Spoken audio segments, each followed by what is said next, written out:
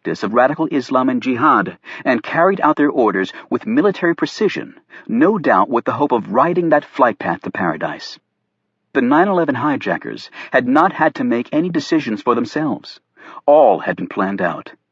The situation developing in Brennan was far different. Each man would have a great deal of input in what would happen.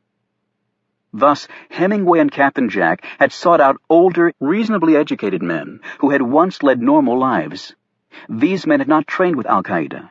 They had not given their lives over to jihad for reasons typically associated with that mind frame. And while several had had run-ins with American and European law enforcement, and their fingerprints and photos had been taken, necessitating the cover-up at NIC, none were at the level where their photos were plastered in newspapers everywhere. The youngest of them was 30, the oldest 52, and the average age was 41. These men, while they had experience with killing, were not eager in taking someone's life. Every one of them had lost at least 3 immediate family members in wars and other conflicts over the years. Indeed, a half-dozen had lost their entire families to such violence. They had volunteered for this mission for reasons other than those typically assumed to be at the core of the Middle Eastern terrorist mind. Indeed, all of these men considered themselves soldiers, not terrorists. That was the composition of the holy warrior Tom Hemingway had insisted on. "Remember this," Captain Jack told his men. "While we sit here planning this operation, in another room somewhere, there will be far more people planning how to stop us. They are excellent at what they do, so we have to be better than excellent.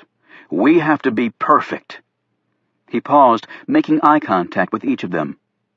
"One mistake along the chain brings the whole thing crashing down. This is understood?" All the men nodded in silent agreement. Captain Jack went over the ceremony details again. The Army of Secret Service and local police would have voluminous notebooks containing all the prep work for the President's visit. Captain Jack and his team could afford no such luxury. One page lost could have catastrophic results. Thus, all details had to be memorized. To be absolutely clear, Captain Jack changed from Arabic to English and back again, depending on the subtlety of what he was trying to communicate. "Before the President ever sets foot here, a Secret Service advance team will arrive in Brennan to begin their planning for the event, along with the most elaborate and secure motorcade in the world. Typically, the motorcade consists of 27 vehicles, including local police escorts, a Roadrunner communications van, a press vehicle, VIP van, an ambulance, a SWAT vehicle carrying a counter-assault team inside, and 2 beasts. One will carry the President, and in the other, Secret Service agents. All roads leading from the airport to the dedication grounds in Brennan will be thoroughly checked, and on the day of the visit, sealed off. At the dedication grounds, the President will enter from the right of the stage and exit in the same direction. When he's speaking, he will be behind a bulletproof and bomb-proof glass podium known as the Blue Goose. Counter-snipers will be positioned all along the perimeter tree line. When the President moves, he will be surrounded at all times by a wall of agents, hip and flank. Wherever the man is known as the kill zone, and the Secret Service takes that concept very, very seriously. The crowd will be very large, thus magnetometers will be set up at all pedestrian entrance points to the dedication grounds. We have the exact same magnetometers that will be used by the Secret Service and have tested them on the highest detection level." He paused and added, "Shooters, you can pass through these points without fear. You must keep in mind that the service will key on personal demeanors, namely, persons not fitting in, not participating in the ceremony, and those not relating to others in the crowd. Because you are Middle Eastern, they will give you extra scrutiny. They have an entire database on assassins that takes profiling down to the most insignificant detail. As you know, your photos are no longer on file with the Americans, and your appearances have been greatly altered, so risk of identification is very low. But that is no reason to be careless. Thus, your dress and behavior at the ceremony will be dictated to you, and you will adhere to every single detail without exception. When you enter those grounds, you will look like doctors, lawyers, teachers, tradesmen, shopkeepers, respectable citizens in your adopted country. Captain Jack paused and eyed each man. "The video I'm about to show you will illustrate quite vividly how seriously the Secret Service takes its mission." He hit a button on the remote he was holding, and the screen jumped to life. Tom Hemingway had provided his colleague with a publicly available video on the Secret Service and their general protection techniques, rare footage of assassination attempts, and rarer still, a video of Secret Service agents training at their Beltsville, Maryland facility. Beltsville was where agents learned to do J-turns with their cars, nail targets with their guns, and also practiced protection techniques over and over until fragile thought was taken out of the process and resolute muscle memory took its place. The men watched mesmerized as footage was shown of attempts on the lives of Gerald Ford and Ronald Reagan. The assassination of John Kennedy was not included on the DVD. Presidents no longer rode around in open cars, and every mistake that had been made in Dallas that day by the Secret Service and overzealous politicians had been long since corrected. "You see," Captain Jack commented, "that the agents' actions are the same in each instance. The president is completely shielded and almost bodily carried away from the scene with the utmost speed. In Reagan's case, he's shoved into the presidential limo and is gone within seconds. On 9/11, when it seemed a plane was heading for the White House, the Secret Service evacuated the vice president from his office there. It is said his feet never touched the ground until he was safely away. Speed. Keep that in mind. It is built into their training and thus their psyches. Acting in practiced routines without wasting time thinking. Nothing can override that impulse. And the most important impulse they have is to save the president's life. They will sacrifice anything for that, including their own lives. We can count on that with certainty. We cannot possibly match them in firepower, manpower, training, or technology, but we can understand the psychology of who and what they are and use it to our full advantage. Indeed, other than the element of surprise, that is the only advantage we have, and it will be enough if we are perfect on that day." He went through this part of the video again, breaking it down like game film, frame by frame, as his men committed all of this to memory. Questions were numerous, which the American always took as a good sign. Next up on the screen was a diagram of the ceremonial grounds. Captain Jack, using a laser pointer, went grid by grid, pointing out general strategic items, entry and exit points, and the positions of the Beast and other pertinent vehicles in the motorcade. "Note that the presidential limo is always parked at a spot with a completely unobstructed exit point. That is critical to our plans." He then assigned numbers to each of his men who would be on the ceremonial grounds that day and pointed out corresponding numbers on the screen that indicated each man's position there. Next, he pointed out the ambulance. "Above all, this vehicle must be disabled. All you men who are responsible for this, you must ensure that it is done." The next frame showed a slender, white-haired man wearing glasses. Captain Jack said, "The president travels with his personal physician, this man here, Dr. Edward Bellamy. He will be on the podium with the president. He must be taken out first. He must be, without fail." The next frame showed a simulation of the rope line. Captain Jack put his finger on the screen, using it to trace the rope very slowly and carefully, as though he were a surgeon making a precise incision into flesh. This is the Secret Service's worst nightmare. If it were up to them, they would never allow it, but it's the lifeblood of a politician to shake hands and kiss babies, Captain Jack explained. It's here, on the rope line, where he is most vulnerable. Yet, it's also a double-edged sword, because it is precisely here where the bodyguards are at their absolute highest alert. The next image on the screen was that of the National Guardsman who had been given a new hand by Captain Jack's men. He was in full dress uniform. It was a slightly older photo, and thus showed him with two hooks where his hands should have been. Captain Jack said, "We will have no electronic communications capability at the dedication grounds, because the service will crisscross the area with jammers and interceptors. Thus everything will be done the old-fashioned way, through eyes and ears." He pointed to the man on the screen. "This is the person who you will key off. He will be wearing this exact uniform. But there will be others there with uniforms on, so you must not make a mistake.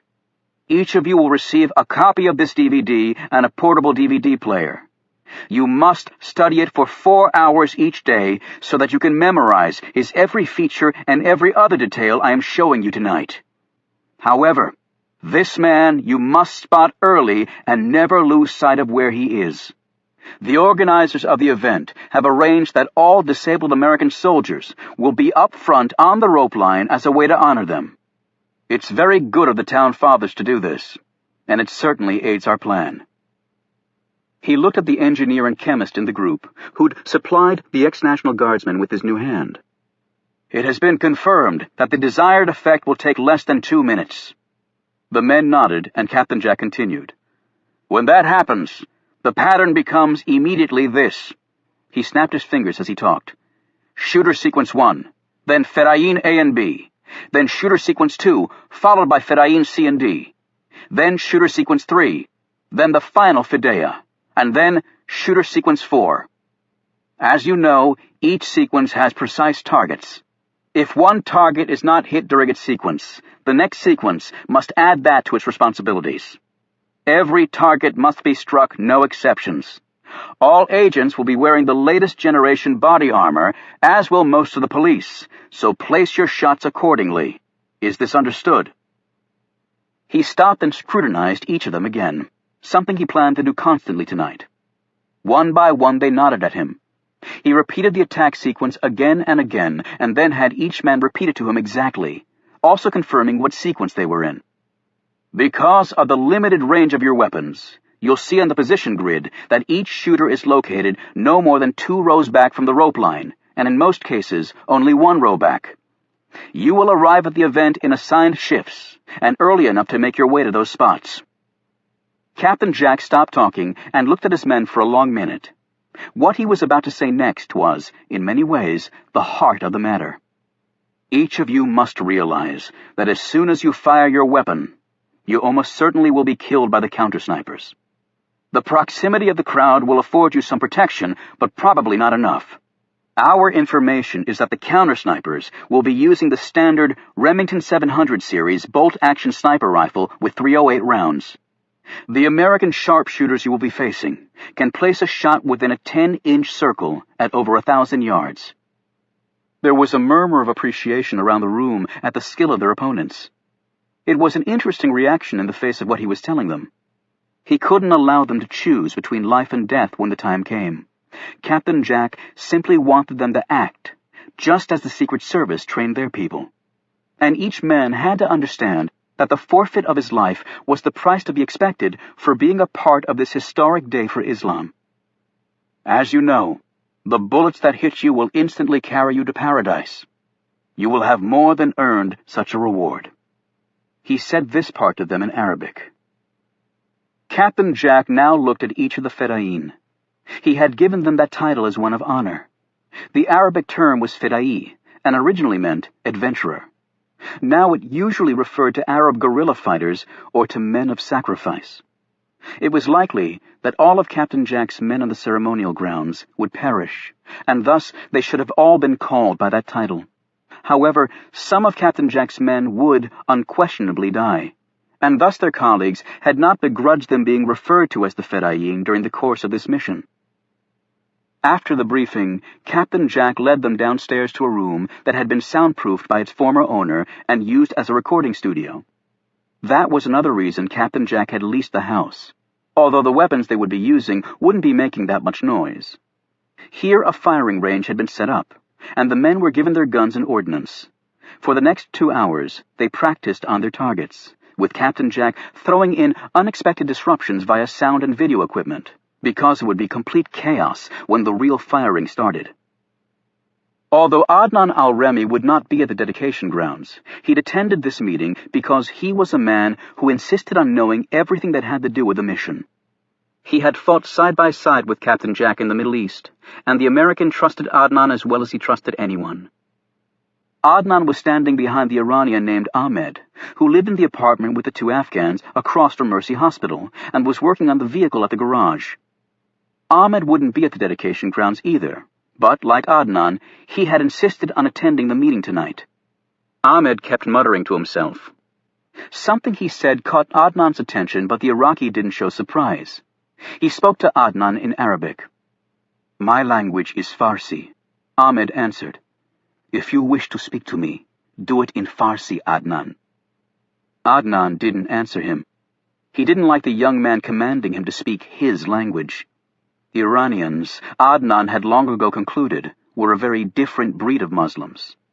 He moved away from the younger man. However, his gaze continually returned to him, and his ear to the Iranian's angry words. A half hour after the last of his men had left, Captain Jack drove to downtown Pittsburgh. The man he was meeting was waiting for him in the lobby of the city's priciest hotel. The gentleman looked a little jet-lagged after the long flight. They rode the elevator to a suite overlooking the city skyline. Though the man was fluent in English, he opened the conversation in his native Korean. Captain Jack answered him in Korean. As Captain Jack chatted with his North Korean colleague, he thought of a quote from a man he much admired. "Know your enemy and know yourself. In 100 battles you will never be in peril." The Chinese general Sun Tzu had written those words in a book titled The Art of War. Though centuries old, the advice still held true today. Chapter 38. Stone and Milton had to look twice as the motorcycle pulled to a stop in front of them at Union Station. Reuben lifted up his goggles and rubbed his bloodshot eyes. "Reuben, what happened to your pickup truck?" an amazed Stone asked. "Found this baby in a junkyard, if you can believe it. Spent the last year fixing it up." "What is it?" Stone asked. "It's a 1928 Indian Chief motorcycle with sidecar," Milton answered promptly. "How the hell did you know that?" Reuben said, glaring at him. "I read about it in an article 6.5 years ago in Antique Motorcycle magazine while I was waiting at the dentist. I was there for a crown prep." "A crown prep?" Reuben asked. "Yes, it involves isolation, with rubber sheeting and drilling to shave off the enamel, which leaves a post of dentin approximately 2 millimeters in diameter, but without exposing the nerve. The permanent crown is made of porcelain. It's quite nice. See?" He opened his mouth and showed them. Reuben said impatiently, "Thank you for the bloody dental lesson, Dr. Farb." "Oh, there's hardly any blood, Reuben," replied Milton, who'd entirely missed the sarcasm of his friend's remark. Reuben sighed, and then proudly ran his gaze over the pin-striped candy apple red motorcycle with attached sidecar. 1,000cc power plant, rebuilt transmission, and magneto. The sidecar's not authentic, it's a fiberglass replica, but it doesn't rust and it's a lot lighter. I got most of the parts off eBay, and a friend of mine had some extra cowhide leather that I used to reupholster the sidecar seat. And it's a left-mount sidecar, which is pretty damn rare. One in this condition would sell for north of 20 grand, and I've only got about 1/10 of that in it. Not that I'm thinking about selling, mind you, but you never know." He held out a black crash helmet to Stone that had goggles attached. "Where exactly do I ride?" Stone asked. "In the sidecar, of course. What the hell do you think it's for, a damn flower pot?" Stone put on the helmet and adjusted the goggles, then opened the small door, stepped into the sidecar, and sat down. It was a very cramped space for the tall man. Reuben said, "Okay, let's go." "Wait a minute," Stone exclaimed. "Is there anything I should know about the motorcycle?" "Yeah, if the wheel on the sidecar goes off the ground, you can start praying." Reuben hit the Kickstarter and the motor caught. He revved it a couple of times, waved goodbye to Milton, and they sailed away from Union Station. Reuben steered the motorcycle west on Constitution Avenue. They cut past the Vietnam Veterans Memorial, where war veteran Reuben gave a respectful salute to the wall, looped around the Lincoln Memorial, and passed over Memorial Bridge, which carried them into Virginia. From there they headed south on the George Washington Parkway, which was referred to locally as the GW Parkway. As they raced along, they drew curious stares from people in vehicles they passed. Stone found that if he angled his legs just so, he could nearly stretch them fully out. He sat back and gazed over at the Potomac River on his left, where a powerboat had just passed 2 crew teams racing each other. The sun was warming, the breeze inviting and refreshing, and for a few moments Stone allowed his mind a respite from the many dangers that lay ahead for the Camel Club. Reuben pointed to a road sign and shouted over the whine of the engine. "Remember for years that sign read, 'Lady Bird Johnson Memorial Park'?" "Yes, until someone informed them she wasn't dead," Stone called back, "and named it after LBJ, who is." "I love the efficiency of our government," Reuben cried. "Only took them about a decade or so to get it right. It's a good thing I don't pay taxes, or I'd be really ticked off." They both watched as a jet lifted off the runway at Reagan National Airport, heading north, and then did a long bank and eventually turned in the southerly direction they were traveling. A few minutes later, they entered the official city limits of Old Town Alexandria, one of the most historic places in the country. It boasted not one, but two boyhood homes of Confederate General Robert E. Lee, as well as Christ Church, where the posterior of none other than George Washington had graced the pews. The town was chock full of wealth, ancient but beautifully restored homes, rumpled cobblestone streets, wonderful shopping and eclectic restaurants, a vibrant outdoor life, and an inviting waterfront area. It was also home to the federal bankruptcy court. As they passed the court, Reuben said, "Damn place. Been through there twice. Caleb knows people who can help you with your money, and I'm sure Chastity could provide valuable services to you too." "I'm certain sweet Chastity could service my needs, but then Milton would be really mad at me," Reuben called out with a roguish wink. "And I don't need help with the money I have, Oliver. I just need help with getting more of it." He turned left, and they pulled down a side street, heading toward the river, until it dead-ended at Union Street. Reuben found a parking space, and Stone extricated himself from the sidecar with some difficulty. "What the hell happened to your face?" asked Reuben, who'd obviously just noticed these injuries. "I fell." "Where?" "In the park. I was playing chess with TJ, and then I was having coffee with Adelphia. I tripped over a tree root when we were leaving." Reuben grabbed his friend by the shoulder. "Adelphia, Oliver, that woman is mental. You're lucky she didn't drop a lethal Mickey in your Java. Mark my words, one night she's going to follow you to your cottage and slit your throat." He paused and then added in a low voice, "Or worse, try and seduce you." Reuben shivered, apparently at the thought of Adelphia as a seductress. They walked past Union Street Pub and then crossed the street and headed toward a shop near the corner. The sign above the door read, "Libri Quator Sententiarum." "Where the hell did that come from?" Reuben asked, pointing at this plaque.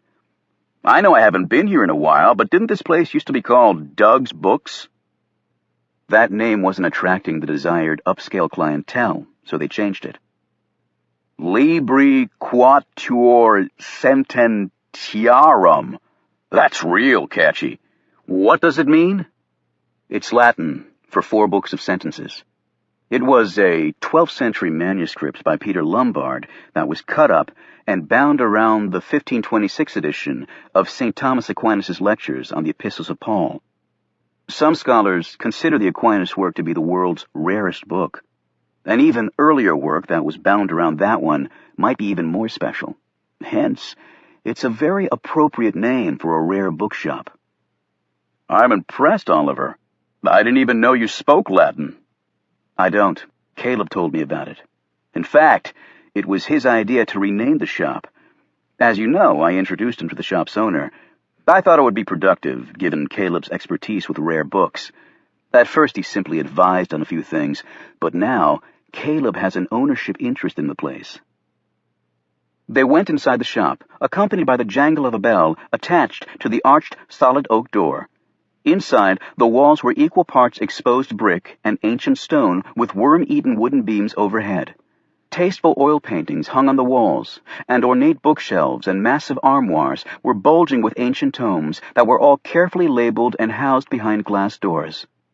In a separate room, a pretty young woman was standing behind a small coffee bar, making drinks for some thirsty customers. A sign on the wall asked customers not to enter the rare book area with their beverages. A small balding man came out from the back, dressed in a blue blazer, slacks, and a white turtleneck, his arms outstretched and a smile on his tanned face. "Welcome! "Welcome to Libri Quator Sententiarum," he announced, the words rolling adroitly off his tongue. Then he stopped and eyed Reuben and looked at Stone. "Oliver?" Stone put out his hand. "Hello, Douglas. You remember Reuben Rhodes?" "Douglas?" Reuben muttered under his breath. "What happened to Doug?" Douglas gave Stone a prolonged hug and shook Reuben's hand. "Oliver, you look very different. Nice, but different. I like the new style. No, I love it. Muy chic. Bellissimo." "Thank you. Caleb says that things are going well here." Douglas took Stone by the elbow and led them over to a quiet corner. "Caleb is a jewel, a treasure, a miracle. And here I was thinking he was just a print geek," Reuben said with a smirk. Douglas continued enthusiastically. "I can't thank you enough, Oliver, for introducing Caleb to me. Business is booming, booming. I started out selling porno comic books out of my car trunk, and now look at me. I have a condo in Old Town, a 30-foot sailboat, a vacation house at Dewey Beach, and even a 401k plan." "All through the power of the written word," Stone said. "Remarkable." "Do you still sell the porn stuff?" Reuben wanted to know. Douglas, I need to look at my things in the space Caleb arranged for me to use," Stone said quietly. Douglas's face paled, and he swallowed nervously. "Oh, of course. Go right ahead. And if you want anything, just ask. In fact, we have some very fine cappuccino and wonderful scones today. It's on the house, as always." Thank you very much." Douglas hugged Stone again, and then hurried off to help a woman who'd entered the shop dressed in a full-length fur coat despite the balmy weather. Reuben looked around at all the books. Most of these writers probably died penniless, and he's buying condos and boats and 401ks off their sweat. Stone didn't answer. He opened a small door set off to the side of the shop's entryway and led the way down a narrow staircase that emptied into the basement area. He headed along a short corridor and through an old wooden door marked "Authorized Personnel Only." He closed the door behind them and turned left down another hall. Then Stone took an old-fashioned key from his pocket and used it to open an arched door at the end of this hall, and they entered a small room that was paneled in very old wood. He flicked on a light and went over to a large fireplace that sat against one wall. While Reuben watched, Stone knelt down, reached his hand up into the inside of the fireplace, and pulled on a small piece of metal attached to a short wire hanging there. There was an audible click, and a panel of the wall next to the fireplace swung open. "Gotta love those priests' holes," Reuben said, as he gripped the exposed panel and swung it all the way open. Inside was a room about 8 feet deep and 6 feet wide, and tall enough for even Reuben to easily stand up in. Stone pulled a small penlight from his pocket and stepped in. Bookshelves lined all 3 walls. On each of these shelves were neatly stacked journals and notebooks, a few locked metal boxes, and numerous cardboard boxes taped shut. While Stone looked through the journals and notebooks, Reuben had a sudden thought. "How come you don't keep all this stuff at your cottage?"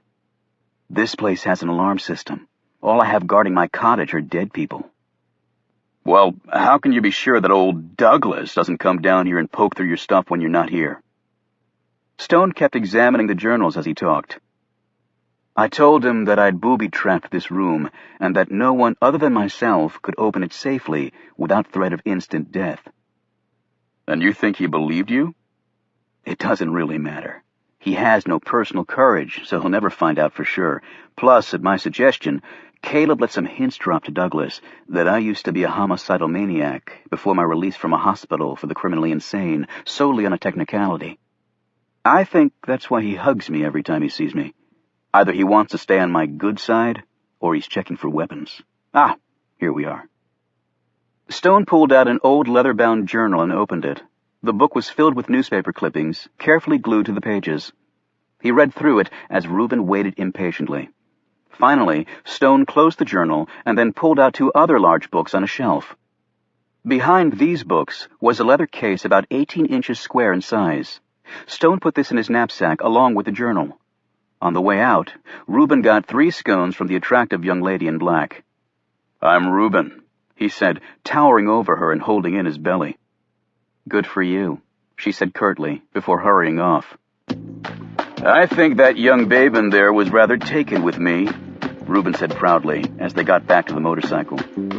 Yes, I suppose she ran off like that to tell all her friends, Stone replied.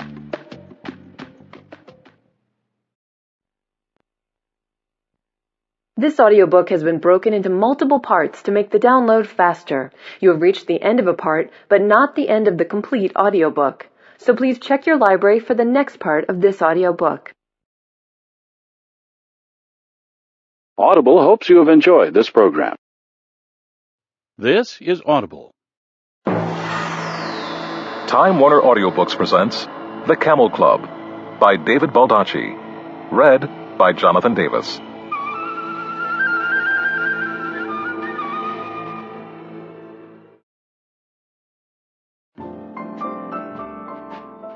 Chapter 39.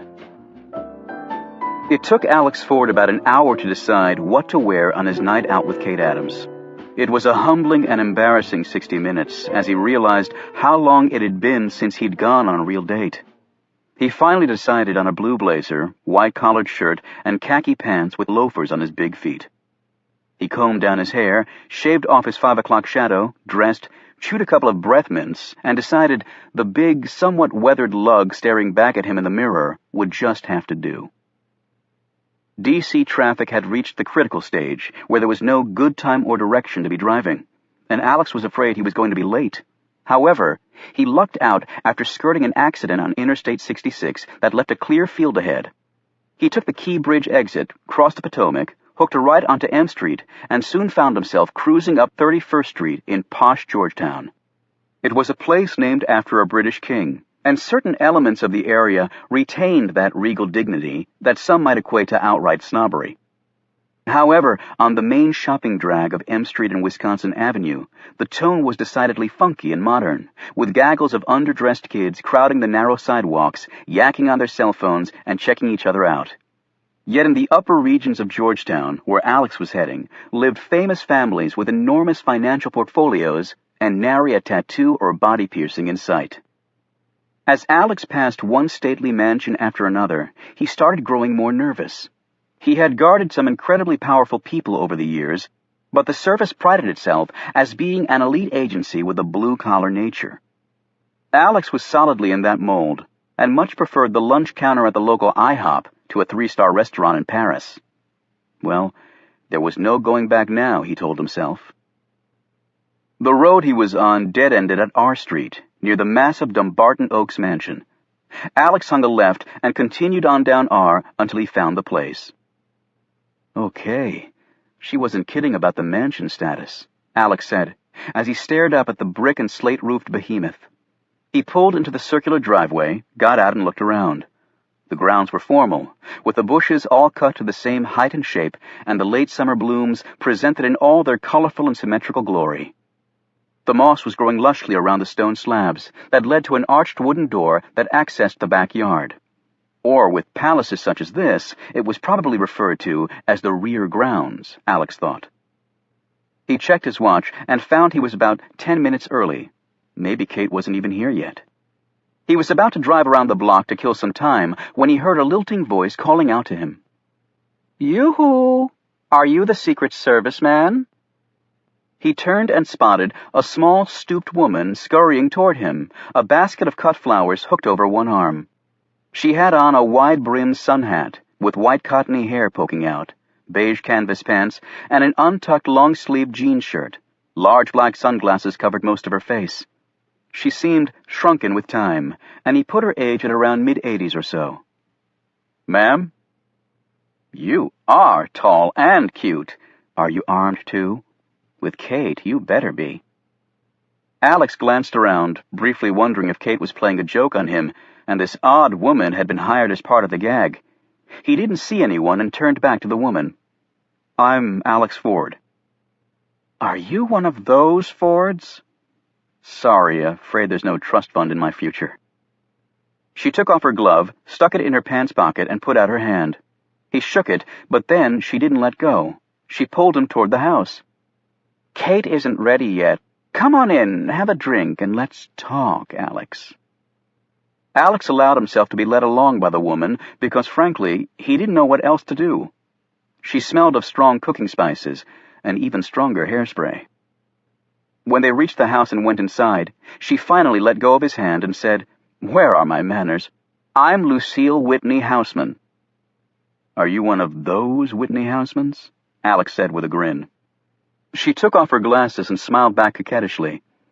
"My father, Ira Whitney, didn't found the meatpacking industry. He just made a fortune off it.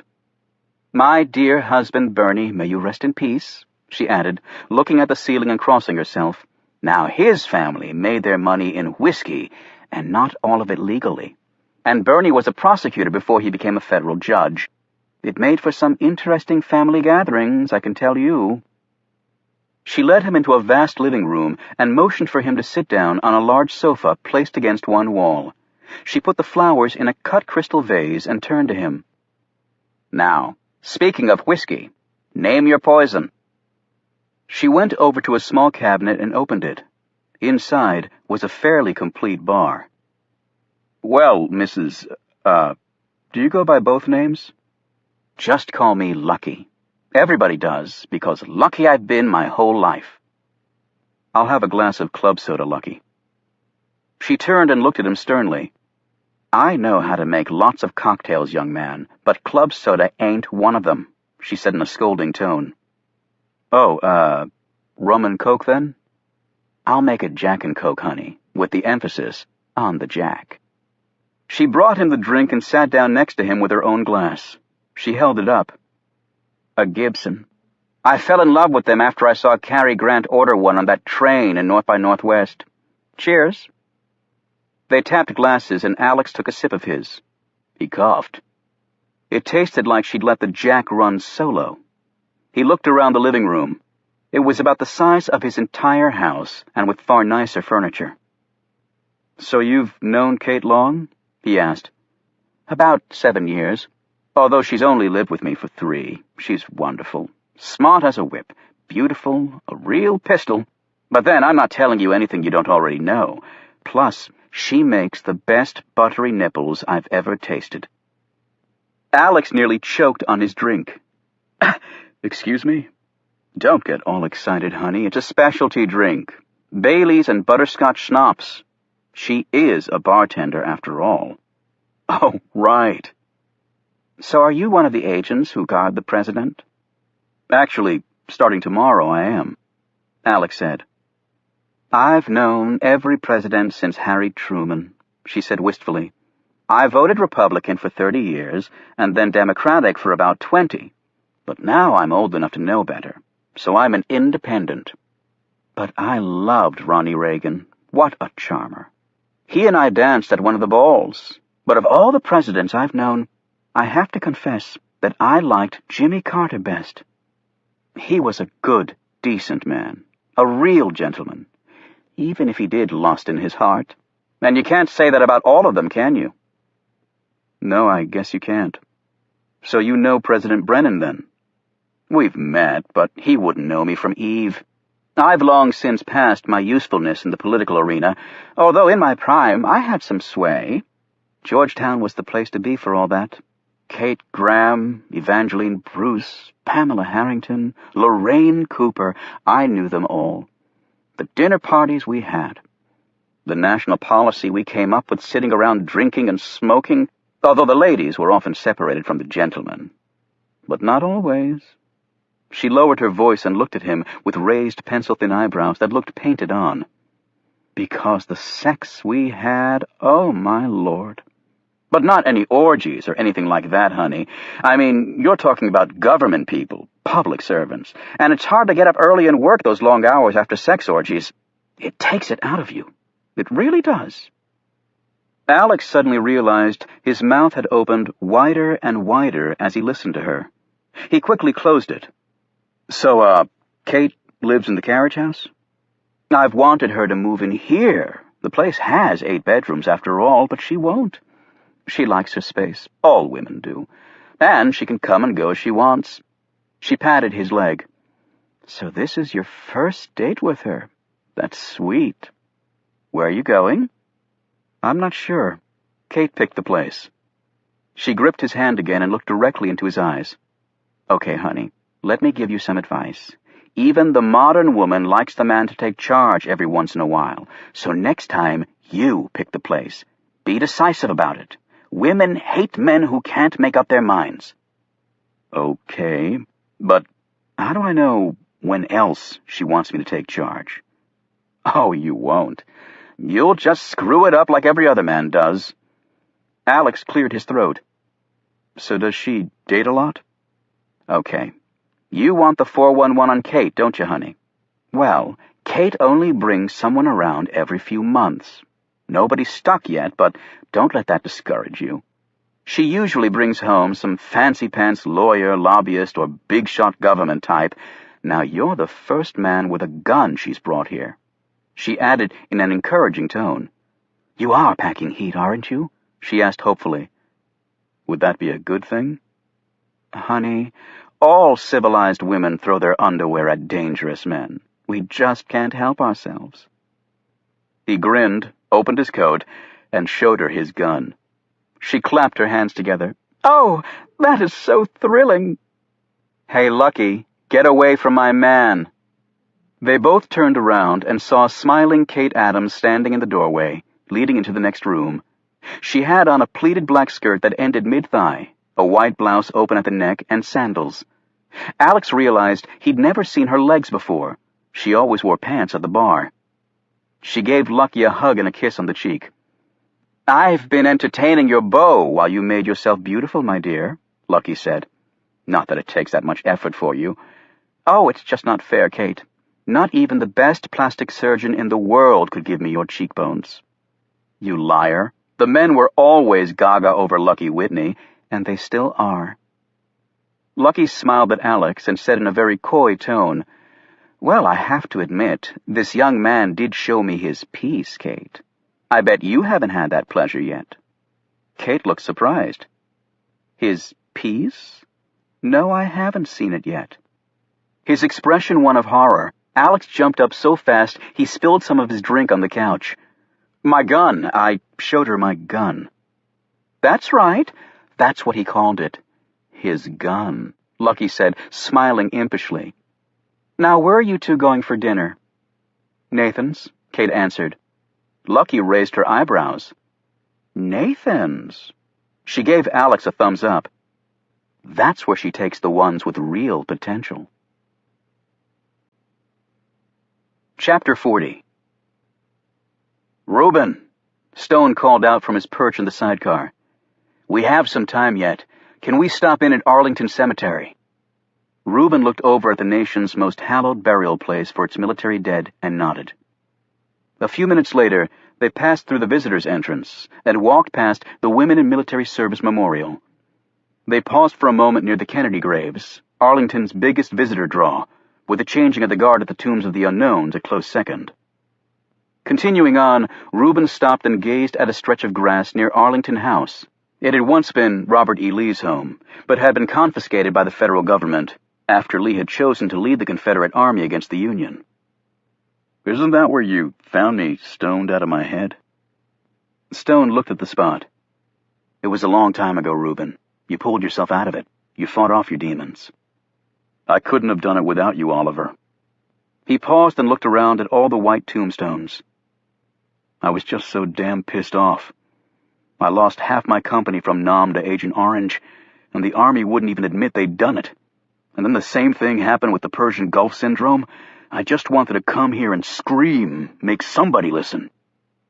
It's probably best that you passed out when you did. The Secretary of Defense was here that day. It might have gotten ugly.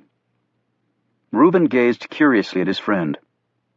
You know, I never asked you what you were doing at the cemetery that day. Just like everyone else, I was there to pay my respects. Stone stopped at one area and silently counted down the rows of white headstones until he came to one near the middle. He stood, his arms folded across his chest, while the setting sun burned down into the horizon. Reuben checked his watch, but seemed reluctant to interrupt his friend. Stone's solitude was finally halted by a group of men passing nearby. He watched as they headed toward the newest expansion of Arlington Cemetery, and one that was not yet completed. It was the 9/11 memorial site that abutted the grounds of the cemetery. The site included a signature monument to the lives that were lost at the Pentagon and the Memorial Grove. Stone stiffened when he saw who was in the center of the wall of armed security. Reuben glanced over too. "Carter Gray," Reuben muttered. "Here to see his wife, I would assume," Stone said quietly, "before the crowds come tomorrow." Carter Gray stopped at the gravesite of his wife Barbara, knelt on the ground, and placed a small bouquet of flowers on the recessed earth. Technically, the anniversary of his wife's death was tomorrow, but the cemetery would be filled that day, and as Stone had deduced, the man had no desire to share his grief with a mass of strangers. Gray rose and stared down at where his wife's body lay, while his security detail kept a respectful distance away. Barbara Gray had retired from the Army as a brigadier general, after a distinguished career in which she set many firsts for women in the military. Barbara Gray had also been one of the most vocal advocates for members of the World War II-era WASPs, or Women's Air Force Service Pilots, to be eligible to receive burial at Arlington with full military honors, something denied to them because they were summarily disbanded after the war. In June of 2002, a new regulation allowed a number of women's military groups, including the WASPs, to at least be buried with the more limited funeral instead of full military honors. Unfortunately, Barbara Gray had not lived to see it happen. On the morning of September 11, 2001, Barbara Gray, then a civilian consultant, was meeting at the Pentagon on a project with two members of the Army when the American Airlines flight slammed into the building, obliterating the room she was in. As an appalling footnote to this tragedy, the Gray's daughter Maggie, a government lawyer, had just arrived at the Pentagon to meet her mother. Her body was virtually cremated in the initial explosion. As Carter Gray stood there looking at his wife's grave, the image of that morning cut deeply into him. And then the waves of guilt followed, for he should have been in that building too. Gray was supposed to meet his wife and daughter at the Pentagon before they all headed out on a long-planned family vacation. He'd been caught in traffic and was running about 20 minutes late. By the time he got to the Pentagon, his family was gone. As he finally pulled his gaze from the consecrated ground, Gray looked around and spotted the two men staring back at him from a distance. He didn't recognize the large man, but there was something familiar about the other. Then he watched as the two men turned and walked off. Gray lingered by his wife's grave for another 10 minutes, and then, his curiosity getting the better of him, he headed to the spot where the two men had been standing. He realized this section of graves was familiar to him. He started looking at the headstones, his gaze moving swiftly down the neat rows of markers until he stopped at one. The next moment, his security staff was hustling after Gray as he rushed down the walkway. As he drew closer to the exit, he stopped and bent over, sucking in huge amounts of air as his security team circled him, asking if he was all right. He didn't answer them. He didn't even hear them. The name on the grave marker that had caused his pell-mell rush was pinballing around his mind. There was no body in the casket under that marker, Gray well knew. It was all a sham, all part of a cover-up. Yet the name on the marker wasn't a fraud. It was a real man who, it was thought, had died in the defense of his country. John Carr, Gray said the name, one he had not uttered for decades. John Carr, the most accomplished killer Carter Gray had ever seen. Nathan's wasn't that crowded yet, and Alex Ford and Kate Adams were seated at a table in a corner near the bar area and ordered some drinks. "Lucky's a real pistol," Alex said. "How'd you hook up with her?" "Before I went to justice, I was in private practice. I handled the trusts and estates work when her husband died. We became friends, and she eventually asked me to come live with her. I said no at first, but she kept asking, and Mr. Wright had failed miserably to show up at my door in the meantime. I pay rent for the carriage house," she added quickly. "Lucky's a very interesting person. She's someone who's been everywhere, knows everybody, but she's lonely, too. Old age doesn't go down well with someone like her. She's so alive, and she wants to do everything she used to do, but she really can't anymore." "From what I saw, she's doing a pretty damn good job of trying," he replied. So why'd you jump to the government side? Nothing too original. I got burned out on the billable hour treadmill, and you're not going to change the world doing T&E law. So what do you do at Justice to change the world? I'm into a fairly new thing, actually. After Gitmo Bay and treatment of POWs at Abu Ghraib, the Salt Pit, and other places, Justice formed a new group to enforce the civil rights of prisoners deemed to be of a highly political nature, as well as foreign combatants, and to investigate any crimes against those class of persons. Well, judging from what I read in the papers, you must keep pretty busy. The U.S. overall has an excellent record when it comes to treatment of POWs and persons listed as foreign combatants. But the longer the war against terrorism goes on, the more tempting it is for our guys to stoop to the other side's level. After all, they're only human, and they might come to view the person sitting across from them as someone not worthy of any rights at all. But that doesn't excuse them breaking the law. No, it doesn't. And that's where people like me come in. I've been to the various war zones 6 times in the last 2 years. Unfortunately, it's not getting much better. It looks like Carter Gray has started counterpunching well. Kate sat back and sipped on the glass of red wine she'd ordered. I have mixed feelings about that.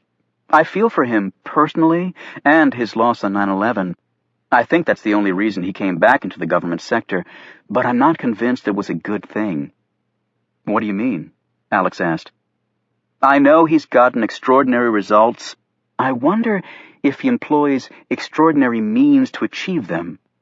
For example, we've had real problems with rendition. I've heard that's quite a political football. It's no wonder with the way the procedure works. Suspected terrorists are transferred from the U.S. to other countries or vice versa without any legal processing or access by the International Red Cross. When we transfer prisoners out to other countries, verbal assurances are first required from the receiving country that the transferees won't be subjected to torture. Well, the problem is there's no way to verify that torture doesn't occur, and in fact, it seems clear that the torture often does happen. On top of that, because such torture in the U.S. is illegal, some think NIC and CIA are actively involved in rendering prisoners to other countries so that torture can be used as a tool to get useful information. They'll even get the receiving country to trump up charges against a suspect so he can be jailed, interrogated, and often tortured. That's against everything that America stands for. Well, after seeing the place firsthand, I believe NIC is capable of pretty much anything. So I take it you're looking into that man's death isn't going all that well? Alex hesitated, and then decided it wouldn't hurt to come clean. He told her about his uncomfortable chat with the director of the Secret Service and about being busted back to protection detail. I'm so sorry, Alex. She reached over and touched his hand. Hey, I set myself up for it. Gray plays in the big leagues, and having your own partner rat you out doesn't help. I guess I was outclassed. He took a drink of his cocktail. Your martinis are much better, he said, smiling. She clinked her glass against his. I knew I liked you. His expression grew serious. I should have stuck to my original plan. With 3 years to go to finish off my 20, put it on cruise control and don't rock the boat. You don't strike me as a cruising sort of person, Kate replied. He shrugged. Look, let's cut the shop talk. Tell me more about yourself. That's what first dates are for. She sat back and picked at a piece of bread in front of her. Well, I'm an only child. My parents live in Colorado.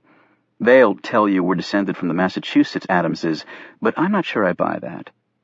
My dream was to be a world-class gymnast, and I worked my guts out for it. Then I grew 6 inches in 1 year, and there went that dream.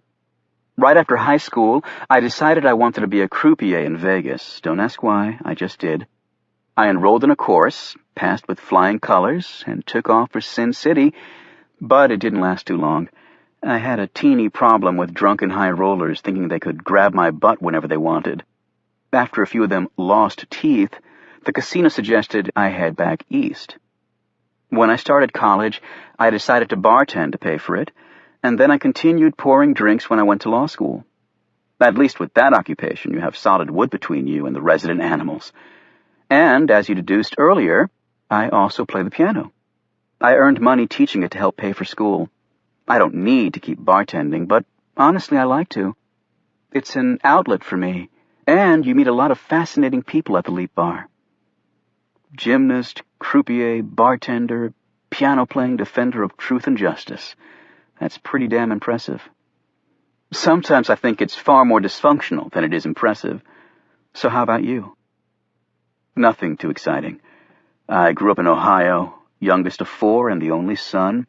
My dad was an auto parts salesman by day, but by night he was the second coming of Johnny Cash. Really? Well, he wanted to be anyway. I think he had the largest collection of Cash memorabilia outside of Nashville. Always dressed in black, played a wicked acoustical guitar, pretty good pipes. I learned guitar so I could play with him. We even went out on the road together, playing some of the best hole-in-the-walls in the Ohio Valley. We weren't great, but we weren't bad either. It was a blast. Then his 4-pack-a-day habit caught up to him. The lung cancer took him in 6 months. My mom lives in a retirement village in Florida. My sisters are scattered around the country. So what made you want to play the human shield? Alex took another drink, and his look became somber. I saw the Zapruder film clip of Kennedy's assassination when I was 12 years old. I remembered thinking that something like that should never happen again. I'll never forget the image of Agent Clint Hill jumping on the limo, pushing Mrs. Kennedy back into her seat. A lot of people at the time thought she was part of the conspiracy to kill the president, or else condemned her because they thought she was just trying to get away from all the blood on her, even if it was her husband's. What she was actually doing was trying to retrieve the piece of her husband's head that had gotten blown off. He finished his drink before continuing. I met Clint Hill at a Secret Service function. He was an old guy by then. Everybody wanted to shake his hand. I told him how honored I was to meet him. He was the only guy to react when it happened. He helped Mrs. Kennedy, and he put his body between her and whoever was shooting at them. I told him, if the time came, I hoped I did as well as he'd done. You know what he said to me? He looked up to see her gaze directly on him. Kate Adams seemed to be holding her breath. What did he say? She prompted. He said, "Son, you don't want to be like me, because I lost my president." There was a long silence, and finally Alex broke it. I can't believe that I'm sitting here dishing out this depressing crap. I'm not really like that. With the day you had, I'm surprised you didn't bag tonight. Kate, the thought of going out with you tonight was the only thing that got me through today. Alex looked a little surprised at the frankness of his words and quickly looked down, studying the exterior of his remaining martini olive. Kate reached out and touched his hand. I'm going to further embarrass you, she said, by telling you that's the nicest thing anyone's ever said to me. The conversation turned to more innocuous subjects, and time sped by. As they were leaving, Alex muttered an expletive under his breath. Coming in the door were Senator and Mrs. Roger Simpson and their daughter, Jackie. Alex tried to duck by, but Jackie spotted him. "Hello, Alex," she said. "Agent Simpson?" Alex replied curtly. "These are my parents." Roger Simpson and his wife looked like twins, very tall and fair-haired. They towered over their petite, dark-haired daughter. "Senator, Mrs. Simpson," Alex said, nodding at them both. Roger Simpson glared back at him so menacingly that Alex was convinced Jackie must have told him the whole story in her own biased way. "This is Kate Adams." "Pleasure to meet you both," Kate said. "Well, take care, Agent Simpson. I doubt I'll be seeing you around." He walked out with Adams trailing him. As soon as they were outside, Alex blurted out, "Can you believe, of all the restaurants in this damn town?" He broke off when Jackie Simpson popped out of Nathan's. "Alex, can we talk for just a minute?" She glanced anxiously at Kate. "Privately?" "I'm pretty damn certain we have nothing to say to each other," he shot back. "It'll just take a minute, please." Alex looked at Kate, who shrugged and moved down the street a bit, studying the clothing in a shop window. Simpson drew closer. "Look, I know you're upset as hell at me, and you think I ratted you out. Well, you're batting 1,000 so far. It didn't happen like that. As soon as Carter Gray left us, he must have called my dad, even before he called the president. My father called and gave it to me up one side and down the other. He said I couldn't let some maverick wreck my career before it even got started. How did the director find out about my old friend? Simpson looked miserable. I know, that was stupid. My father can be overwhelming. He ground it out of me. She sighed. My dad's one of the most accomplished people you'll ever meet, and my mother was a Miss Alabama, which makes her a saint down there. So being a simple detective didn't cut it with them. They wanted me to go into business or politics. I put my foot down and said I was a cop, but they kept pushing for me to go on to a bigger pond. Just to get them off my back, I joined the service. Dad pulled strings, so I got assigned to WFO. His dream is for me to be the first female director of the service. All I ever wanted to be was a good cop, but for them that wasn't enough. So are you going to do what your parents want your whole life? It's not that easy. He's a man that's used to people obeying him. She paused and looked up at him. But that's my problem. I just wanted you to know that I'm really sorry for what happened, and I hope I get a chance to make it up to you. She turned and walked back inside before he could reply. When Kate rejoined him, he explained the gist of the conversation. After he'd finished, Alex added, "Just when you think you have somebody pegged and you're justified in hating her guts, she pulls a fast one and complicates things." He glanced across the street and his features brightened. "Please tell me you'd like to go get some ice cream."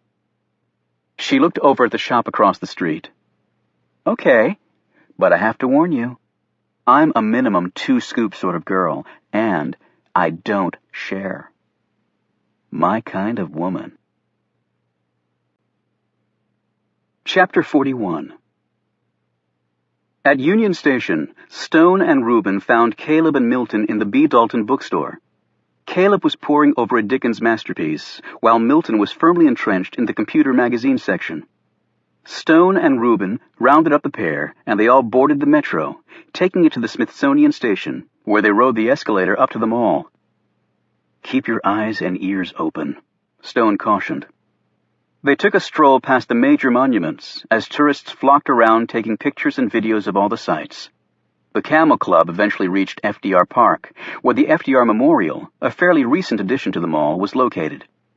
It covered a large area of ground and was made up of various statuary, depicting significant symbols from FDR's reign as America's only 4-term president.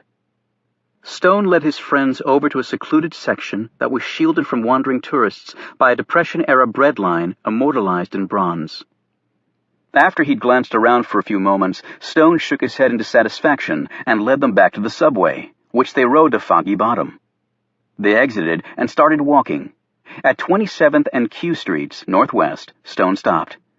Staring back at them was the entrance for Mount Zion Cemetery, where Stone was the caretaker. "Oh no, Oliver," Reuben complained. "Not another bloody cemetery." "The dead don't eavesdrop," Stone replied curtly as he opened the gates. Stone led them into his cottage, where the others looked at him expectantly. "I've done some research that I believe is critical to our investigation into Patrick Johnson's murder. Thus, I hereby call this special meeting of the Camel Club to order. I propose that we discuss the topic of the recent spate of terrorists killing each other. Do I have a second?" "I second," Caleb said automatically, though he glanced curiously at the others. "All in favor say aye." The ayes carried the motion, and Stone opened the large journal he'd brought from the rare bookshop. Over the last 18 months, there have been numerous instances where terrorists have allegedly killed each other. I found this to be so interesting that I started keeping all the articles I could find on the subject. The last such incident involved a man named Adnan al-Remi. "I read about that," Milton said. "But why do you say allegedly?" "In each instance, the dead man's face was fully or partially obliterated, either by gunshots or explosives. They had to be identified by their fingerprints, DNA, and whatever else was available." Reuben spoke up. "But that's just normal procedure, Oliver.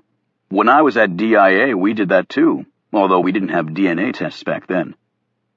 And we know from Reuben that NIC now controls all terrorist-related information. Stone added, the same information databases which Patrick Johnson helped oversee were used to identify all these dead terrorists. He paused. Now, what if Mr. Johnson were rigging that database somehow? After a long silence, Milton was the first to speak. Do you mean he might have been manipulating data somehow? Let me put it more bluntly. Stone replied. What if he substituted on the NIC database the prints of the men found dead in place of the fingerprints of the terrorists the authorities thought had been killed? Caleb looked horrified. Are you suggesting that someone like Adnan al-Remi isn't actually dead, but as far as American intelligence is concerned, he is dead? Stone finished for him. His past has been wiped clean. He could go anywhere and do anything he wanted to do. Like a sterilized weapon, Reuben interjected. Precisely. But wait a minute, Oliver, Reuben said. There are safeguards in place. If I remember correctly, at DIA, no file alteration was allowed unless certain steps were followed. Stone looked over at Caleb. They have a similar procedure at the Library of Congress Rare Books Division. For obvious reasons, the person buying the books can't input them into the database, and the converse is also true. That's actually what made me think of this possibility. But what if you had both people in your pocket? The gatherer of the intelligence, and the one assigned to put that data in the system? And what if one of them was senior? Perhaps very senior. Reuben finally sputtered. Are you suggesting that Carter Gray is involved in this? Come on, whatever else you say about Gray, I don't think you can reasonably question his loyalty to this country. I'm not saying it's an easy answer, Reuben, Stone replied, but if not Gray, then perhaps someone else who's been turned. Now that's more likely, Reuben conceded. Milton spoke up. Well, if this is all true, why was Johnson killed? Stone answered, if the two men we saw kill Patrick Johnson are with NIC, then it seems to me, given his extravagant lifestyle on a modest government paycheck, that two things might have happened. One, whoever hired him to alter the files was afraid his newfound wealth would lead to an investigation. So they killed him and planted the drugs. Or else Johnson might have gotten greedy, asked for more money, and they killed him instead. So what do we do now? Milton asked. Staying alive would be my priority, Reuben answered. Because if Oliver is right, there's going to be a lot of powerful folks looking to make sure we're dead. And Milton's identity and home have no doubt already been compromised, Stone said. As for the men after us, I propose that we turn the tables on them. How? Caleb asked. Stone closed his notebook. We have the home address of Tyler Rinke. I suggest we follow up on that. You want us to go marching right into the man's crosshairs? Reuben exclaimed. No, but there's no reason why we can't put him in our crosshairs. Ice cream in hand, Alex and Kate strolled down to the Georgetown waterfront, near the spot where hundreds of years ago George Mason operated a ferry. Kate pointed out 3 boulders that were barely visible in the center of the river north of the Key Bridge and across from Georgetown University. She said, That's Three Sisters Island. Legend has it 3 nuns drowned at that spot when their boat overturned, and then the boulders sprung up to symbolize their deaths and warn others. The Potomac's current is deceptively calm, Alex added. Not that anyone would want to swim in it these days. When it rains hard, you usually get some sewer overflow. When they built Interstate 66, they were also going to build a spur off it that included a bridge across the river at that point. They were going to call it the Three Sisters Bridge. But there were so many weird construction accidents, they finally gave up. Some said it was the ghosts of the nuns. You believe in stuff like that? Alex asked. Stranger things have happened. I mean, look at some of the conspiracy theorists in this town. Most are probably crazy, but some of them turn out to be right. I know a guy who falls into the category. His name's Oliver Stone. The guy's flat-out brilliant, if a couple paces off the sidewalk of life. Oliver Stone? You're kidding. Not his real name, of course. I think it's just his little joke aimed at people who believe he's a quack. But one of the most interesting things about him is he has no past, at least that I can find. Alex smiled. Maybe he's been on the run all these years. Sounds like a man Lucky would like to meet. So does she still throw her underwear at dangerous men? What? A surprised Kate asked. Never mind. Alex ate a spoonful of ice cream and looked over at Roosevelt Island. Adams followed his gaze. She finally said, So would you care to talk about it? Bartenders are great listeners. Alex motioned her to join him on a bench near the riverfront. He said, Okay, here's what's bugging me. The guy swims to the island and shoots himself. Does that sound likely? Well, it was the island where he and his fiancée went on their first date. Right, but why swim to the island? Why not just drive to it or walk? There's a footbridge that crosses over the parkway and empties right into the parking lot of the island, and so does a bike trail.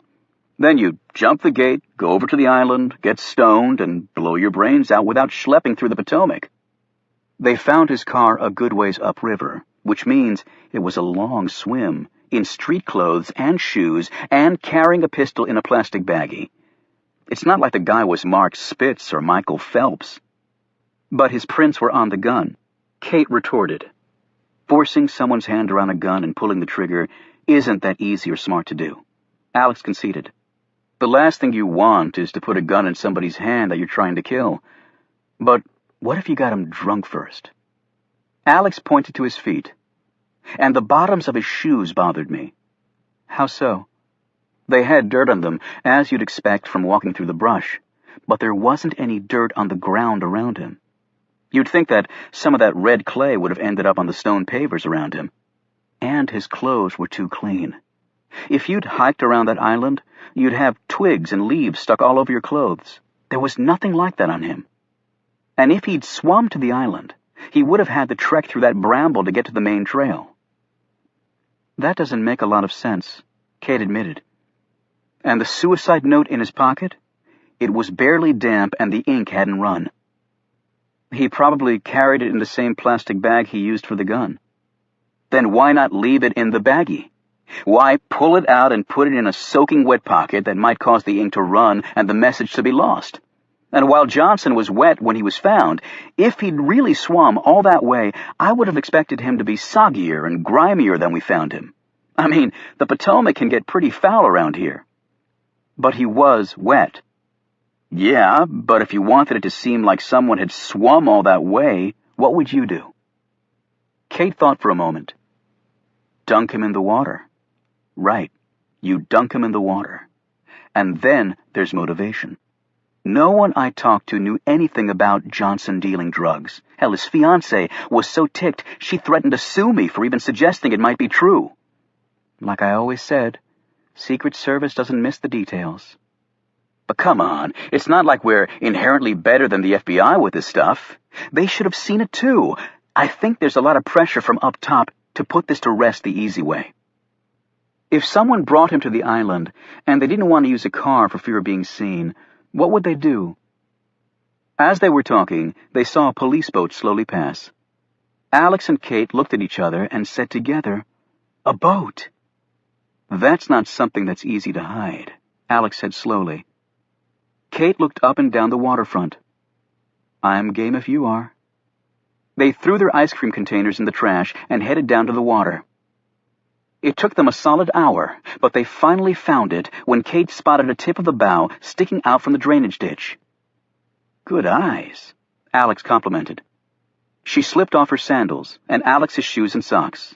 He rolled up his pants, and they scrambled down there as a couple of passers-by watched curiously. Alex ran his gaze over the old wooden rowboat, stopping at one point and putting his face very near the hull. That looks like a bullet hole. And that could be blood, Kate said, pointing to a small dark patch near the gunwale. Which doesn't make a lot of sense, unless they killed Johnson in the boat and then took him to the island. It was foggy that night, so I guess it could have been done without anyone seeing. So what do you do with all this? Kate asked. Alex rose and pondered this. I'd like to see if the blood matches Patrick Johnson's or if it's someone else's. But if the director finds out I've been poking around this case again, I'm going to end up in a brand new service outpost in Siberia. That is, if he doesn't kill me with his bare hands. I can nose around, Kate offered. No, I don't want you anywhere near this. Some of the thoughts going through my head are downright scary. For now, we'll just have to leave it alone. Chapter 42. Captain Jack looked at the note that had just been delivered. The message was coded, but he'd memorized the key and quickly deciphered it. It was hardly good news. Gray met with me today. He accessed some files, but I can't find out which ones because he put an override on. He mentioned the resurrection of the dead to me personally. I discovered he made the same statement to other senior people here. He's obviously fishing to see who'd jump at the bait. That's why I sent this by courier. Go ahead with plans. I will hold down this end. Communicate via Charlie 1 from now on.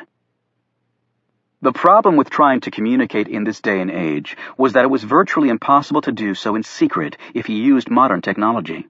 Spy satellites were everywhere, and faxes, computers, cell and hardline phones, and emails were all potentially monitored. It was no wonder terrorists had resorted to couriers and handwritten messages. Ironic that modern surveillance technology was driving them all back to the Stone Age. Charlie 1 was simple to use. Coded messages on paper, delivered by a trusted messenger, with the paper destroyed after being read. The Secret Service advance team would be arriving in Brennan very soon. Shortly after that, the President would fly into Pittsburgh on Air Force One, and the most heavily guarded motorcade in history would make its way to Brennan. There they would be confronted by what some would consider a ragtag army of mostly 40-something men and one young woman. Yet Captain Jack would bet on his crew. He took his lighter and burned the letter to ash. After she'd said her final prayer of the day, Jamila stood in front of her bathroom mirror and studied her features. Today was her 24th birthday. However, she thought she looked older than that. The last few years had not been kind to her. There had never been enough food and not enough clean water, and there were far too many nights of sleeping without a roof over her head. And bullets and bombs dropping all around you aged you faster than anything else. At least she now had enough to eat.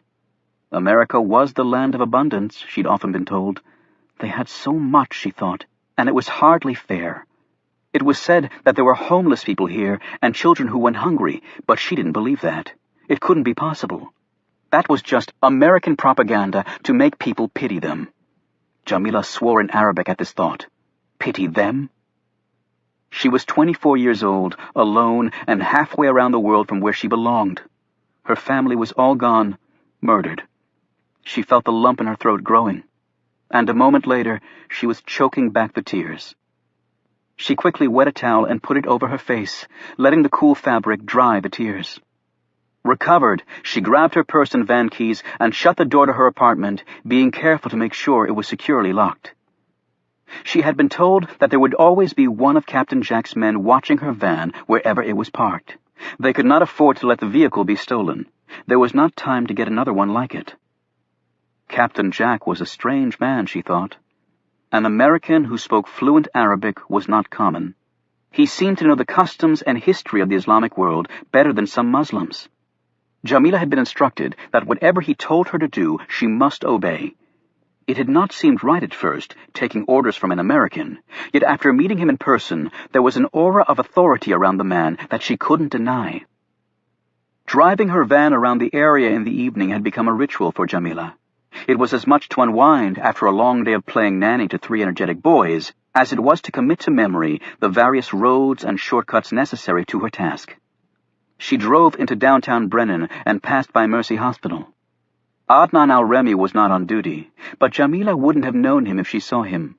In the same vein, she had no reason to look to the right and eye the apartment where at that moment a pair of camouflaged M50 sniper rifles were trained on the hospital as part of a practice round. Her path took her by the auto repair shop.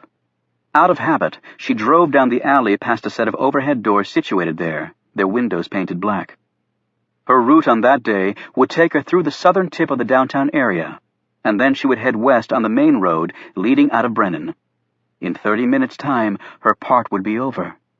She prayed to God that his wisdom and courage would guide her. She continued her trek and soon passed by the ceremonial grounds. All she knew was that the president of this country would be speaking here before a very large crowd. Other than that, the grassy piece of earth meant little to her. Her travels had taken her past the home of George and Laurie Franklin, her employers. It was a very pretty home, if you liked the traditional architecture of America. But what Jamila enjoyed best about the Franklins' home was the backyard. It was full of green grass to run across, and trees for climbing, and places to hide when she was playing games with the boys. Having grown up in a desert climate, Jamila had to admit that America was a very beautiful country, at least on the outside. Jamila's route back to her apartment took her past the Franklins' house once more. As the van glided by, Jamila instinctively looked to the upper dormer windows where the three boys slept in 2 rooms. She had found herself becoming more and more attached to them. They were fine children who would no doubt grow up as haters of Islam, of all that she believed in. If she could only have them for real, she would teach them the truths. She would show them the real light of her faith and her world. They might find that the differences between them were far outweighed by their similarities. Jamila pulled the van to a stop as she thought about this. For so long, she'd been told that American and Islam were not capable of being reconciled. And yes, that must be true. They are destroying my country, she reminded herself. They are a violent nation with an army second to none. They took what they wanted, whether it was oil or lives. And yet, as she gazed around the peaceful neighborhood, all that was hard to imagine. Very hard. Alex looked around the interior of Kate Adams' home and liked very much what he was seeing. Things weren't too orderly, and there was clutter here and there.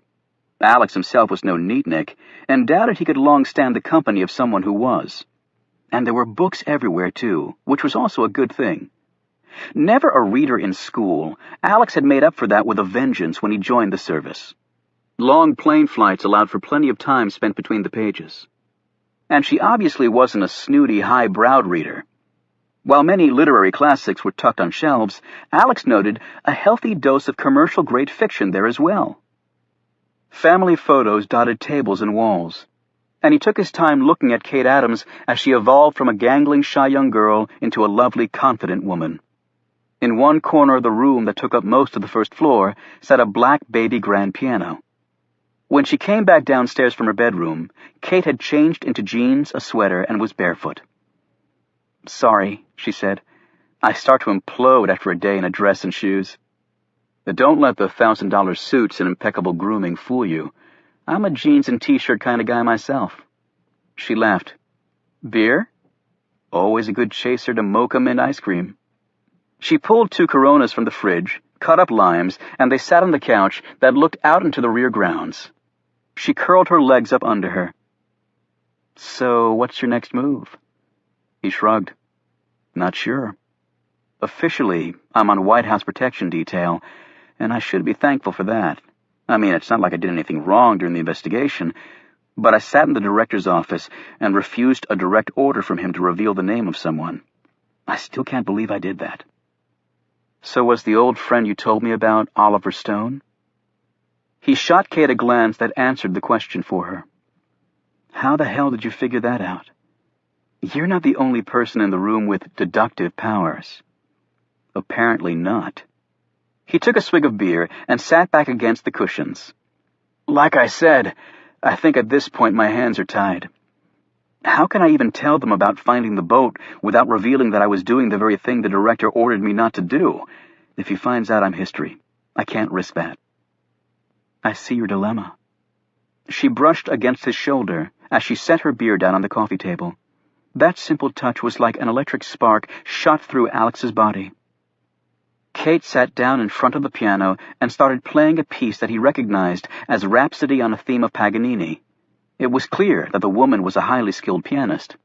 After a couple of minutes, he joined her on the bench and started tapping out a side melody. She said, "That's Ray Charles. I thought you were a guitar player." "My old man said, if you start with piano, you can play pretty much anything." "Wasn't Clint Eastwood a piano-playing Secret Service agent in that movie In the Line of Fire?" "Yep. with Rene Russo sitting next to him. "I'm sorry I'm no Rene Russo. I'm no Clint Eastwood. And FYI, Rene Russo has nothing on you. Liar. I'm not the kind of guy to take my clothes off on a first date like Eastwood. Sorry," he added with a grin. She smirked at him. "Pity. But that rule doesn't necessarily hold for the second date." "Oh, you're that confident there'll be a second one?" "Come on. I'm packing heat. I'm a lock, according to Lucky." He ran his fingers across the keys until they touched hers. The kiss that followed made the electrical spark Alex had felt before seem like a faint tickle. She kissed him one more time and then stood. "I know this is probably unfair, but I think your first date rule is a good one." She said this only half-heartedly, but then glanced away. "You don't give it away the first night, because they might not be back the second." He put his hand on her shoulder. "I'll be back any night you want me, Kate." "How about tomorrow?" she added. "If I can wait that long." Alex fired up his old Cherokee and drove off, his spirits soaring. He pulled off down the street, turned back onto 31st, and started the long, winding descent into the main drag of Georgetown. His first hint of trouble was when he tapped the brakes and they didn't respond. His second hint of coming disaster was when he punched them again and they sank to the floor. And he was rapidly gathering speed as the descent angle steepened. On top of that, there were parked cars on both sides of the street, and the asphalt here curved like a damn serpent. He fought the wheel and also tried the downshift to slow his momentum, neither of which did much. And then the headlights of another car cut through the darkness coming toward him. "Oh, shit!" He cut the wheel hard to the right, and the Cherokee slid between two parked cars, where a sturdy tree did what the brakes couldn't. The impact deployed the airbag, briefly stunning him. Alex pushed the bag away, undid his seatbelt, and staggered out of the car. He could taste blood on his lips, and his face was burning, probably from the airbag's hot gas. He sat on the curb, trying to catch his breath, and also trying not to be sick, as the mocha mint ice cream and Corona ratcheted up his throat. The next thing he knew, someone was kneeling beside him. Alex started to say that he was okay when he froze. The hard, cold object was flush against his neck. His arm instinctively shot out and smashed into the person's knee, buckling it. The man yelled out in pain, but as Alex tried to get up, a searing blow caught him across the head. Then he heard footsteps running away and a car squeal off. Moments later, he understood the hasty retreat as other car lights appeared and people were surrounding him. "Are you all right?" they were asking him over and over. Alex could still feel the icy touch of the gun barrel against his neck. Then a thought hit him. His brakes! Alex pushed the people away, and ignoring the pain in his head, grabbed the flashlight out of the Cherokee and shone the light under his left front wheel well. It was all covered with brake fluid. Someone had tampered with his truck. Yet the only place they could have done that was at Kate's. Kate! He reached in his pocket for his cell phone. It wasn't there. He threw open the door to the wrecked Cherokee. His cell phone was on the floorboard, broken in half from the force of the collision. He screamed in fury. By now the people who'd come to his aid were backing away, their expressions fearful in the face of his bizarre behavior. Then one of them spotted it as he wheeled around and his jacket flew open. This person yelled, "He's got a gun!" On this, they all scattered like frightened pigeons. He started running after them. "I need your phone! Your phone!" he yelled, but they were already gone. Alex turned and started sprinting back up 31st Street. The blood was dripping down his shirt from his scalp wound, and his arms and legs felt disconnected from his body, but on he raced, up the steep incline until he felt his lungs would burst. He hit R Street and turned left, redoubling his speed, finding a reserve of energy and another gear he never knew he had. As the house came into view, he pulled out his gun. He slowed and crouched low as he slipped into the yard. The main house was dark. He made his way quietly to the garden gate leading to the backyard and the carriage house. The gate was locked, so he clambered over the fence. His feet touched the grass on the other side, and Alex squatted down to reconnoiter the area and catch his breath. His head was pounding, and his ears were ringing so badly he didn't know if he could even hear. He moved, crouching through the cover of the bushes toward the carriage house. There was a light on upstairs. He took several deep breaths, forcing himself to stay calm as he gripped his cig. He inched forward, his eyes scanning the grounds through the bushes. If someone is out there drawing a bead. Then a light came on the first floor of the carriage house. Alex watched through a window as Kate came into his line of sight. Her hair was pulled back in a ponytail. She was still barefoot, but now wore only a long t-shirt. He inched forward some more, as his gaze veered from Kate to the outside of the carriage house, to the line of bulky Leland cypresses that surrounded the rear grounds. If Alex were sniping, that's the spot he would have chosen. He took one more calming breath and went into pure protection mode. This meant his gaze was steady and moved in and out in grids, with Kate representing the center of his protection bubble. It was rumored that when Secret Service agents went into this groove, they could actually count the beats of a hummingbird's wings. That was ridiculous, of course, but all Alex wanted to do was prevent the lady from being hurt. All he wanted to do was see the gun before it fired. He'd had all those years of training to do this very thing. Please, God, let it be enough. And that's when he spotted it. Across the yard and to the right, behind a giant rhododendron, the almost invisible glint of a rifle's optics. He didn't hesitate. He brought his gun up and fired. It was a long shot for a handgun, but he didn't care if he hit the shooter. He just wanted to drive him away. He placed the shot directly behind the optics. As soon as he fired, the rifle barrel fully appeared, jerking upward and discharging. A split second later, Alex put 6 more bullets into the same area. Next, he heard Kate scream. Then the rifle disappeared, and he heard feet running hard away. Damn, he'd missed, but accomplished his goal just the same. Still, the bastard had gotten off a shot. Alex sprinted for the carriage house. Bursting through the door, he heard Kate scream again. She stopped when she saw him. He rushed to her, grabbed her around the waist, and pushed her to the floor, his body shielding hers. "Stay down. There's a shooter out there," he said into her ear. He wriggled forward on his belly and punched the light switch, plunging the carriage house into darkness. Then he crawled back to her. "Are you all right?" he asked frantically. "You're not shot?" "No," she whispered back. Then she felt his face. "My God, are you bleeding?" "I'm not shot. Someone used my head as an anvil." "Who did it?" "Don't know." He caught his breath and leaned his back against the stove, his gaze on the door, his hand clenched around his pistol. Kate crawled forward, reached up, and pulled a roll of paper towels off the counter. "Kate," he said harshly, "stay the hell down. The guy could still be out there." "You're bleeding," she said firmly. She reached up again and ran some water over a wad of the towels. She cleaned his face off and examined the lump on his head. "I can't believe it didn't knock you out." Fear is a great antidote to unconsciousness. "I didn't even hear your truck drive up." "My Cherokee was put out of commission. Brake line cut. I had quite the roller coaster ride down 31st. "Then how'd you get back here?" "I ran." She looked astonished. "You ran? All that way?" "I figured the only place they could have tampered with my brakes was at your place. I had to get back here. I had to make sure you were okay." This came out in one long, breathless purge of his emotions. She stopped cleaning the blood off him, even as her mouth started trembling.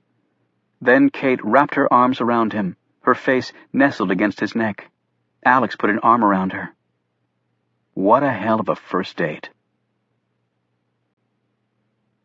Chapter 43.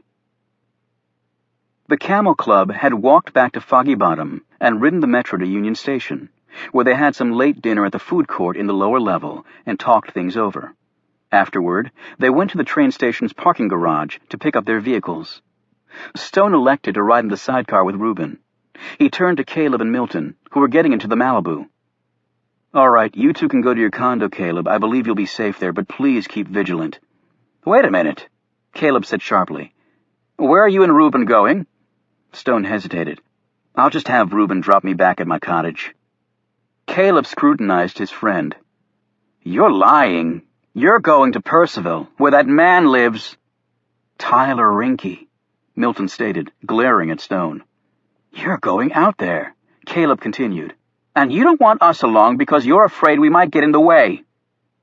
"Consider, Caleb, that you and Milton don't really have any experience at this sort of thing, whereas Reuben and—" "I don't care," Caleb snapped. "We're going." "I'm afraid I can't allow that," Stone replied evenly. "If we're discovered, he'd have all 4 of us instead of simply 2. Caleb said with dignity, "Can't allow it. We are adults, Oliver, and full members of the Camel Club. And if you don't agree to let us go, I'll follow right behind you, blowing my horn the whole way, and let me tell you, my car's horn sounds like a damn cannon going off." "And I've already located his house on my computer using MapQuest," Milton said. "It's very difficult to find without precise directions, which I happen to have in my pocket." Stone looked at Caleb, Milton, and finally Reuben, who shrugged. "All for one and one for all," Reuben said. Stone finally nodded, albeit grudgingly. "Shouldn't we just take my car, then?" Caleb said. "No," Stone replied as he eyed the motorcycle. "I've actually grown fond of riding in this contraption, and it also might come in useful tonight." They headed west, picking up Route 7 in Virginia, heading northwest, passing very close to NIC headquarters as they zipped through Leesburg. A sign at one of the intersections indicated the direction and proximity of the intelligence center.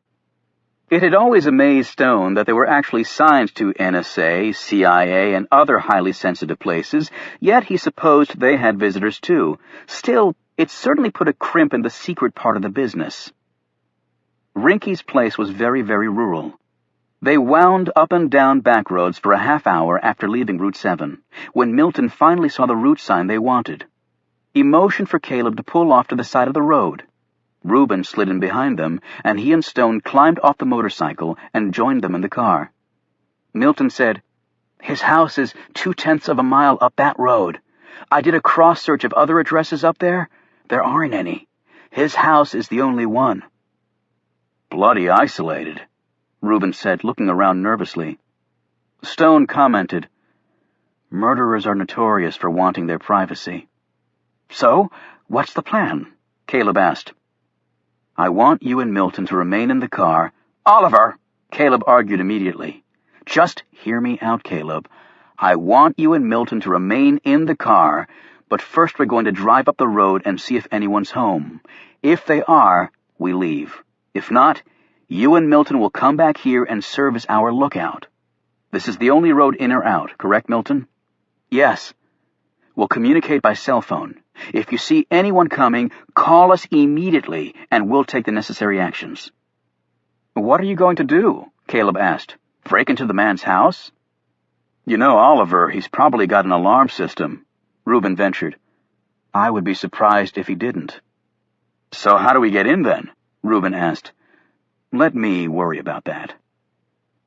The house was indeed dark and presumably empty, since there was no car visible and the house didn't have a garage. While Milton and Caleb stood guard in a hidden location near the entrance to the road, Reuben and Stone drove up on the Indian, parking it in a clump of trees behind the house and making their way on foot. It was a 2-story old clapboard with chipping white paint. Stone led Reuben to the rear. The door here was solid, but there was a window next to it. Stone peered through the window and motioned Reuben to look too. A greenish glow emanated from a new-looking object on the wall opposite the door. "He's got a security system, all right," Reuben muttered. "Now what?" Stone didn't answer him. He peered closer at the screen. "We'll have to assume he has motion detectors. That complicates things." Suddenly, something flew at them from the inside of the house, accompanied by twin slashes of emerald. It hit the window and bounced off. Both men leaped back, and Reuben was already turned to run when Stone called out to him. "It's all right, Reuben," Stone said. "Mr. Rinky has a cat." His chest heaving, Reuben staggered back up to the window and looked through it. Peering back up at him was a black tabby with a white chest and huge luminous green eyes. The room they were looking into was the kitchen, and the cat had apparently launched itself from the countertop when it noticed their presence. "Damn cat! I bet it's a female," Reuben said, grimacing. Why do you say that? Because women have always tried to give me heart attacks, that's why. Actually, the presence of the animals simplifies things greatly, Stone said. How the hell do you figure that? Security systems with motion detectors do not cohabit very well with cats. Reuben snapped his fingers. Pet corridors where the motion doesn't hit. Exactly. Stone was pulling something from his pocket. It was the black leather case he'd taken from his secret room. He unzipped it. Inside was a first-class burglary kit. Reuben stared at these felonious instruments and then looked up at his friend and said, I don't want to know. The window to the kitchen was opened within 10 seconds. How'd you figure the window wasn't wired to the security system? Wired windows and a motion detector is a bit of overkill, Stone replied. And a house this old has plaster walls, which are very difficult to run wire through. I doubt our Mr. Rinky could justify the price. And I checked for a wireless security pod on the window before I jimmied it. Okay, Reuben demanded. I do want to know. How the hell do you know about stuff like wireless window security pods? Stone glanced at him with an innocent expression. The library is open to the public, Reuben. They climbed inside, and the cat met them immediately, rubbing up against their legs and waiting patiently to be stroked. All right, before we enter any room, we need to find the motion detector. Then I'll send the cat across the room, and we'll follow its lead, Stone said. Be prepared to crawl on your belly. Great!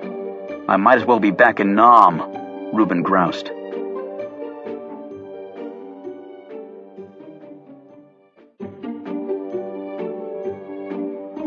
A half hour before Stone and Reuben broke into Tyler Rinky's house, the back door of Milton's place was forced open, and Warren Peters and Tyler Rinky slipped inside and shut the door behind them.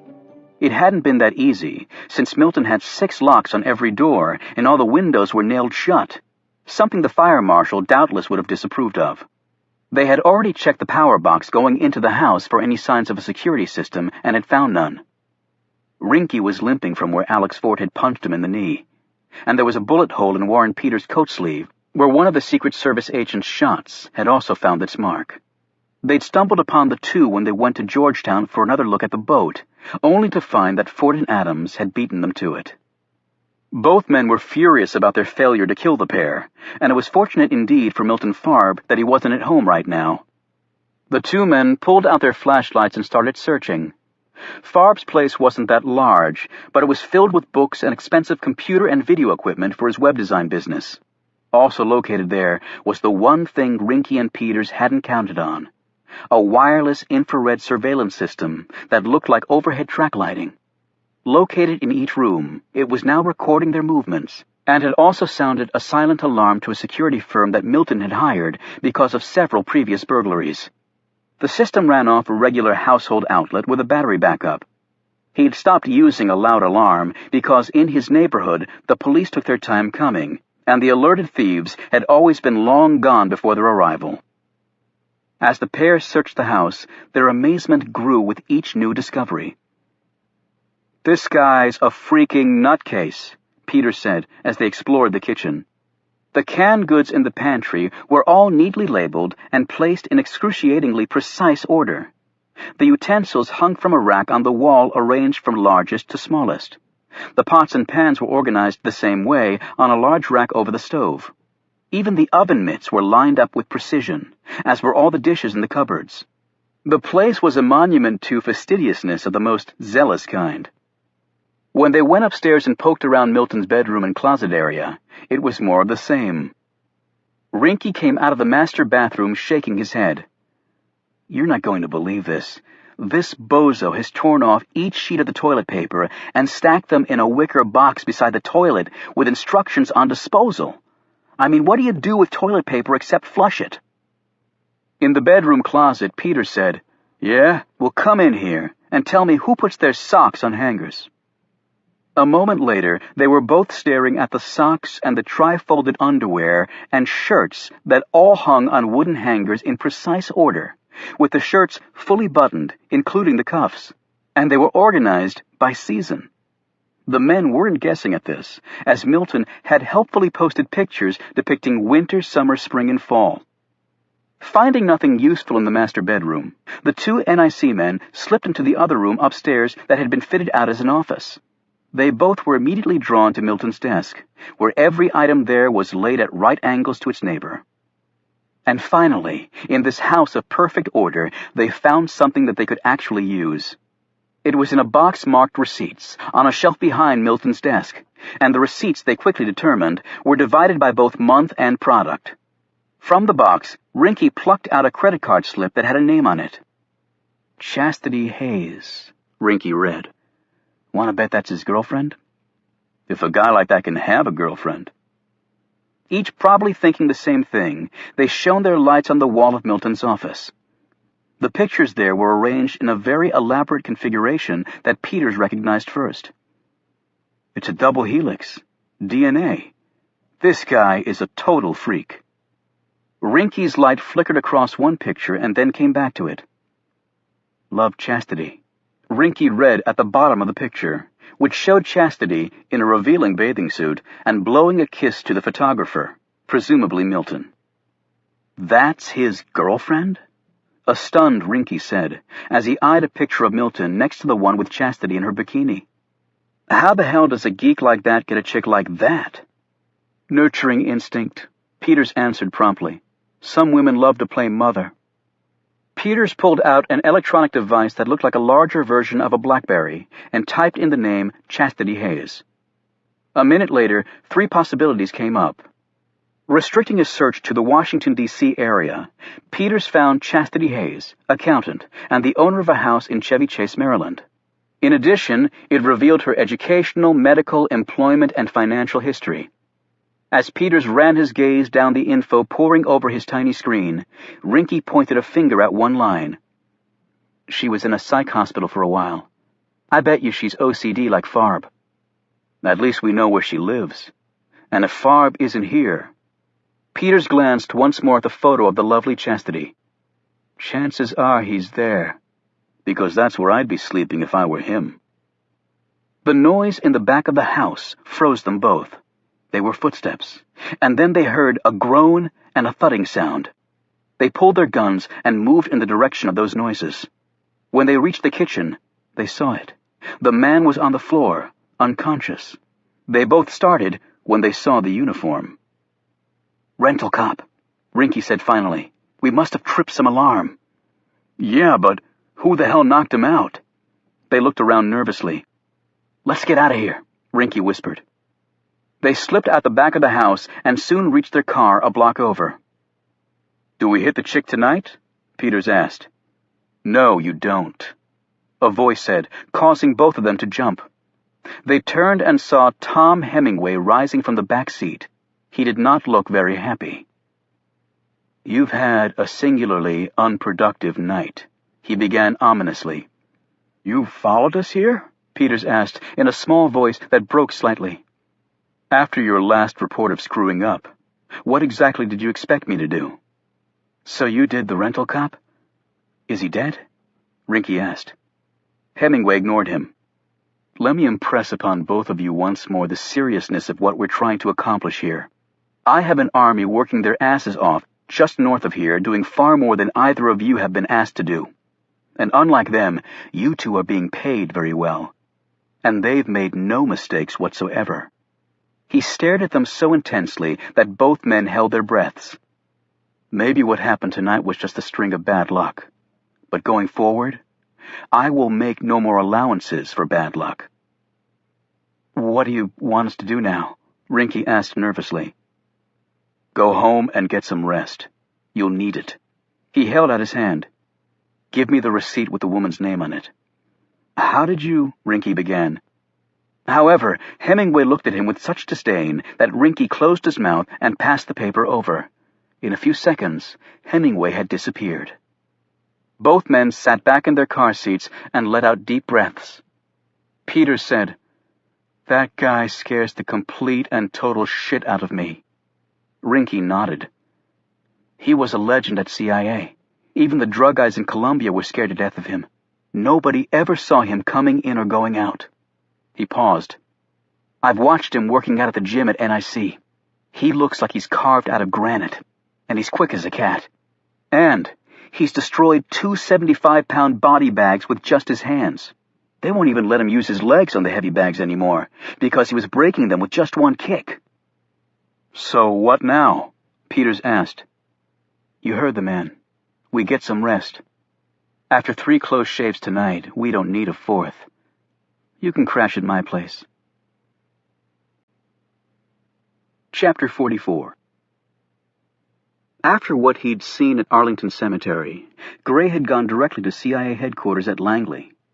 Inside this facility was a room that only current and former CIA directors were allowed to enter.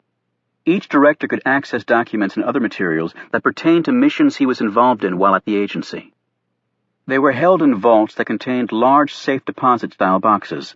Because of the secrets housed here, it was the most heavily guarded room at Langley. Gray put his hand on a biometric reader in front of the vault door that was labeled with his name. The door slid open and Gray entered, taking out his keys. He knew exactly the box he wanted, number 10. He unlocked it and drew out the contents, sat down, and spread the materials out on a desk kept in the vault. The file he was perusing was officially marked J.C. Those 2 initials could stand for many things, including Jesus Christ. However, they didn't refer to the Son of God, but were simply the initials of a remarkable flesh-and-blood man named John Carr. As Gray read through the exploits of Carr's career at the CIA, his head continued to shake in absolute amazement at what the man had accomplished and survived. Although it could be argued that the world was a more dangerous place now, it was not appreciably more perilous currently than when John Carr worked for the agency. As Gray came to the last pages of John Carr's career at Langley, it ended the way it had meant to end, with burial at Arlington Cemetery with full military honors, although John Carr had not technically worked for the Army for years and had not died in a uniform. After that, his entire past had been wiped clean from every record in the United States. Gray had seen to that personally, based on orders from the highest level at the CIA. And though John Carr wasn't buried in that grave, he was still supposed to be dead. The initial hit on him killed only his wife. But there had been another attempt deemed successful, though no body had been recovered. It was presumably in the bellies of fish in the middle of the ocean. Perhaps Gray was simply jumping to conclusions. The man he'd seen was thin and seemingly frail. Could that be the mighty John Carr? The years could take their toll, but still, with a man like Carr, Gray figured age would simply bounce off him. Yet the man had been standing directly in front of the grave marked for John Carr. And hadn't he managed to disappear, much like the legendary Carr made a career out of doing? Gray's pulse accelerated as he thought how close he'd possibly been to a man who'd been betrayed by his country. And not just any man, but a man who in his time was the perfect killing machine for the United States government. Until, that is, he became a liability, as such men often did. Carter Gray put away the box and left the room of old secrets with a curious emotion filling his chest. Carter Gray feared a dead man, who inexplicably might still be among the living. Later, back at his home, Gray lit the candles in his bedroom as he kept glancing at the photos on his mantel. In a few minutes it would be midnight, and September 11th would be with him again. He sat in the chair next to his bed and opened his Bible. Carter Gray had been baptized a Catholic, had dutifully performed his first communion at age 7 and his confirmation at age 13, and had even been an altar boy. Since reaching adulthood, however, he had never once set foot inside a church, unless it was for some political function. With his occupation, religion had never seemed to be that relevant. However, his wife had been a devout Catholic, and their daughter Maggie had been raised in that faith. Now, with both of them gone, Gray had taken up reading the Bible. It wasn't for his salvation, but as a way of picking up the banner for his fallen family, although he had to admit the words did give him some level of comfort. Tonight he read out loud some passages from Corinthians and another from Leviticus, and then ventured into the Psalms. It was now well past midnight, and he knelt down in front of the photos and performed his prayers, although they were more akin to conversations with his dead family. He almost always broke down and cried during this ritual. The tears felt deserved, and, in a sense, were healing. Yet as he sat back in his chair with his Bible, Gray's thoughts returned once more to a burial plot with an empty coffin. Is John Carr dead or alive? Tom Hemingway returned to his apartment, the receipt with the name Chastity Hayes safely in his pocket. He made his usual tea and drank it barefoot, standing by the window looking out onto the Capitol grounds. A lot had happened in the last 24 hours, and none of it positive from his perspective.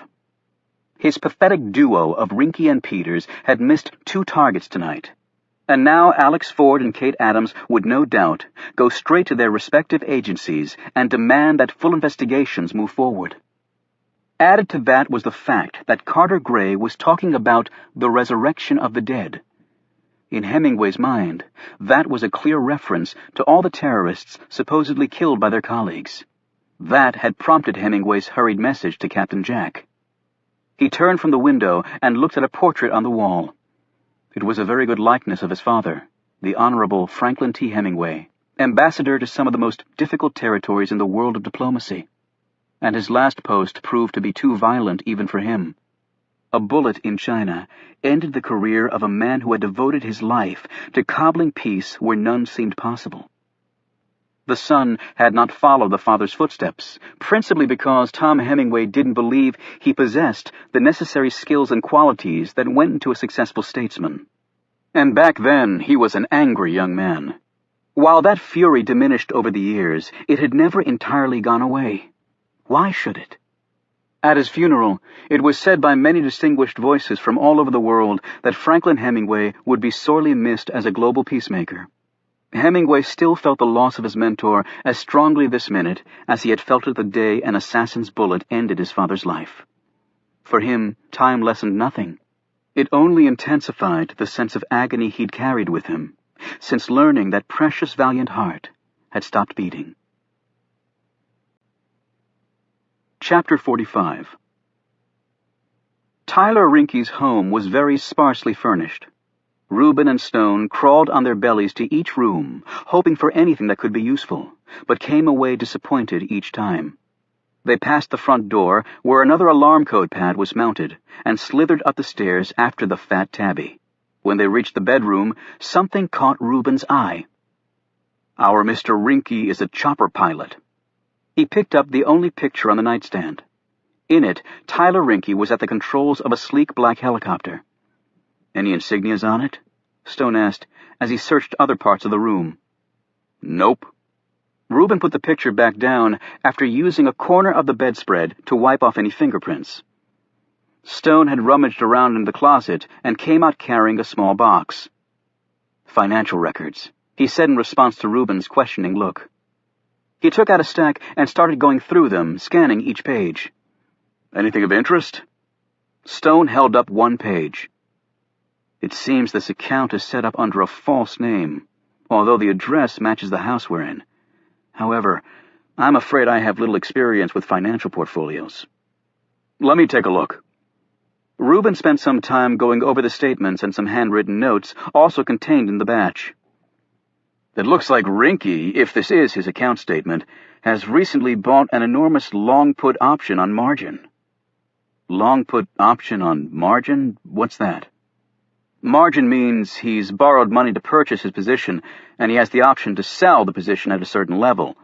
According to these handwritten notes, he's essentially betting the farm that the S&P will take a dive.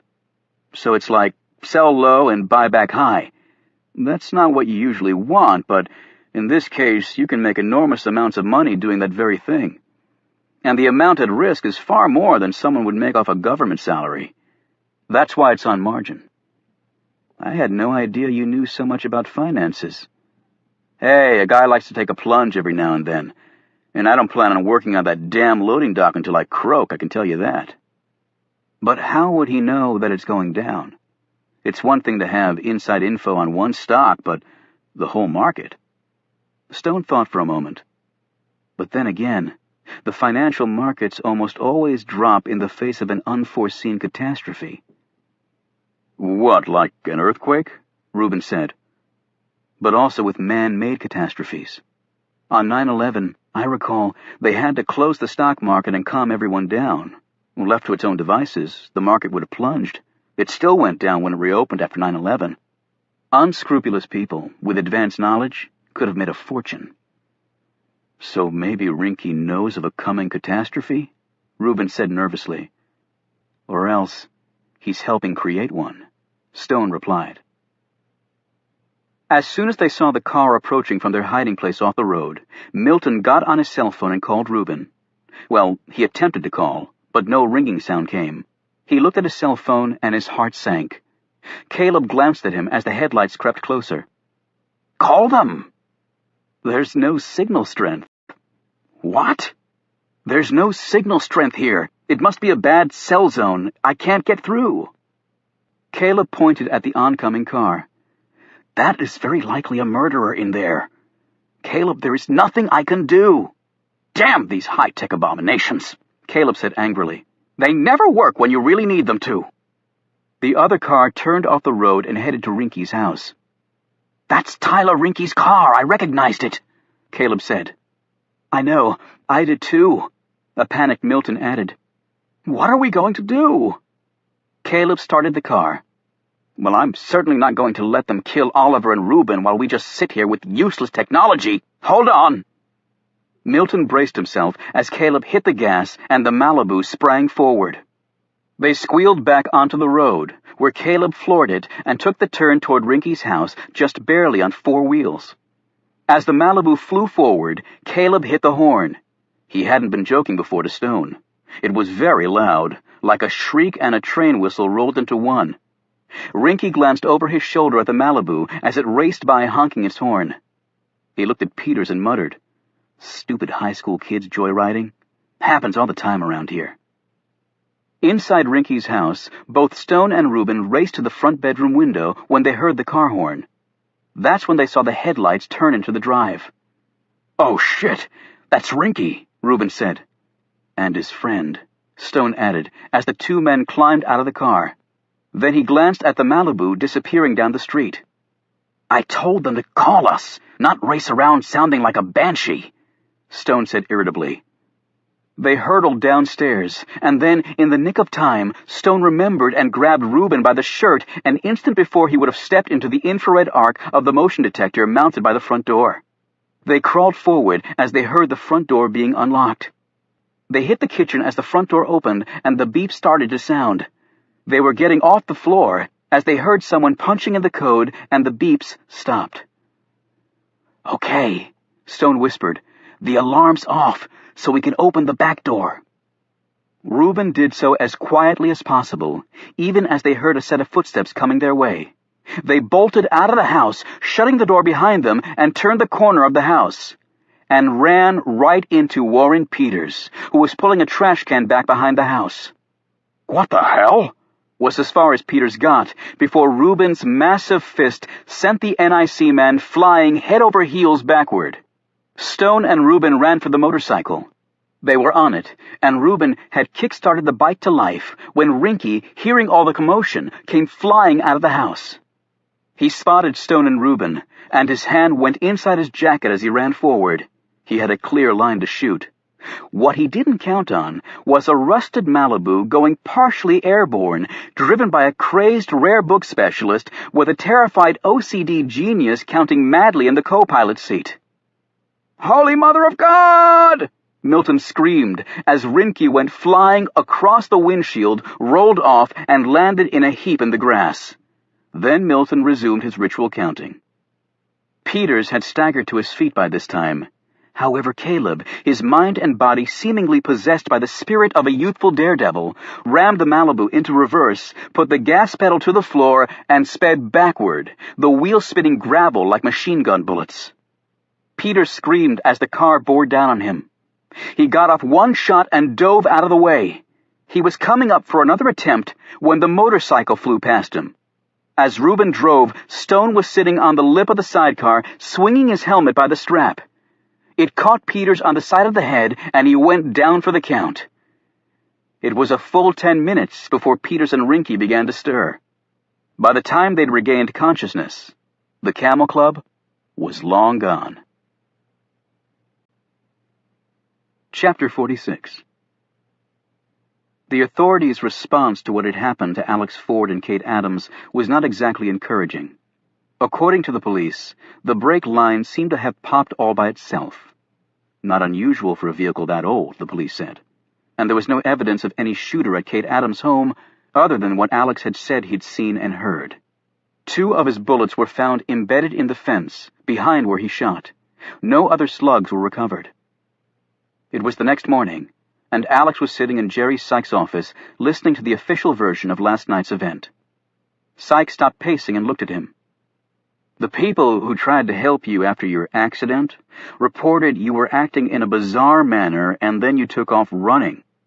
Alex, all this crap just isn't like you. Is there something going on in your life you want to talk about? Absolutely nothing, other than someone wanting me dead, Alex said stonily. Sykes dropped into his chair and picked up a mug of coffee. Why in the hell would anyone want you dead? Some guy put a freaking gun to my head, Jerry. I didn't take the time to ask him why. And nobody saw this guy except you. So again, I'm asking you, what happened between yesterday and today to make somebody want you dead? Alex hesitated. He wanted to tell Sykes about the discovery of the boat, but figured that admitting he disobeyed another order from the director would be the end of his career.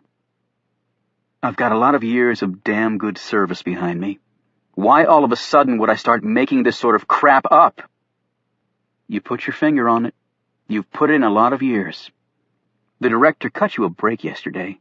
He could have canned your ass on the spot. Hell, I probably would have if I'd been in his shoes. Don't blow a gift from the top, Alex. You're not getting another one. Fine. But can you at least put someone in Kate Adams' house? I didn't imagine that optics reflection. Sykes sat back. I'll call the D.C. police and ask them to have a car make some extra rounds, but that's all, and consider that a gift. Sykes looked at his watch. I've got a meeting, and I think you have a post to stand. Right, in the White House, Alex said wearily. No, actually, outside. You'll have to work your way back inside the place. The Camel Club held a hasty meeting at Caleb's condo early that morning. The first order of business was to congratulate the esteemed librarian and gutsy wheelman on his bravery. They had to wait a bit for that, however, as Caleb was in the bathroom, still throwing up after realizing just how close he'd come to dying. When Caleb finally emerged from the toilet, Stone said, I would like the official record to reflect that Caleb Shaw has earned the deepest thanks of the entire Camel Club membership for his extraordinary bravery and ingenuity. A pale but smiling Caleb shook each of their hands. I'm not sure what came over me. I just knew that I had to do something. I've never been that scared since I was given the honor of handling Tocqueville's De la Démocratie en Amérique in its original paper wrappers. Reuben gave a fake tremble. Handling a Tocqueville gives me the piss shivers just thinking about it. However, we have to assume that Rinky and his partner have now made us, so to speak, Stone warned. I'm not so sure. I took my license plates off while we were watching the road, Caleb said as they all stared at him in surprise. After Milton got their license plate and ran it so easily, I was terrified they'd do the same if they saw mine, he explained. Just then, Milton's cell phone buzzed. Yes, he said. He listened for a bit, and then clicked off and looked at the others. Someone broke into my house and knocked out the security guard who responded to the silent alarm. Was anything taken? Stone asked. Doesn't appear to be. However, I have surveillance devices disguised as track lighting throughout the place. The security company doesn't know about that. It would be very interesting to see who broke in, Stone remarked. I have to go there to check it. The DVD recorder is hidden behind my refrigerator. We'll have to chance it, Stone said. If it was Rinky and his colleague, it might give us the leverage we need. Reuben put a big arm around Caleb. Well, if those two show up again, they're going down for the count. Right, Killer? His first day back on Presidential Protection Detail was a little awkward for Alex Ford. Everyone seemed to know that this reassignment was a demotion for the veteran agent. Still, they were cordial and professional with him. There was one good thing about being assigned to exterior White House duty. Alex could patrol Lafayette Park. However, Stone wasn't there, but Adelphia was. She was hovering in the middle of the park, shooting glances in the direction of Stone's tent. "Hello, Adelphia," Alex said politely. "I was just looking for Oliver." To his surprise, Adelphia's response was to burst into tears. That was something Alex had never seen the woman do before. "Adelphia, what's the matter?" She just covered her face with her hands. Alex moved over to her. "Adelphia, what is it? Are you hurt? Or sick?" She shook her head, then took a deep breath and uncovered her face. "It is all right," she said. "It is fine." Alex led her over to a bench. "You're obviously not fine. Now tell me what's wrong. Maybe I can help." Adelphia took a series of replenishing breaths and then looked over at Stone's tent again. "I know, lie to you. I am fine, Agent Ford." "It's Ford, but if you're all right."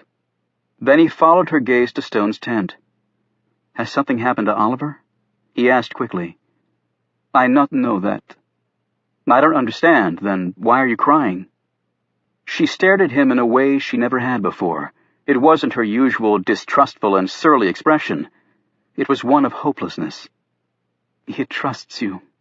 Oliver has said this to me. He say, Agent Ford is a good man." "I like and respect Oliver, too." He paused and then added, "His face was bruised the last time I saw him. Does it have something to do with that?" Adelphia nodded, and told him of the encounter in the park. "He took this finger," she said, holding up her middle finger, "and he poke it in the man's side. And this giant of a man, he fall like baby." She drew a deep troubled breath. "And then Oliver, he pick up the knife and he hold it in a way." She shuddered. "He hold it like he know well the knife. And I think he will cut the man's neck open, like this." She made a slashing motion with her hand and then stopped. She stared at Alex with an expression of both sadness and relief. "But he did not. He no cut the man. He leave when police come. Oliver no like police." "And you haven't seen him since?" She shook her head, and Alex sat back against the bench, letting this all sink in. "Hey, Ford!" a voice called out. Alex looked over at his supervisor. "You want to come back and join the party if it's not too much trouble?" the man said curtly. Alex jumped up. Before leaving, he turned to Adelphia. "If you see Oliver, tell him I want to talk to him." Adelphia didn't look very enthused about that. "I won't tell him you told me anything, I promise. I just need to see him." She finally nodded, and he raced off. Work in Brennan for the president's visit had accelerated, and Captain Jack was kept very busy. The vehicle being constructed in the garage was right on schedule, and the various wheelmen were ready. He hadn't visited the sniper's nest again. He didn't want to risk being seen going to the apartment too often. Captain Jack had spent time with Remy and his colleague at the hospital while the two were off duty. There were no problems there. He had met once before with Jamila late last night, after she had made her nightly rounds of Brennan. He was still a bit concerned about her emotional makeup, but there was no time to substitute now. He reinforced the notion of how important her work was to the whole project, about how many men would be sacrificing their lives, and how that sacrifice would be for naught if she failed. He would hold 2 more meetings before game day, one tonight, before the Secret Service advance team arrived in the morning. And as with the last group meeting, he would afterward meet with his North Korean counterpart to go over necessary details. However, Carter Gray was on the prowl. Actually, Captain Jack was a little surprised it had taken the old man this long to become suspicious. They had used every connection they had in the Muslim world to set up this operation. But Hemingway's plan was, in Captain Jack's mind, an ultimately futile exercise, although Tom Hemingway simply refused to see that. To Captain Jack's thinking, Hemingway's chief problem was he still believed in the good in people. That logic was inherently flawed, Captain Jack knew, because the people who really mattered didn't possess any goodness. With every mission he'd ever carried out, Captain Jack always allowed for contingencies, and this time was no exception. Following his old maxim had once again led him down the right path. It really was all about the money. In the rental space on the outskirts of town, The engineer and chemist were going over again the workings of the prosthetic hand with the ex-National Guardsman. He had gotten the maneuverings of the device down very well. They watched as he put his new hand through a series of grips, waves, and other exercises. Then he executed the water bag implement flawlessly. Before leaving, he thanked them both. Afterward, the men packed up a duffel bag and headed into town, where they ran errands at a half-dozen businesses along the town center. At each place, they left a little present. These presents would further help lay a place in history for Brennan, Pennsylvania, although certainly not one the townspeople would have wanted. Chapter 47. Alex found out later that day he'd been assigned to the advance team for the Brennan event. This thoroughly ticked him off, because it meant time away from Kate. However, it wasn't as if he could complain. He was barely hanging on to his service pension as it was. Indeed, Alex sensed that he'd be sent to every bump-in-the-road campaign outpost Brennan was targeting on his re-election charge across America. He'd be a zombie by the time it was over. He and Kate met at a restaurant in DuPont Circle.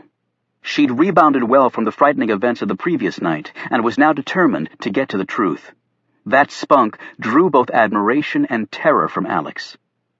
"I understand how you feel, Kate, but don't get carried away. These guys have guns, and they're obviously not afraid to use them." "More reason to get them off the streets," she said determinedly. "So when do you leave for Brennan?" "Crack of dawn. It's a short flight, but there's a lot to do. Advance teams do the heavy lifting that keeps the president safe, but it's killing me that I won't be around here in case you need me." She put her hand over his. "Well, for what it's worth, I thought you were pretty damn terrific last night." Right as she said these words, their young waiter stopped by with their meals and overheard them. Obviously misinterpreting the import of her words, he gave Alex a wink and a smile. As they ate, Kate asked, "So any new developments?" "Just one." He told her about his conversation with Adelphia about Stone. "You said Stone didn't have a past that you could find, and yet based on what Adelphia saw, he definitely has a past, maybe a pretty interesting one." Alex nodded and then looked thoughtful. "What do you say after we eat, we take a little stroll over to 16th in Pennsylvania? I hear that's a really nice place. Think you can get me in?" "Right now, I'm not sure they'd let me in. But I was talking about the 16th in Pennsylvania on the other side of the street." 45 minutes later, the two arrived at Lafayette Park. "Doesn't look like he's there," Alex observed as he stared at Stone's darkened tent. This was confirmed moments later when they opened the tent and saw it was empty. "So you have another address for the man?" Kate asked. "Actually, I do." 20 minutes later, Alex pulled his car to the curb outside Mount Zion Cemetery. A light was on in the caretaker's cottage. "He lives here?" Kate asked. "At a cemetery?" "What'd you expect? A penthouse near the MCI Center?" The gate to the cemetery was locked, but Alex boosted Kate over and then scaled the fence, landing next to her. When he answered their knock, Stone couldn't hide his surprise. "Alex," he said, and then glanced curiously at Alex's companion. "Hello, Oliver. This is my friend, Kate Adams. She's a lawyer at Justice, and the best bartender anyone could want." "Miss Adams, it's very nice to meet you," Stone said, shaking her hand. He looked questioningly at Alex again. "We just thought we'd drop by to see you," Alex said. "I see. Well, please come in." Stone didn't ask how Alex knew where he lived. He let them into the cottage and then poured out some coffee he'd made while they looked around. Kate leafed through a book she pulled from the shelf. "Have you read all these, Oliver?" she asked. "Yes," he said, "though most of them not more than twice, I'm afraid. Unfortunately, there's never enough time to read as much as one would want." She eyed Alex. "Solzhenitsyn, no lightweight stuff." "I think I read the Cliff Notes on him in college," Alex said. She held out the book. "Yeah, but in Russian?" Stone came out of the kitchen carrying 2 cups of coffee. "I like your home, Oliver," she said. "It's how I'd envision a college professor's place to look." "Yes, untidy, dusty, rumpled, and full of old books." Stone glanced at Alex. I understand you're on the advance team to Brennan, Pennsylvania. Alex gaped. How the hell did you know that? White House detail can often be very tedious, and people pass the time by talking shop. And voices carry amazingly there, if one is actually listening, which I'm afraid that few people really do anymore. Kate smiled at Stone as they all sat down in chairs around the fireplace. Alex said you were quite extraordinary, Oliver, and I've found I can thoroughly rely on his opinion of people. Well, Miss Adams, I can assure you that Alex is truly special. Please call me Kate. Yeah, and if I get any more special, Alex said, I'll be pumping gas for a living. He glanced at Stone. Your face looks like it's healing. It was nothing to begin with. A little ice. I've suffered worse. Really? Care to talk about it? Alex said. You would find such a discussion terribly boring, I'm afraid. Try me, Alex said pointedly. A voice reached them from the street. They all got up and went to the door. There was Adelphia standing outside the locked gates calling to Stone. Adelphia? Stone quickly went and let her in. After they'd settled back around the fireplace, Stone introduced Adelphia to Kate Adams. Kate put out her hand, but Adelphia simply nodded at her. The woman had obviously not planned on Stone having any company. I didn't know you knew where I lived, Adelphia, Stone said. You know where I live. It worked both ways, she snapped. Suitably rebuked, Stone sat back in his chair and stared at his hands. Oliver was just telling us that his face is much better, Alex said quickly, giving the woman what he hoped would be a clear segue into her concerns. However, Adelphia said nothing, and there was another awkward silence until Kate remarked, I actually knew one of the attorneys from the ACLU who worked on your relocation case in Lafayette Park. He said it was a tough battle. I believe the Secret Service were very aggressive in not wanting us back for security purposes. Stone agreed. Adelphia suddenly broke in. But then, the rights of people, they win out. People here have good rights. That is why this country is great country. Stone nodded in agreement. Yes, Adelphia continued. My friend Oliver, he has signed. It say, I want truth. Don't we all?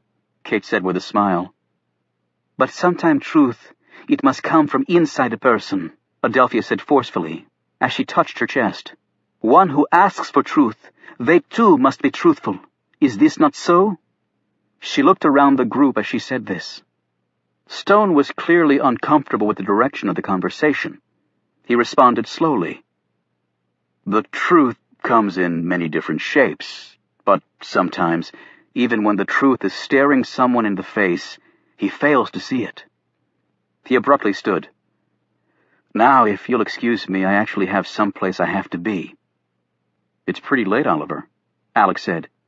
Yes, it is late, and I hadn't anticipated visitors tonight. His meaning was clear. They all stood and hurriedly walked out with mumbled goodbyes. Alex and Kate gave Adelphia a lift back to her apartment. From the back seat, she said, He is in trouble. I know that this is true. What makes you so sure? Alex asked. He come by the park today with his friend, the giant one. He on a motorcycle, riding in a sidecar. She added this last in a tone implying that doing such was a criminal act. A giant man? Oh, you mean Reuben, Alex clarified. Yes, Reuben. I not like him much. He has, how you say, the shifty pants. You mean shifty eyes, Alex corrected. No, I mean the shifty pants. It's okay, Adelphia, Kate said. I know exactly what you mean. Adelphia shot her an appreciative look. But you still haven't told us why you think he's in trouble, Alex said. It is everything. He is not same. Something troubles him much. I tried to talk to him, but he will not speak. He will not. Alex looked at her, puzzled by the intensity of her response, and his suspicions were suddenly engaged. Adelphia, is there something else you want to tell us? She looked terrified for an instant, and then assumed an expression of deep offense. What do you say, that I lie? No, that's not what I meant. "I am no liar. I try to do good, that is all." "I'm not—" She cut him off. "I no talk anymore. I no tell you more lies." They were stopped at a light. She jerked open the door, got out, and stalked off. "Adelphia!" Alex called after her. Kate said, "Better let her cool off a while. She'll come around soon enough." "I don't have time for that. I leave tomorrow morning." "And tomorrow is when I start my vacation." "What? When did that happen?" "After last night, I needed some time off, so I'm taking a week. Maybe I'll come up to see you in Brennan. I hear it's a real happening place." "It's probably a cow pasture where a president happened to be born." "And maybe I'll have some time to check out your Mr. Stone and his friends." He looked at her in alarm. "Kate, I don't think that's a great idea. Or I can start trying to find the people who wanted us dead. It's your call." He put up his hands in mock surrender. Okay. Go after Oliver Stone and Company. Damn. Talk about the lesser of two evils." Aye, sir," she said, giving him a salute. Chapter 48. The Secret Service advance team touched down in Pittsburgh at 7 a.m., and the equivalent of a small army rolled off the plains and headed directly to Brennan. The president traveled hundreds of times each year, and at least several days before he got to a particular location, the Secret Service sent a regiment of agents who would spend collectively thousands of hours checking every conceivable detail to ensure that the trip would be uneventful from a security standpoint. Since the president had numerous trips planned on his campaign and would hop from one state to another, there were multiple advance teams out in the field, which had stretched the service's manpower. Normally, an advance team would have a full week to do its work, but because of the number of events President Brennan had booked in the campaign, the service had to prioritize. Events deemed lower risk were allotted less advance time. With higher risk events, the service had its usual week to prepare.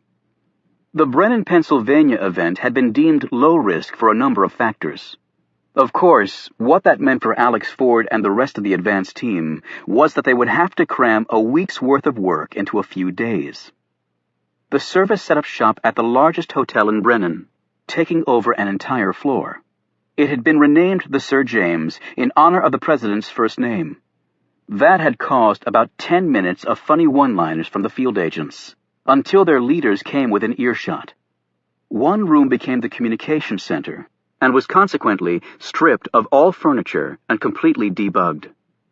From this point until the service left, there'd be no room service or maids allowed there. That afternoon, the service met with members of the local police forces. As Alex watched, the lead advance agent faced the cadre of law enforcement officers while briefing books were handed out.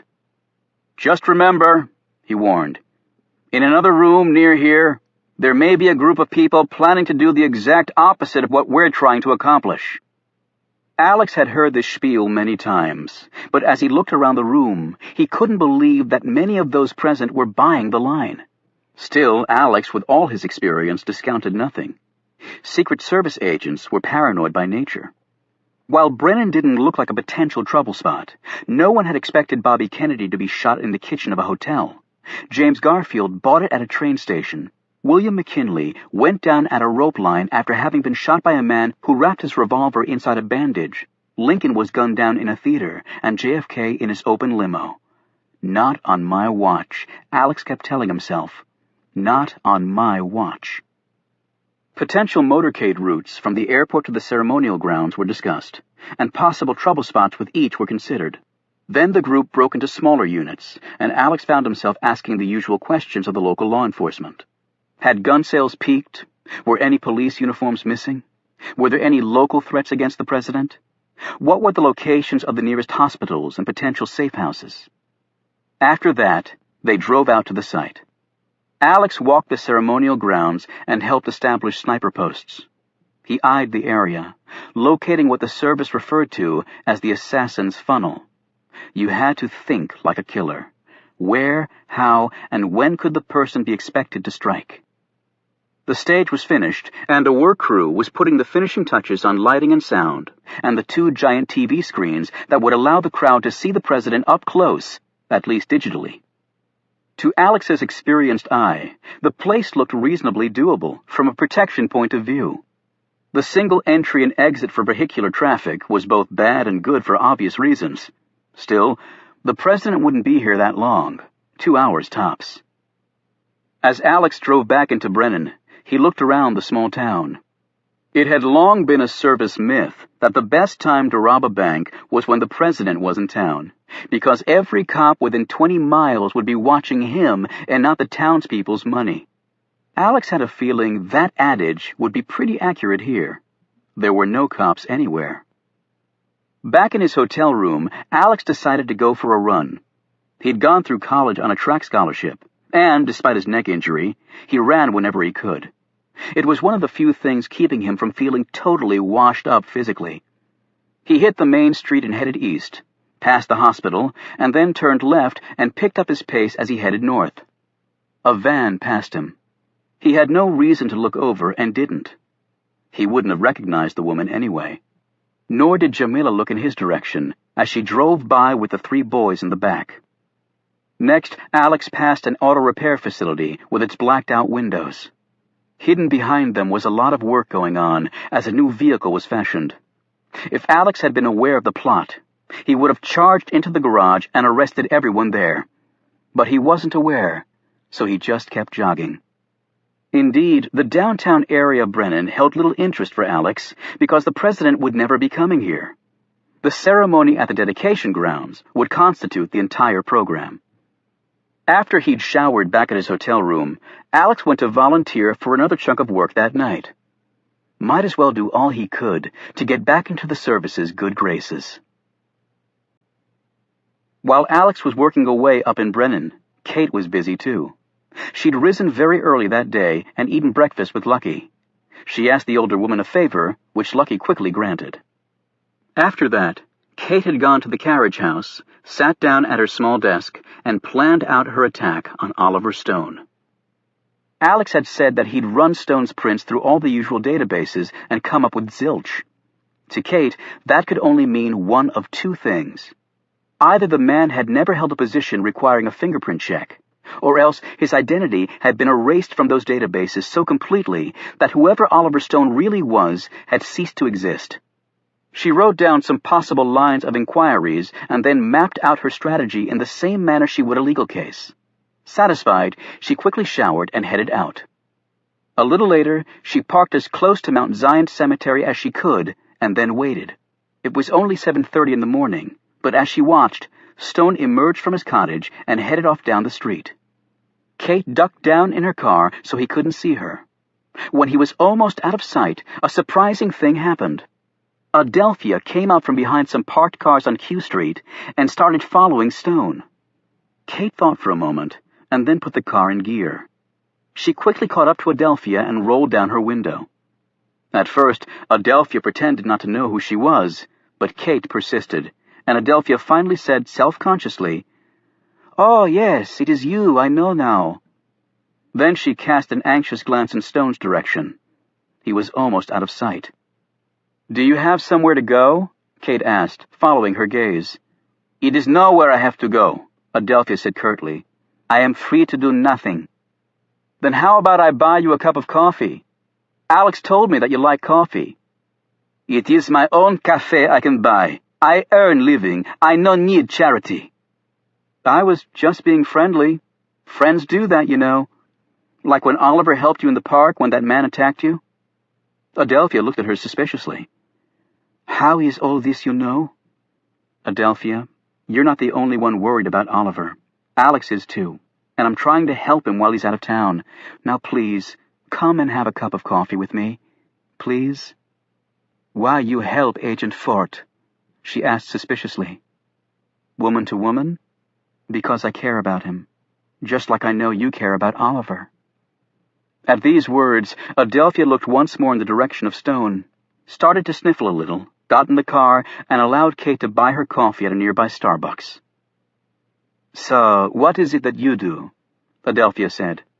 "I work for the Department of Justice." "So that is what you do? Make the justice?" "I'd like to think so. At least I try." In my country for years, no, for decades, we have no justice. We have Soviets telling us what to do. Whether we can breathe air or not, they tell us. It is hell. I'm sure it was awful. Then I come to this country, get job, have good life. Kate hesitated, but then couldn't help herself. So how'd you end up in Lafayette Park? At first, Adelphia got an obstinate look on her face, but that dissolved quickly. Her voice trembling, she said, "No one asked me that before. Just you now. All these years, and just you now ask me this." "I realize you don't know me very well, and you don't have to answer. It is good thing I no want to talk about it. I no want to." They both sipped their coffees for a bit longer. Finally, Adelphia said, "You're right. I worry sick about Oliver. He a troubled man. I know this." "And how do you know?" Adelphia reached in her sleeve and drew out a handkerchief to wipe her eyes. "I watched the TV the other night. I never watch the TV. I never read the newspapers. Do you know why I never do these things?" Kate shook her head. "Because they are lies. Filled with lies they are." "But you said you did see the TV." "Yes, the news, it is on, and then I see it." "What did you see?" Adelphia suddenly looked frightened, as though she had said far too much. "No, it is not thing I can say. It is not right for me to say. You are lawyer, you work for government. I no want to get Oliver in trouble." "Adelphia, do you think Oliver did something wrong?" No, it's not this, I think. I tell you, he is good man." "Okay, then he has nothing to worry about from the government. Or me." Still, Adelphia didn't say anything. "Adelphia, if you're really concerned about Oliver, let me help. You can't follow him everywhere to make sure he's okay." Finally, Adelphia sighed and patted Kate's hand. "It is right what you say. I will tell." Marshalling herself, she said, "On TV, I see that there is body of a man found on that island in river." "Roosevelt Island," Kate said quickly. "That is one. But what does that have to do with Oliver?" "Well, you see, I want to take the cafe with Oliver, but he has meeting to go to." "Meeting? What sort of meeting?" "Ah, that is what I say. What sort of meeting in middle of night? But off he go. Now me, I am angry with this meeting and no cafe. So I pretend to go away, but I see him get in cab, and I get in cab too. I have money. I too can take cab." Of course, Kate said. "What happened next?" "I follow him to Georgetown. He get out, so I get out. He walk to river. I walk to river. And then I see his friends he meet with. I see what they do." "What?" Kate said it so loudly that she startled Adelphia. "They get in old boat and they row out to island. That is what they do." "And then what did you do?" "I take cab and go back. I not wait for them. And I not swim to island. I go back in cab, I get my cafe, and I see Agent Fort when he come by for Oliver." Adelphia started to tear up. "And then I see a TV, and dead man." "And you're sure it was the same night?" "They say on TV. It is same night." "Adelphia, you say you don't believe that Oliver did anything wrong, and yet you saw them row out to that island, and then a man was killed there." "They say he killed by gun. Oliver no has gun." "You can't be sure of that. And what about the others, his friends?" Adelphia laughed. "I know these men. Except for the big one, they are little frightened mice. One, he work at library. He love books. He has brought me some. The other one, he checks things." "Checks things?" "You know, he counts and hums and whistles and grunts. I know not what it was, but Oliver say it to me. He call it OD, something like that." "OCD?" "That is it." "Do you know their names, the friends?" "Oh, yes, this I know. The bookman, his name is Caleb Shaw. Sometime he dress in old clothes. Oliver say it is hobby. I say little bookman he is crazy." "And the others?" The counting one, he is Milton Farb. He's smart, that one. He tell me things about the world I not know. And you mentioned the big one. Yes, Shifty Pants. His name is Reuben Rhodes. Rhodes, like in Greece, is how I remember. So what do you think happened on that island if none of them killed the man? Do you not know? Adelphia said breathlessly. She lowered her voice and said, It is they see who did it. They see killer. Kate sat back against the bench. Her first thought was she had to tell Alex about all this. But then she wondered if that would be wise. Doubtless, his first reaction would be to come back. That would get him in even more trouble with the service, and she didn't know if anything Adelphia was telling her was true. She had a sudden thought. Adelphia, would you mind coming with me to look at something? Where? Adelphia asked suspiciously. It's nearby. I promise it won't take long. Adelphia reluctantly agreed, and they drove to a parking lot near the Georgetown waterfront. Kate said, Can you describe this boat you saw them in? It was long, about 12 feet maybe, and old, it all rotted. They take it from old junkyard down that way, she added, pointing south. Kate led her over to the river wall. I want you to stay here. She slipped down some rocks, located to the side of the seawall, and reached the drainage port. If you lean over a little, I think you can see it all right. She pulled some brush out of the way, exposing the bow as Adelphia leaned over. Is this the boat you saw them in? Yes, that is boat. Oh my God. Chapter 49. Oliver Stone waited outside the high-rise condo building, watching well-dressed people emerge from the building and head off, probably to work, given the number of briefcases he saw. And then she came out. Jackie Simpson carried only a small purse over her shoulder. She didn't look at Stone as she passed by. He waited a suitable time and followed her. His strides were long and hers short, so he had to constantly slow down. A couple of times he thought about approaching her, but both times something happened which had never happened to him before. He lost his nerve. However, when she stopped to buy a newspaper from a box, she spilled her change. He rushed to help her, laying the coins in her outstretched palm. His breath quickened when he saw it, but he merely smiled when she thanked him and walked off. When she arrived at WFO, he stopped and watched her go in the building. Petite, olive complexion, and an attitude. He'd known a woman just like that once. He turned and headed to a metro station. He had a very important meeting to go to. Emerging from the subway at an agreed-upon spot, he found the other members of the club waiting for him. They had decided that the safest way for Milton to retrieve his record of the break-in was to be escorted to his house by the security firm that had responded to the silent alarm. Arrangements were made, and Milton, followed at a discreet distance by the rest of the Camel Club in Caleb's Malibu, met 2 guards near his home, and the 3 men went in together. About 30 minutes later, Milton joined up with his friends, and they sat in Caleb's car. Stone said, "Did you get it?" Milton nodded and slipped a DVD out of his knapsack. It was activated, so presumably there's something on it. He popped it in his laptop, and a minute later they were looking at the darkened interior of Milton's house. "There," Stone said, pointing at a man coming around the corner. "That's Rinky," Caleb exclaimed. "And there's his confederate," Reuben added. "The one you nailed with the helmet, Oliver." They continued to watch, seeing the pair move stealthily from room to room. "My God, Milton," Reuben said sarcastically. "You're quite the messy Marvin at home, aren't you?" "What's he pulling out of that bin?" Caleb asked. Milton ran that part again.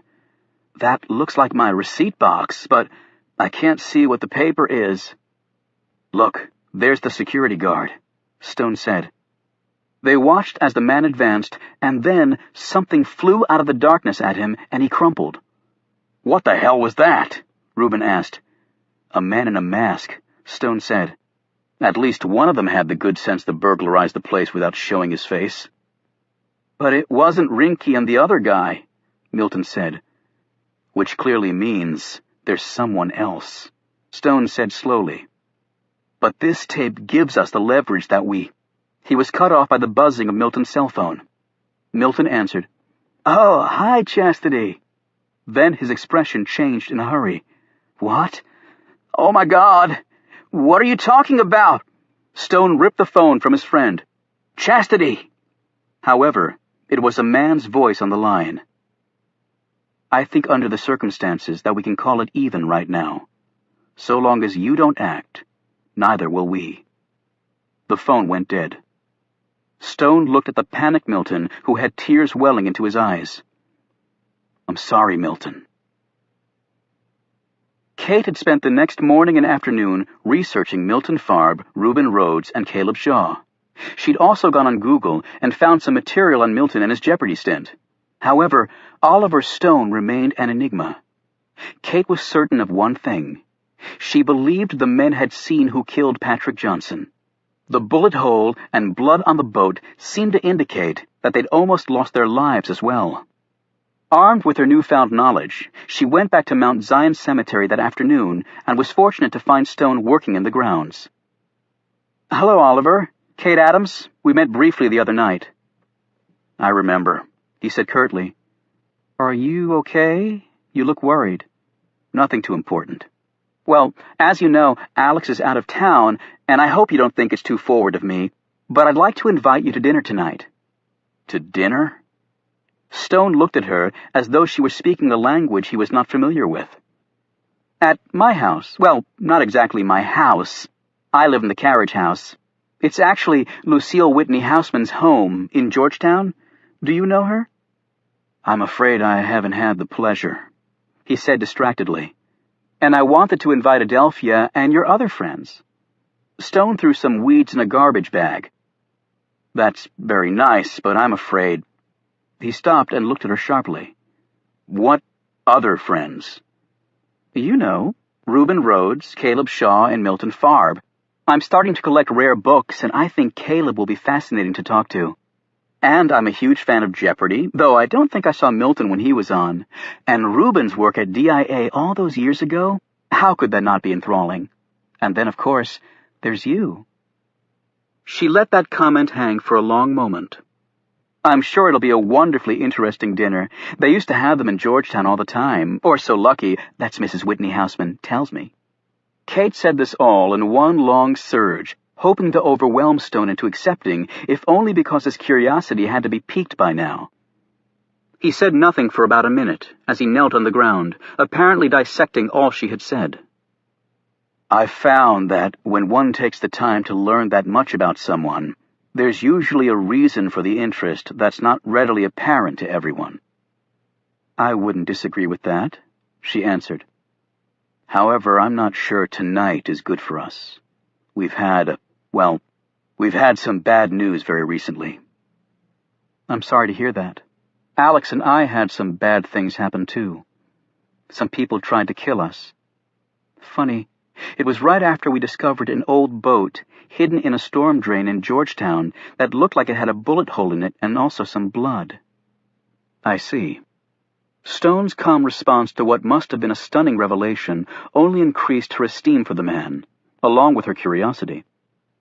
"Well, then perhaps we should have dinner. I can contact my friends."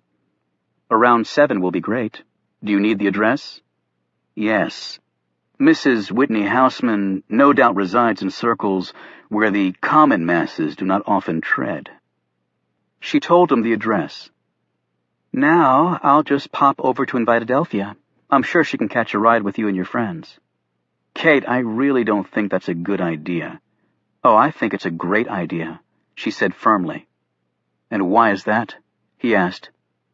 "Because, Oliver, you strike me as someone who needs all the friends he can get right now."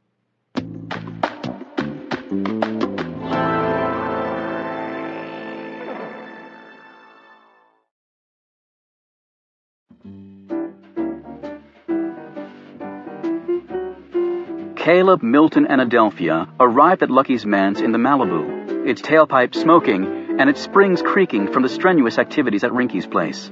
Reuben and Stone pulled up behind them on the Indian motorcycle. Kate had been watching for them and opened the ornately carved front door. "Nice bike," she said to Reuben, who wore a frayed leather jacket, wrinkled khaki pants, collared shirt, and his usual moccasins.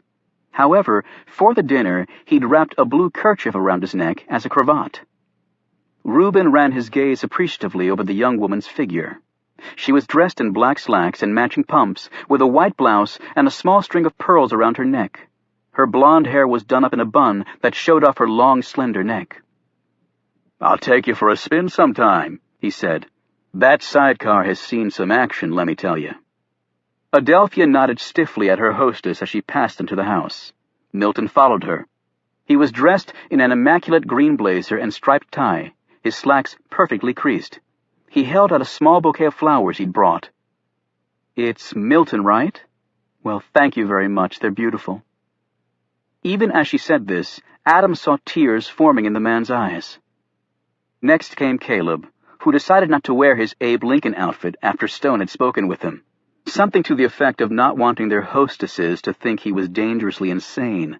However, in an act of subtle defiance, he had worn his fat pocket watch and chain. "Nice to meet you, Caleb," Kate said pleasantly. "Go right in." Oliver Stone brought up the rear. He was dressed in some of his new clothes and was holding his motorcycle helmet in one hand. "Would you care to give me a preview of the agenda?" She looked at him with a twinkle. "But that would take all the fun away." "This isn't a fun business we find ourselves in." "I agree, but I think you'll find the evening informative." Lucky met them with a pitcher of sangria. As she scuttled around talking and pouring, it was clear that the old woman was in her element. Sufficiently refreshed, they passed a pleasant hour before dinner was served. Reuben and Caleb ate heartily. Stone, Milton, and Adelphia merely picked at their meals. Coffee was served in the library. Cigars were offered by Lucky, but only Reuben lit up. "I like to see a man smoke," she said as she sat next to Reuben and patted his big shoulder. "Now, you look to me to be a man who packs heat." As Reuben stared at her quizzically, the conversation, craftily guided by Kate, turned to intelligence circles. "I tell you what," Reuben said, "the best security in the world can be defeated by a rumbling stomach." "How's that?" Kate asked. "Just this. I knew before anyone else the exact time the bombings of Afghanistan and Iraq were going to start." "Were you with DIA back then?" "Hell no, they'd long since kicked my butt out.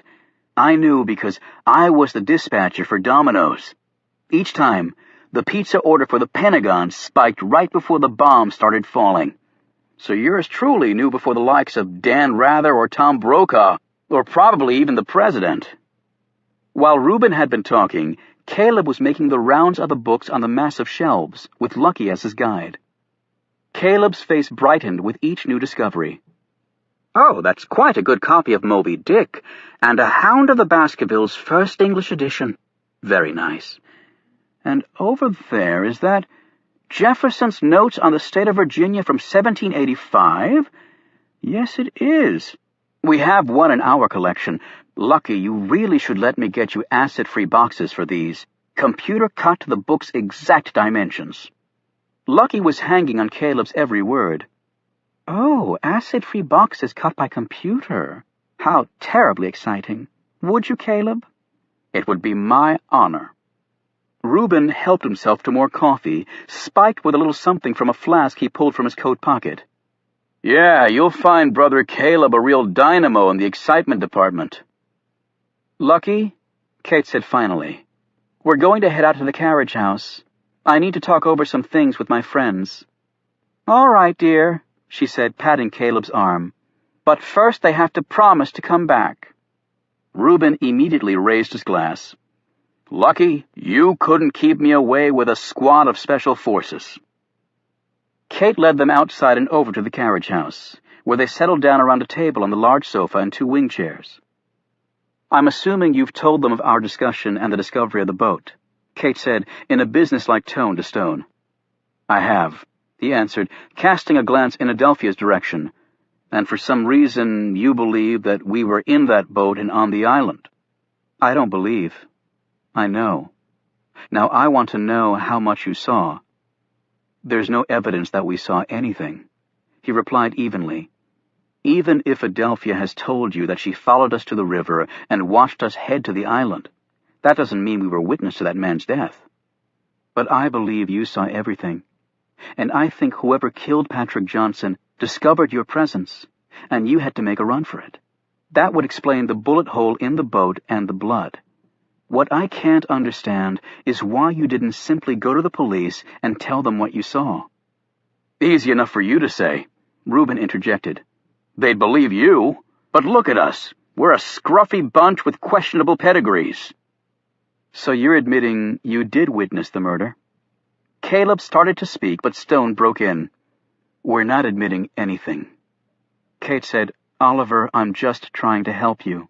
And don't forget, someone tried to kill Alex and me after we found the boat." Reuben shot Stone a puzzled look. "Oliver, you didn't tell us that." Milton blurted out, "But what about Chastity?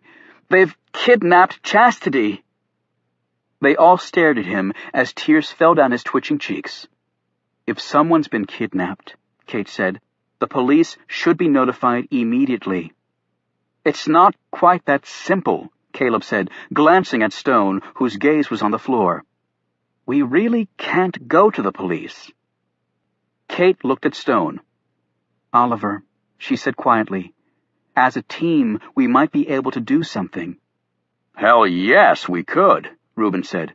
"She's official, being with DOJ, and our sorry asses can only get things second and third hand." "It is time to work together," Caleb chimed in. Stone still said nothing. Reuben put down his cigar. "Okay, since our exalted leader is uncharacteristically mute, I hereby call a special meeting of the Camel Club to order, and I move that we tell Kate here everything. Do I have a second?" "Second," Caleb said immediately. "All in favor?" Reuben said, his gaze on Stone. The ayes carried. Reuben said, "The Camel Club has spoken." "What is the Camel Club?" a puzzled Kate asked. "Let me do the honors," Stone finally said. Chapter 50. "You did what?" Alex yelled into his cell phone. He'd been sitting in his hotel room the next morning, just strapping on his gun, when Kate called. "See, that's why I waited until this morning to call you," she said, "because I knew you'd be upset." "What the hell did you expect me to do? Say, 'Good job, Kate, and I'm really glad you're not a corpse'?" "I told you I was going to check into Oliver Stone and his friends, and you said it was okay. But I didn't know they were eyewitnesses to Johnson's murder, which was the very thing I told you to stay away from in the first place."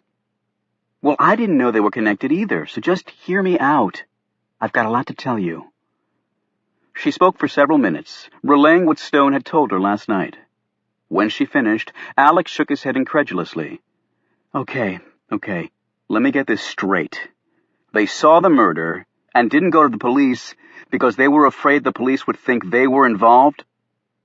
I don't believe Oliver likes the police very much. Maybe it's to do with his past.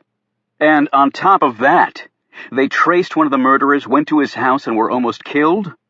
Yes. And while they were burglarizing the killer's house, Milton Farb's home was broken into by these same guys, and they got them on film doing it. But Milton's girlfriend's been kidnapped by these people, and so they can't go to the police about that either. But they didn't tell you the names of the murderers. I think they only know one of their names. But they have them on film. Did you recognize them? They haven't shown me the film. Why the hell not? They want to show it to you first. Great. But I'm a 4-hour drive away with work out the gazoo, and the president will be here tomorrow. They won't budge on that, Alex. I tried. They'll only show it to you. I mean, come on. I work for the Justice Department, and they don't know me. It was a real effort for them to tell me as much as they have. Oliver trusts you, not me. Alex rubbed his hair, cupped the phone under his chin, and finished putting on his holster. Okay, so do you have a plan? Well, I was thinking we could come up to see you tomorrow. Tomorrow? Tomorrow POTUS is here, and he takes precedence over everything, Kate. You know that. I know, but I wanted you to meet with the Camel Club. The what? Oh, I'm sorry. That's what Oliver and his friends refer to themselves as, the Camel Club. It's sort of a conspiracy watchdog organization they've been running for years. Do you know, they were the ones who first got onto the scandal with the defense secretary years ago. You remember, right? He was taking kickbacks for directing government contracts to certain vendors. The Camel Club discovered that through a scrap of information they got from an assistant chef at the White House. It's really amazing stuff, Alex. Alex lay back on his bed and closed his eyes.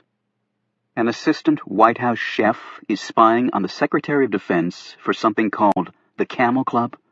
This is a joke, right? Please tell me this is a joke, Kate. Forget that. It's not important. Alex jumped up. Not important? Alex, will you please listen to me? They've done some incredible investigative work on this case. They really have. Alex managed to calm down. Okay. You all come up here and then what? We attend the ceremony, and after that we all sit down and they can show you the film and tell you the man's name. Then we can go from there. Meaning I take all this to the Secret Service? Right. With a name and these guys on film, we have solid stuff. And we have to get Chastity back. Milton is heartbroken. Who the hell is Chastity? Oh, I'm sorry, that's Milton's girlfriend. She's the one who was kidnapped. The FBI handles kidnappings, and every second that goes by, the odds are she won't be found alive. These aren't ordinary kidnappers. They have a lot more at stake. They've called and let Milton talk to her for a few seconds every couple of hours to show she's alive. I don't think they'll harm Chastity, for now, anyway. Things are at a stalemate. And how exactly does Patrick Johnson tie into all this? Well, they were sort of vague on that. I'm sure they'll explain it more fully to you. From the little they've told me, I think they actually have it figured out. Alex let out a long breath. He had a day crammed with final preparations ahead of him.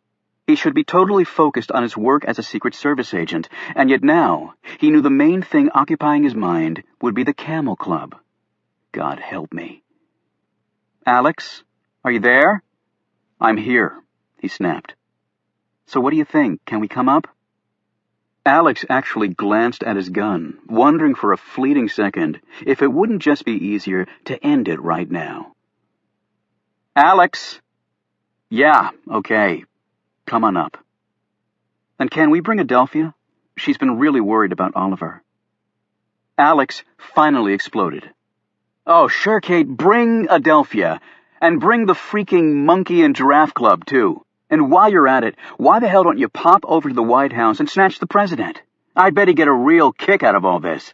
And he'll probably give you a ride up here in Air Force One. And be sure and give him my name so he knows exactly whose ass he'll be reaming out when he gets here. Kate's voice was irritatingly calm.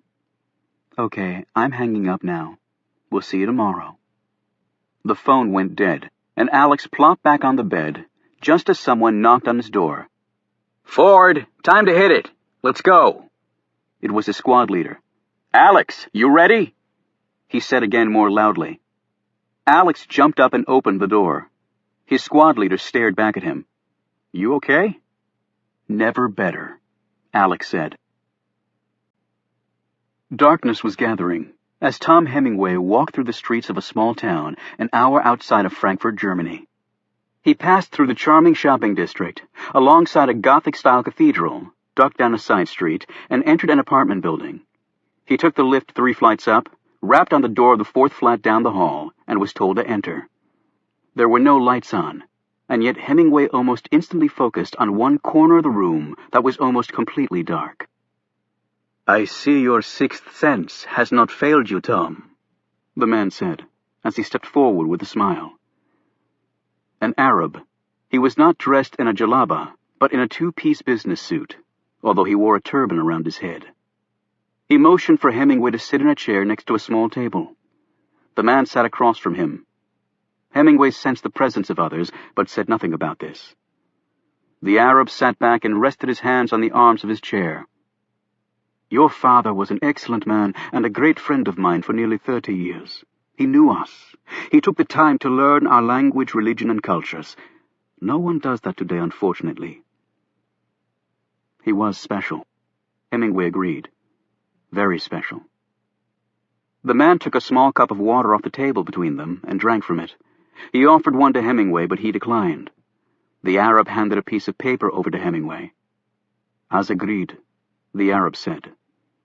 Hemingway put the document away in his pocket without looking at it. "I'm sure you put a great deal of thought into it," Hemingway said. "I have been thinking about these things my whole life. You will ensure that no one claims responsibility?" The Arab nodded. "It is done. I take it that my people have been satisfactory to work with. It is a testament to their loyalty to you, that they have done everything asked of them without question. What happened was not solely for your benefit.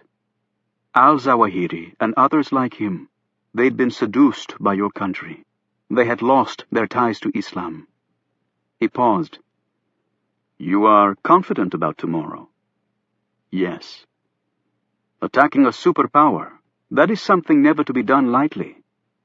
Superpowers are still made up of people." The Arab shook his head. "We are very different people, different in ways your country refuses to recognize. The more we're different, perhaps the more we're the same. We all want peace. Excuse me for saying so, but that is your Buddhist bullshit talking." The man took another sip of water. "America spends more on its military than all other countries in the world combined. No country does this for protection, for peace. Only aggression. Your president can push one button, and the Arab world disappears in a mushroom cloud. We have no reason to do that. Great strides have been made in the Middle East. Democracies are replacing dictatorships. Yes, replacing dictatorships that America helped foster and support. And yet, in most cases, the democracies coming to power hate America more than the dictators they replaced. You went into Iraq, not understanding its history or its culture. America seemed amazed that Great Britain took a land called Mesopotamia and artificially created a country it called Iraq, and that its population is composed of Shiites and Sunnis and Kurds and dozens of other groups that are not known to get along with one another. Did you really think you would waltz in and save the Iraqis and everything would be peaceful?" He held up his hand. "And one cannot bomb people into a democracy. That comes from the ground up, not the sky down. Muslims going to the voting booths pass the bomb craters that took their families. Do you think the possibility of having an American-style democracy will ever make them forget who killed their husbands, wives, and children?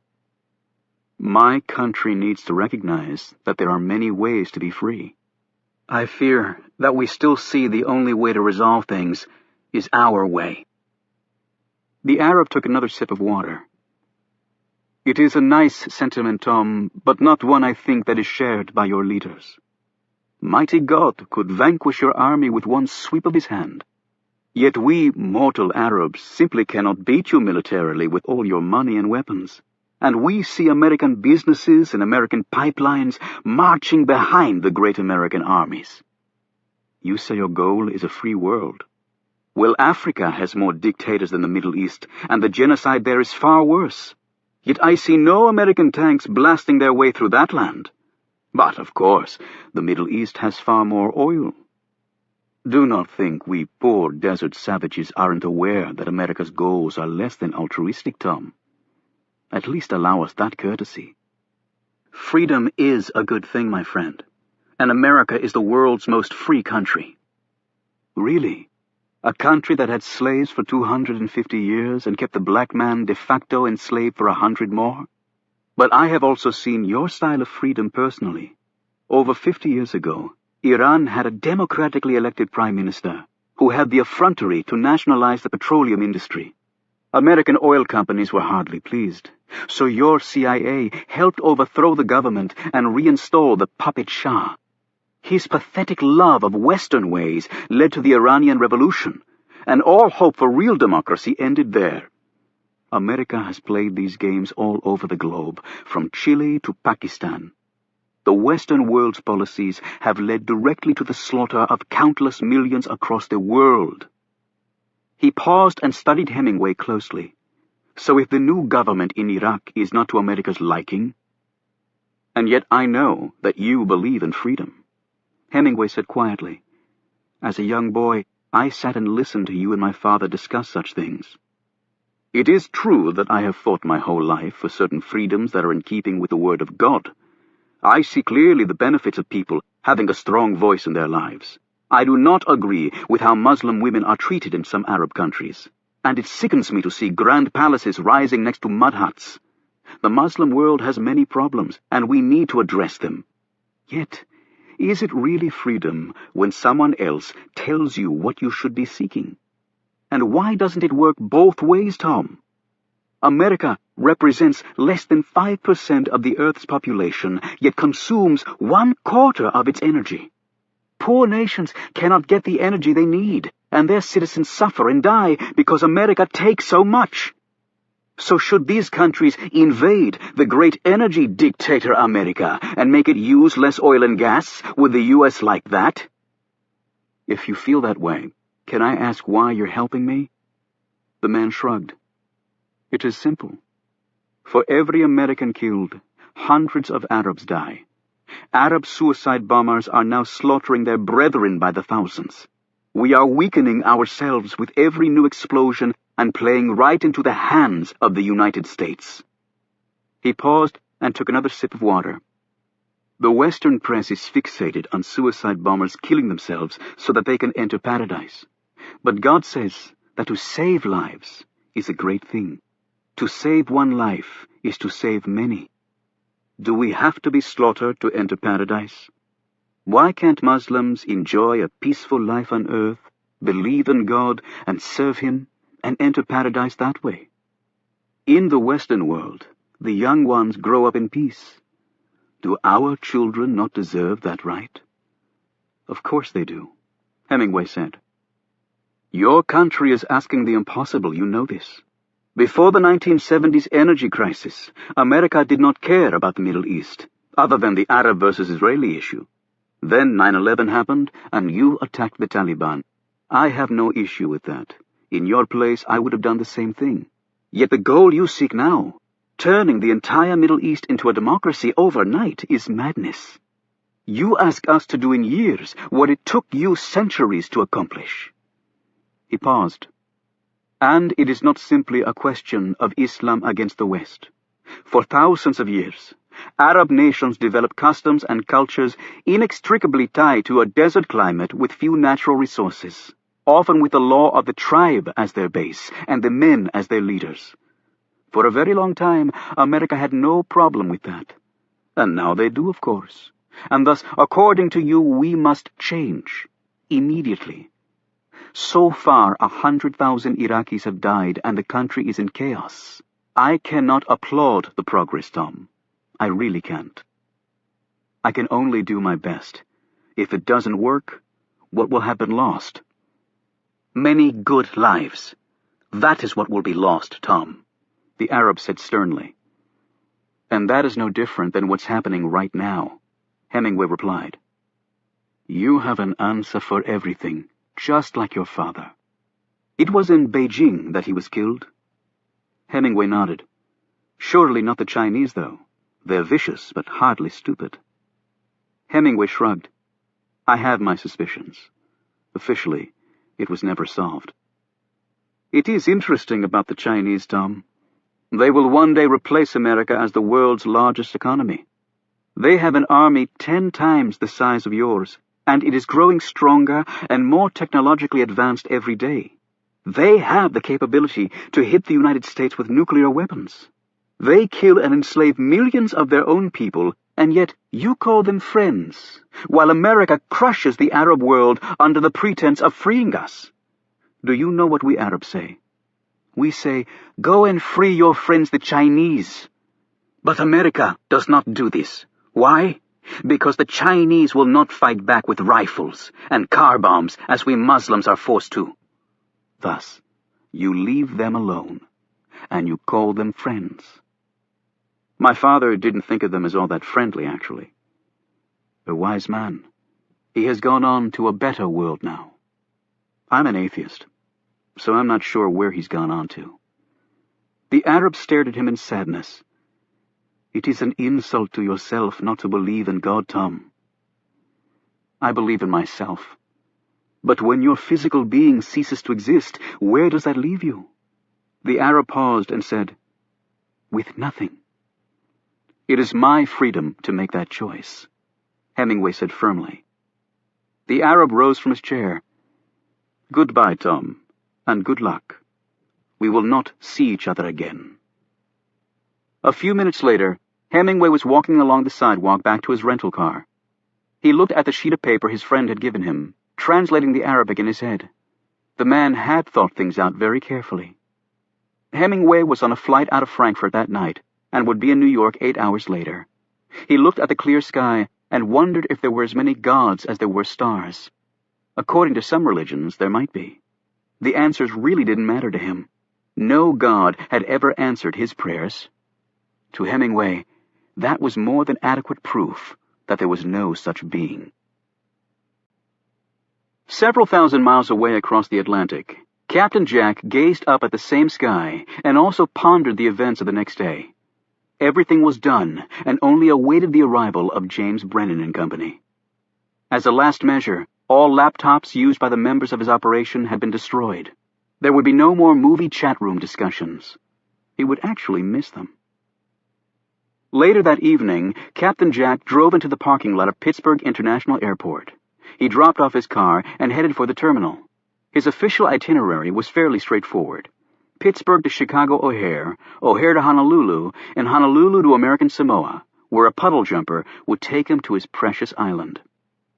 His work in Brennan was done. He wouldn't stay for the actual mission. That would be a little too tight even for him. And yet while his work here was finished, in other respects, it was just beginning. And now it was time to activate his contingency plan. His partnership with Tom Hemingway was officially over, though the latter didn't know it. It was fun while it lasted, Tom. He now worked for the North Koreans. Captain Jack checked in for his flight but kept his bag, which was small enough to carry on. He went to a bar to have a drink. Afterwards, he hit the restroom. From there, he wandered the airport and then headed to the security lines. Yet instead of going through security, he exited the airport, went to a different parking lot, and picked up a car waiting for him there. He headed south. Jamila sat at the kitchen table in her apartment and wrote the date and time of her death in her journal. She wondered how accurate she would be. If she did die tomorrow, her journal would be found. Perhaps they would publish it in the paper, along with her full name, which she wrote next to her time of death. Then, for some reason, she erased it. Would there be a possibility that she would survive tomorrow? She stood by the open window and looked out, letting the gentle breeze wash over her, and smelled air that held the fragrance of cut grass, a relatively new sensation for her. It was quiet, peaceful here. No bombs or gunfire. She could see people walking together, talking. An old man sat on the front steps of the building, smoking a cigarette and drinking a beer.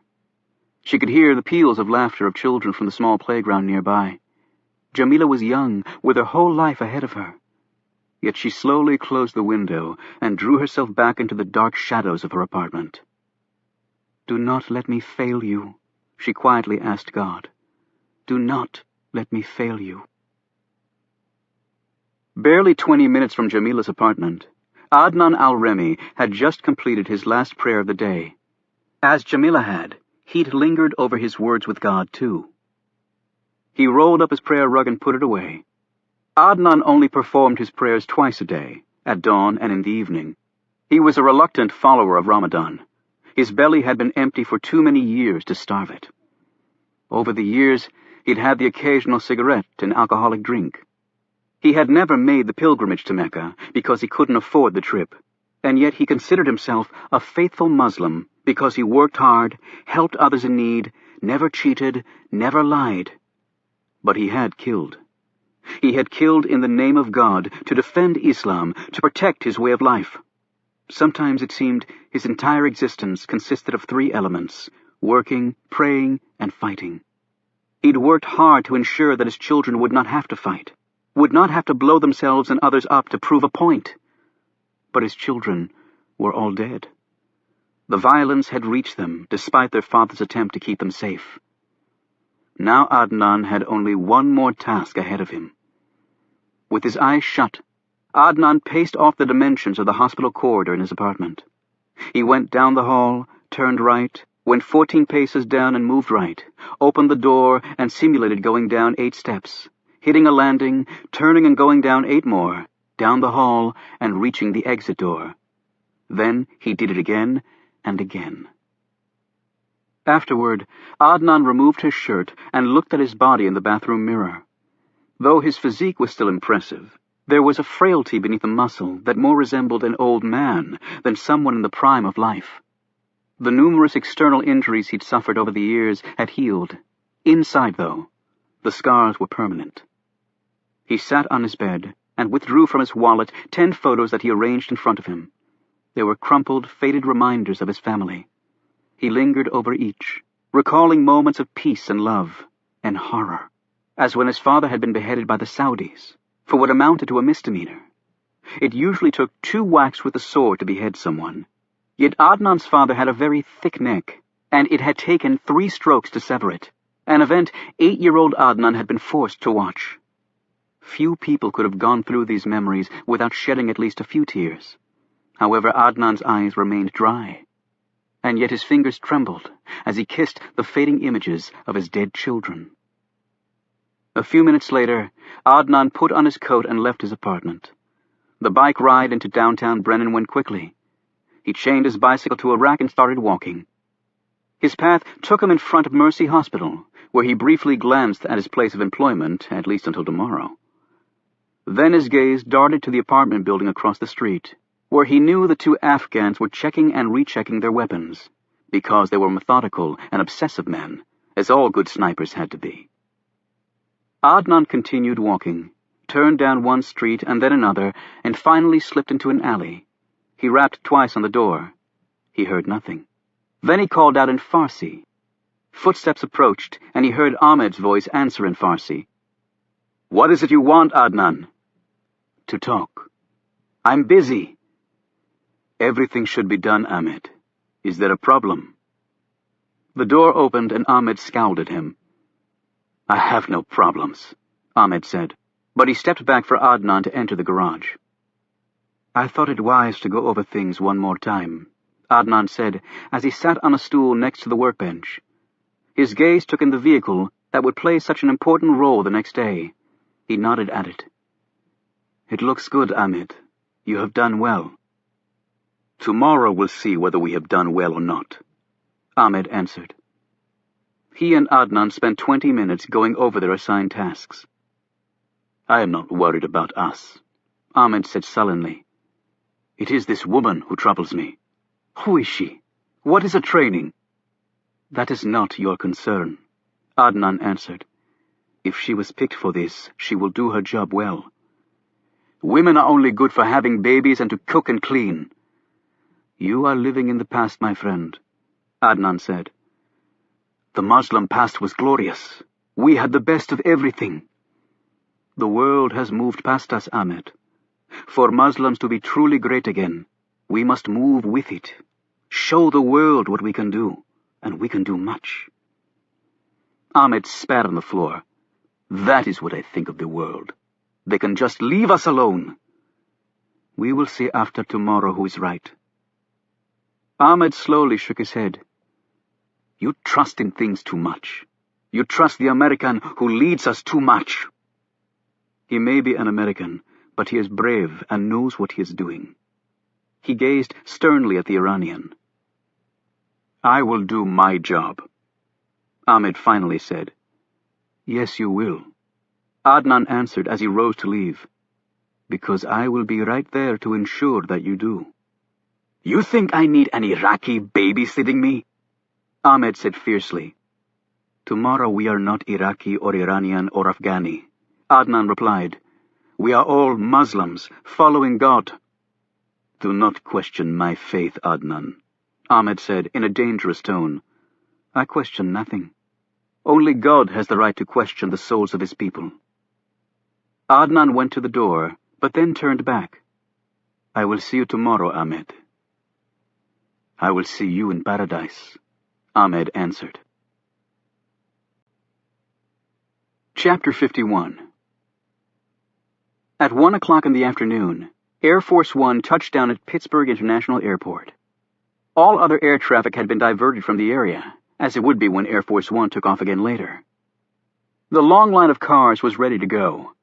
In a presidential motorcade, there was a basic rule that one risked ignoring at his peril. When the president's behind touched his seat in the beast, the motorcade left. And if you didn't have your ride yet in one of the other vehicles when this occurred, you weren't going to the party. The road the presidential motorcade took had long since been closed off by the Secret Service, and motorists sat in foul moods staring at the beast and the other 26 cars sailing by. In the presidential limo with Brennan was his wife, his chief of staff, the governor of Pennsylvania, and Carter Gray. When the motorcade pulled into the dedication grounds, they were already filled with more than 10,000 people, waving banners and signs to show their support for the town and its namesake. National media trucks were parked outside the fence, and perfectly coiffed anchormen and women stood next to far younger and hipper but equally well-coiffed news candy types from the cooler cable networks. Collectively, they would broadcast the event to the nation and the world, although with various spins of their own. The younger voices were predictably far more cynical about the entire proceedings. Alex Ford was positioned near the stage, but then moved behind a roped-off area and toward the motorcade as it pulled into the fenced grounds.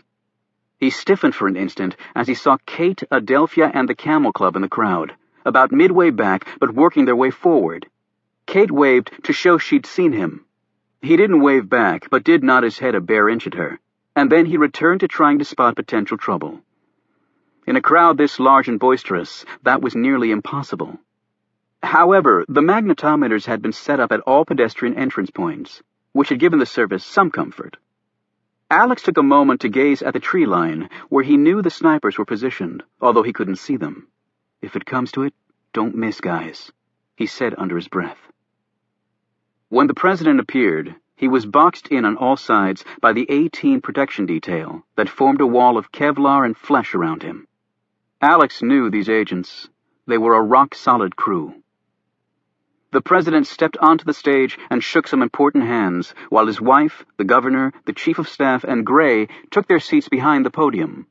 Brennan joined them a minute later. The event started off right on schedule. The mayor and some local dignitaries spoke and attempted to outdo one another when it came to extolling their president and their town. Then the governor rambled on a bit longer than the schedule had dictated, which caused the chief of staff to start frowning and tapping her high heel. Air Force One's next stop was a fundraiser in Los Angeles that was far more important, at least in her mind, than the renaming of this small, if ambitious, Pennsylvania town in her boss's honor. Alex continued scanning the crowds. He noted a number of military personnel in the front row, near the rope line. He could see from their uniforms that most were regular Army.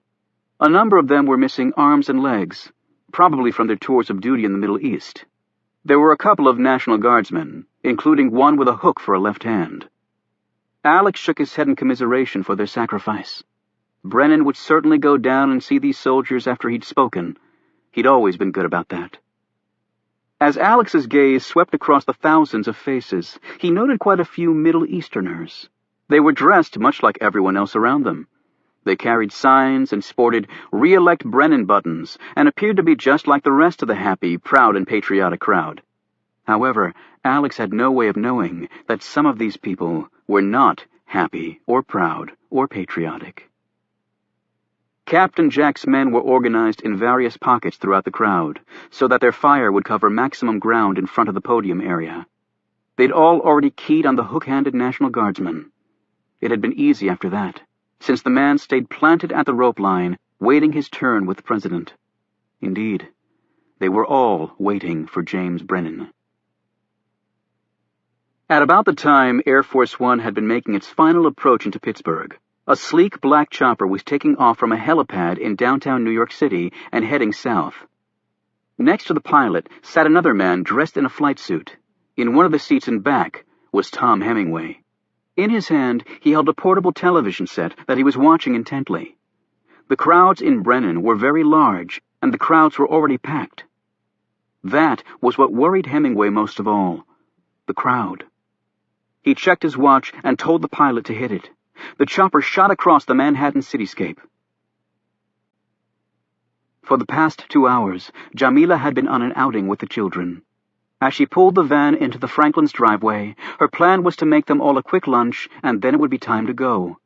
As she opened the door, carrying the baby on her hip with the 2 toddlers in her wake, she received a shock so paralyzing that she almost dropped the baby. Laurie Franklin was talking on the phone in the foyer, still dressed in her tennis outfit, although she was barefoot. She smiled at Jamila and motioned that she would be done with the call in a minute. When she clicked off, Jamila immediately said, "Miss, I not expect you home. You say you at club for tennis and then lunch there." Franklin dropped to her knees and gave her sons big hugs as they rushed to her. Then she took the baby from Jamila. "I know, Jamila, but I changed my mind. I was talking with some of my friends from the club, and they're going to the dedication today, so I decided to go too." She bent down and said to her 2 oldest boys, "And you're going too." Jamila drew in a sharp breath. "You take them?" Franklin stood and waved the baby's dimpled fist with her hand. "And this little guy." She cooed to the baby, "You want to see the president? You wanna?" She looked at Jamila. "It'll be fun, and it's not like the president comes to town every day." "You go to dedication?" Jamila said in a soft, disbelieving voice. "Well, I voted for him, even if George thinks he's an idiot. That's between you and me," she added. "But, miss, there will be a large crowd there. I read in papers. Do you think it good to take the boys? They are so small and—" "I know, I thought that too. But then I realized it would be such a wonderful experience for them, even if they don't remember it. When they grow up, the boys can say they were there. Now I'm going to grab a quick shower. I thought we could get lunch beforehand." "We?" Jamila said. "You want me to come?" "Well, of course, I'll need help with the strollers and the rest of their stuff. And you're right about the crowd, so I'll need an extra pair of eyes and hands to make sure the boys don't get lost." "But I have much to do here," Jamila said dully, as if this moment she cared about housework. "Don't be silly. This will be a wonderful experience for you too, Jamila. You'll see firsthand what really makes this country so great. You know, we might even get to meet the president. George will eat his heart out, even if he says he doesn't like Brennan." Franklin went upstairs to shower and change. Jamila sat down in a chair to steady herself. The oldest boy tugged on her shirt, asking her to come to the playroom with them. At first, Jamila resisted, but finally she went. As she heard the shower start in Franklin's bathroom, she knew that she needed some time to think. She put the baby in the playpen and spent some time with the older boys. Then she went to the bathroom and ran some cold water over her face. The shower was still running upstairs. Jamila knew that Franklin didn't take quick showers. Finally, Jamila knew there was no way around it. She went to get her purse. "A storm is coming," she said to herself, practicing it before she had to say it for real on her cell phone. It was 4 simple words, and then her problem would be over, and still her skin tingled. It would perhaps not be such a good resolution for Laurie Franklin, who had picked today of all days to do something with her sons. When she saw it, her heart nearly stopped. Her purse was turned upside down on the floor. She'd stupidly left it on the chair and forgotten to move it to higher ground. She dropped to her knees and searched through the objects strewn there. Her cell phone. Where was her cell phone? She raced to the playroom and found the oldest boy, Timmy, the one who had made a habit of taking things from her purse until she started putting it out of reach. She grabbed up the boy and tried to say in as calm a voice as she could manage, "Where is Nana's phone, Timmy, you naughty boy? You take Nana's phone again?" The boy nodded and smiled, obviously pleased with himself. "Okay, you naughty boy. You take Nana to her phone. Nana needs her phone. You show me, okay?" Only he clearly didn't remember where he'd put it. They searched for 10 minutes as the boy led her to one spot and then another. With each failure, Jamila's spirits dropped lower and lower. And then she heard it. The shower stopped. She looked at her watch. She had to leave very soon or she would be off schedule. Her mind raced. Then she had the solution. She could use the Franklin's phone to call her cell phone, and the ringing sound would tell her where it was. She punched in the number as she walked around the house. However, she heard nothing. Timmy must have hit the silent button on her phone when he'd taken it. She had another thought. She would simply make the calls using the Franklin's telephone. She started to dial and then realized that wouldn't work. The man on the other end of the phone wouldn't answer. This person, she had been told, would only take the call if Jamila's name and number came up on the caller ID screen.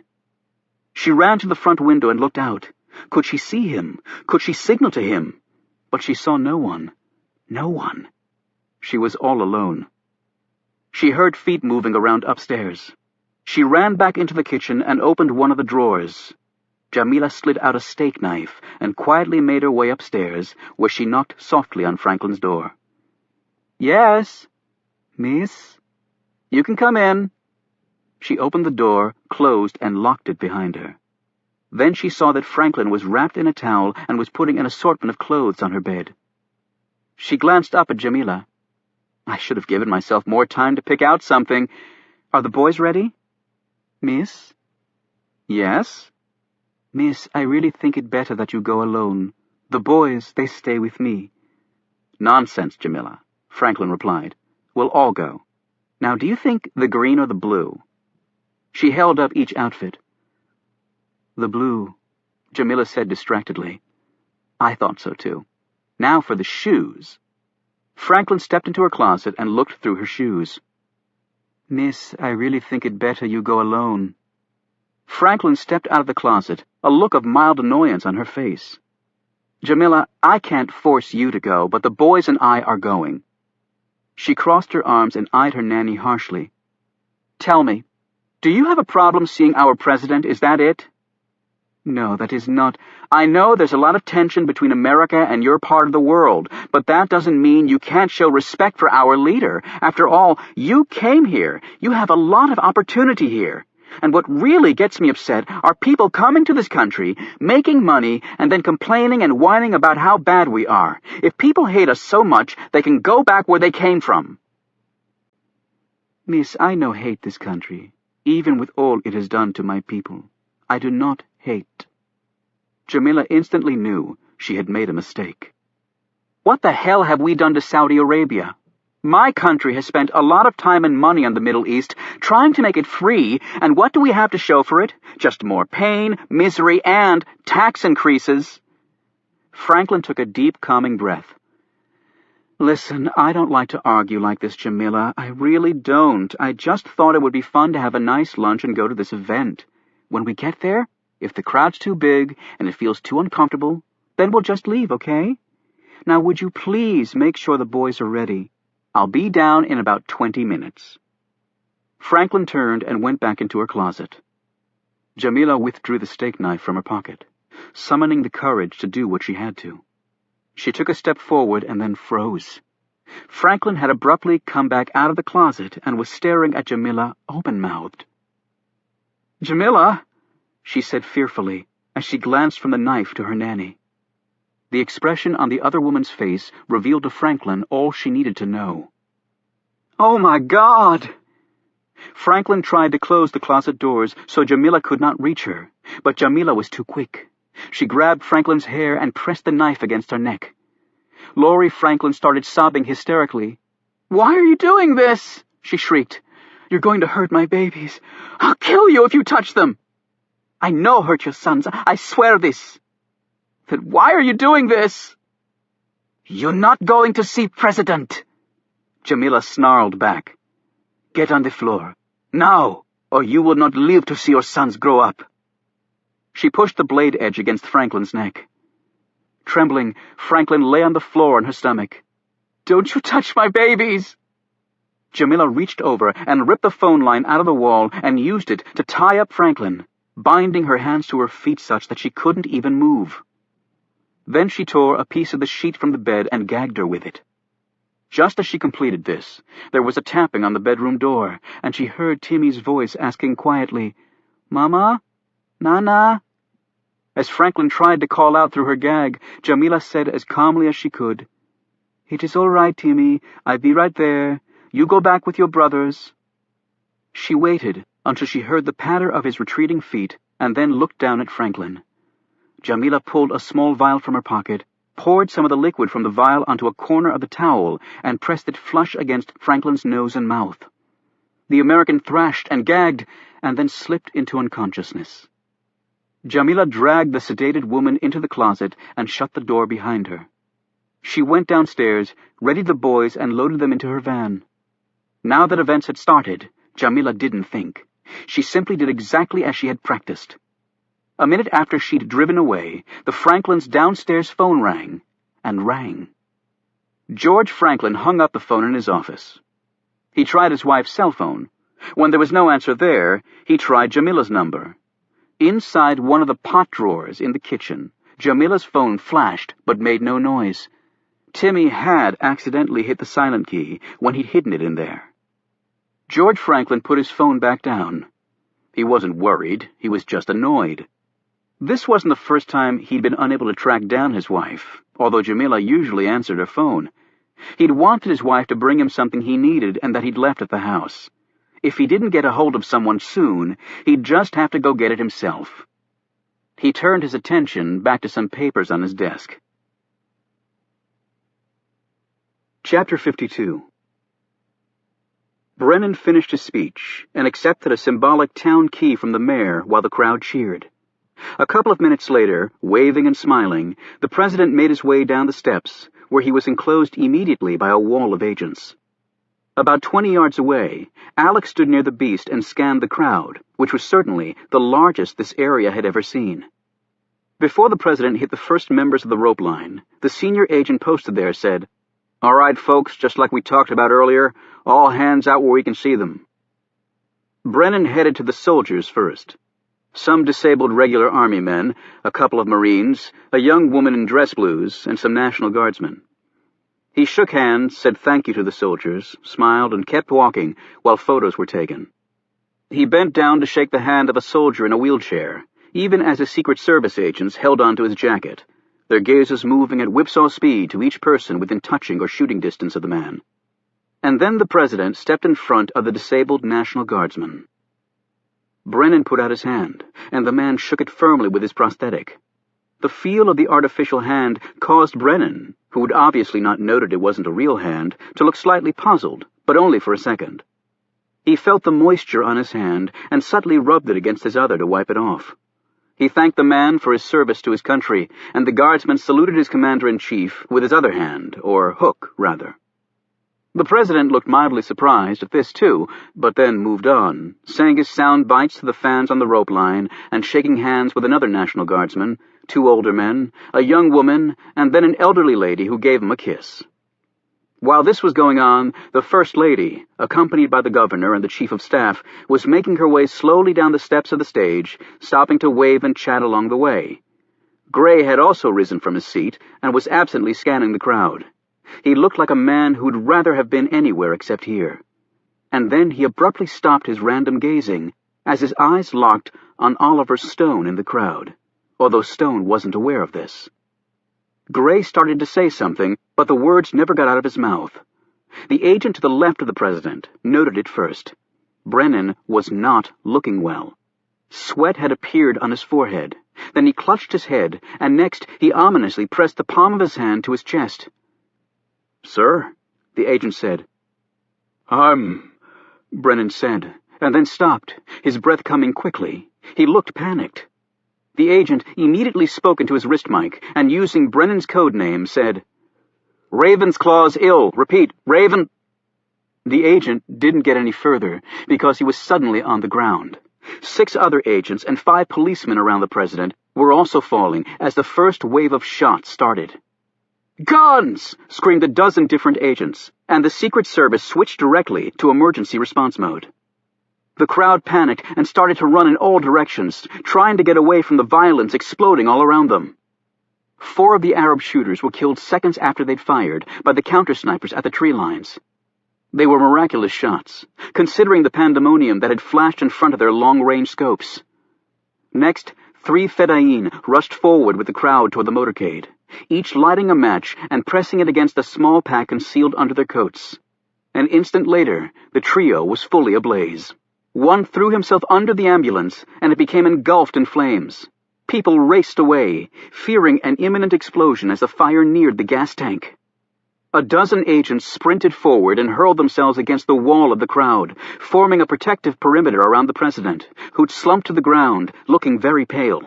5 more of these agents went down with the second wave of fire. The remaining agents grabbed the president and carried him to the beast, moving so fast and in synchronization that it appeared they were bound together as some elaborate mechanical insect. Yet 2 more agents were hit as the second firing sequence continued. They fell next to the prostrate form of Edward Bellamy, the president's personal physician, who'd been hit in the first volley of fire.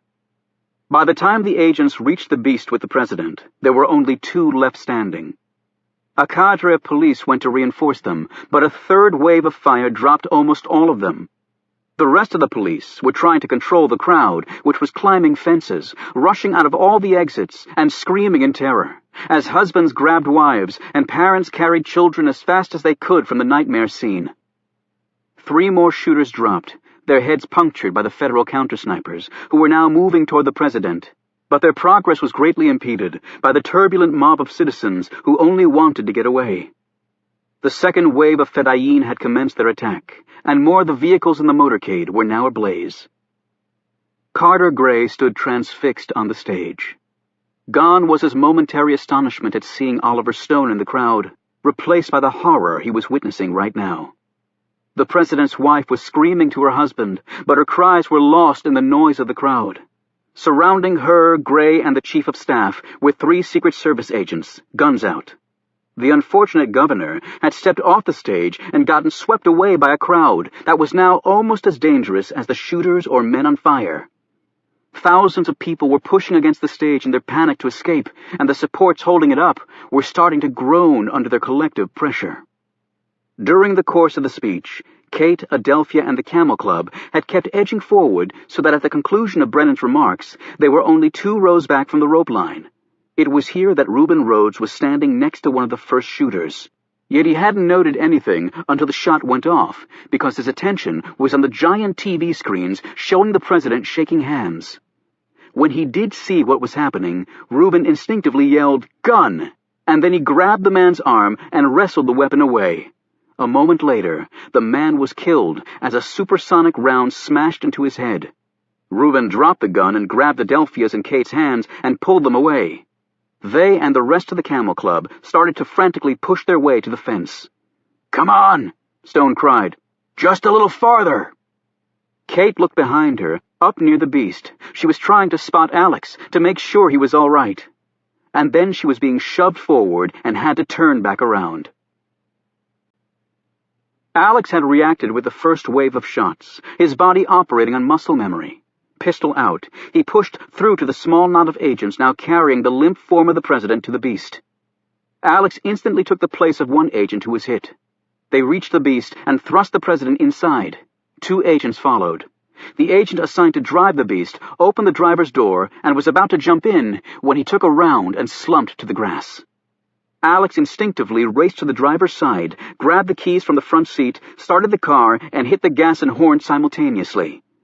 Fortunately, much of the crowd had fled away from the motorcade and toward the other side of the grounds, where there were more exits.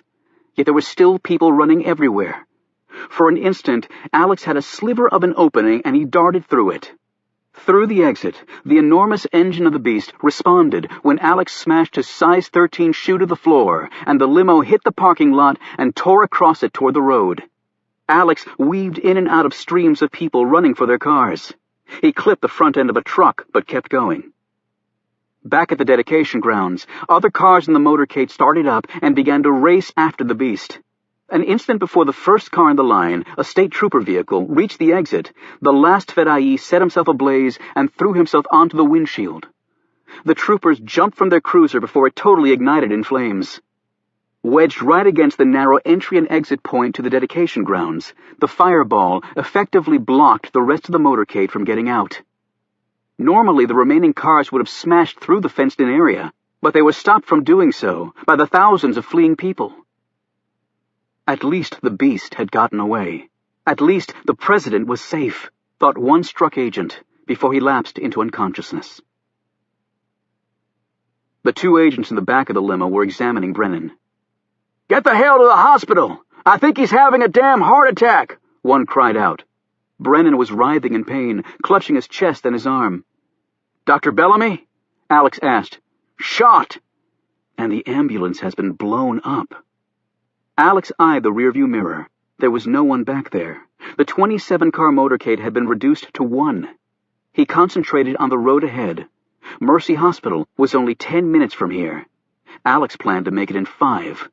He prayed the president could hang on. Chapter 53. The black chopper soared over the Pennsylvania landscape. Tom Hemingway gave precise landing coordinates to the pilot, even as he watched what was happening at the dedication on his satellite TV. Even though everything was going just as he had planned it, Hemingway still felt an immense pressure in his chest as the events unfolded in real time. Even with all the thought he had given this, all the planning, all the thousands of times he had visualized these very same events happening in his mind, the reality was far more powerful, far more overwhelming. He finally turned off the TV. He simply couldn't watch anymore. Jamila raced through the streets of downtown Brennan, turned left, and then hung an immediate right. She then eased into the narrow alley as the kids chortled and laughed in the back seat. She eyed them quickly, then stopped and hit her brakes. She'd almost missed it. The overhead doors flew up, and the man motioned her in. Jamila swung the van into the garage, and the doors were pulled back down. A half-block up the street from Mercy Hospital, a tractor-trailer pulled out from an alleyway, tried to make a turn heading west, and the engine mysteriously died. The driver got out and opened the hood. The truck was effectively blocking the street in both directions. A few blocks away, on the same street in the other direction, the beast made the turn onto the road on 2 wheels, and then Alex floored it. He could have used at least one damn police cruiser to clear his way, but apparently there weren't any left. However, Alex presumed roadblocks were being set up on all streets leading in and out of Brennan, as no doubt an entire army of law enforcement descended on the area. The beast flashed by a street corner, behind which rose the antique Brennan Water Tower, emblazoned with the stars and stripes. At this section of the street, a work zone had been set up only a half hour before by a pair of men dressed in the brown uniforms worn by town workers. The orange cones and tape effectively cordoned off the sidewalks and directed pedestrians to a detour down another side street. No one knew what work was to be performed, but the few people left in town followed the directive. As soon as the beast cleared the area, 2 explosive charges set into the water tower's front supporting legs detonated. The tower buckled and then fell directly across the street and burst open, disgorging about 12,000 gallons of filthy water that still remained in it. Now this end of the street was as effectively walled off as the other. 10 seconds later, up and down the avenue, smoke started pouring out of businesses, causing people to flee and fire alarms to be pulled. This was the result of the smoke bombs hidden in these establishments earlier by the Arab chemist and engineer. The few souls who had chosen not to attend the dedication were soon out in the streets wandering around in a panic. Alex skidded the beast to a stop directly in front of Mercy Hospital. The rear passenger doors flew open, and the 2 agents burst out carrying the president. They had barely reached the first step leading to the hospital when they were both hit and went down. The president collapsed to the sidewalk and lay there next to the beast. "Son of a bitch!" Alex screamed into his mic as he scrambled out of the car on the passenger side. "Snipers at the hospital! Snipers at the hospital! We've been set up! Repeat, we have been set up! Agents down! Agents down! Raven's Claw!" He paused. "Raven's Claws!" He began again, but didn't finish because he didn't know what the hell to say about Raven's Claw. He was frantically trying to spot the muzzle flashes. Alex knew he had to get Brennan inside the hospital. His gaze surveyed the street level and then darted upward. That's when he saw it. 6 flights up, apartment building directly across the street. No optic signature, but twin muzzle flashes. A deuce of snipers. Alex pulled his gun, even as he felt slugs slam into the tires of the beast. As soon as the holes were formed, however, the punctures closed up again, as the self-healing tires did their thing. Rounds hit the limo front, back and on the side. One hit the glass, but didn't damage it. The beast could survive a lot more than they were throwing at it. But the President of the United States was lying on the sidewalk, apparently dying. Protect the man, the symbol, the office. And Alex Ford was the only agent still standing who could uphold that mantra of the Secret Service. Yet as soon as Alex started up the hospital steps with the President, they'd be an easy target for the snipers who'd taken the high ground. Yet Brennan was breathing. His heart was still beating. That's all Alex cared about right now. Not on my watch, sir. Not on my watch. He gripped the man under the shoulders, braced himself, and then pulled. The President was now fully protected behind the steel and polycarbonate wall of the beast. "You're going to be okay, sir," he said as calmly as he could. "I'm dying," the President managed to mutter back between moans. Even with the beast shielding them, Alex instinctively put his body between Brennan and the snipers. Millimeter by millimeter, he edged his head over the rear of the beast. He ducked back down when a shot sailed his way. He immediately sent back a few rounds with his SIG, but he wasn't going to waste ammo. It'd take a miracle shot to even nick one of the bastards at this distance and trajectory. When he glanced toward the hospital, he saw a security guard and shouted, "Get down! Get down! Snipers across the street!" The man immediately ducked back inside. Then 2 seconds later, he burst out firing at the upper floors of the apartment building, hurtled down the steps, and rolled to a landing next to Alex as gunfire hit all around them. "Damn," Alex said. "You got some kind of death wish?" "Is this the President?" Adnan al-Remi asked breathlessly, nodding at the prostrate Brennan. "Yeah, and we need to get him in there fast," Alex said, pointing with his gun at the hospital. "Because the next closest hospital's in Pittsburgh, and he needs help now." "Are you the only security?" Adnan asked in an incredulous tone. Alex nodded grimly. "Looks that way." "We saw on TV what happened." Alex glanced at the man. "You the only security here?" Adnan nodded. "What kind of gun you have?" "Piece of shit 38. "Great." The President moaned loudly, and Alex quickly said, "What's your name?" Adnan answered, "Farid Shah." "Okay, Farid. I'm hereby deputizing you." Alex opened the rear door of the beast, pressed a button on the panel on the back of the passenger chair, and it came down. Behind it was a cache of weapons, including a shotgun, an MP5 machine gun, and a sniper rifle. Alex pulled out the MP5 and grabbed an extra mag for it. He turned back to his newly deputized colleague. "Farid, you look like a pretty strong guy." "I am very strong." "Good. You think you can lift the President and carry him up those steps and into the hospital?" Adnan nodded. "Easily." "Okay. When I count to 3, you're going to do just that. I'm going to put this gun here on 2-shot bursts. That'll give you maybe 10 seconds to get up those steps. And Farid." "Yes?" "You got to do one thing for me, man." "What?" "I'm going to be between you and the President and the snipers. To get to you, they got to kill me first." Alex paused and swallowed hard. "But if I go down, and I probably will, they're going to have to go through you to get him. That means you got to carry him in front of you so that at all times there's a body between the President and the snipers. You got that?" Adnan said nothing. "You got it?" Alex snapped. "Yes." "Good luck." Alex waited for him to pick the President up. Then he turned and said, "Okay. 1, 2, 3." Alex jumped up and opened fire, sweeping the 2 windows where he'd seen the muzzle flashes with his MP5. He wanted desperately to glance back and see the rental cop's progress, but that wasn't an option. Finally, his mag empty, he pulled his pistol and emptied that too. As shots rained at him, he dropped back down, reloaded, and turned. He expected to see that the pair was safely in the hospital, but they weren't. In fact, the rental cop seemed to be taking his time getting up the steps, as though he were in no need of. "Shit!" Alex screamed. He lined up the man's broad back in his gun sight. "Hold it!" The man instantly turned, and Brennan was now between him and Alex. Adnan backed slowly toward the hospital, as Alex tried desperately to find an opening for a kill shot that had absolutely no chance of hitting the President. Unfortunately, there was no such opening, and the pair disappeared into the hospital. Alex screamed into his wrist mic. They've got the president. Repeat, they have abducted Ravensclaw at the hospital. We need to shut the whole damn town down. Alex was just about to sprint up the steps, fully expecting to be gunned down, when good luck finally landed on his side. Police reinforcements appeared on the scene. Alex waited another minute as the lawmen engaged the snipers and then raced up the steps to Mercy Hospital.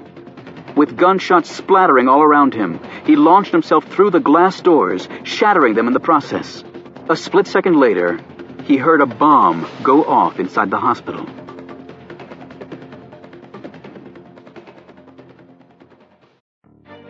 Chapter 54.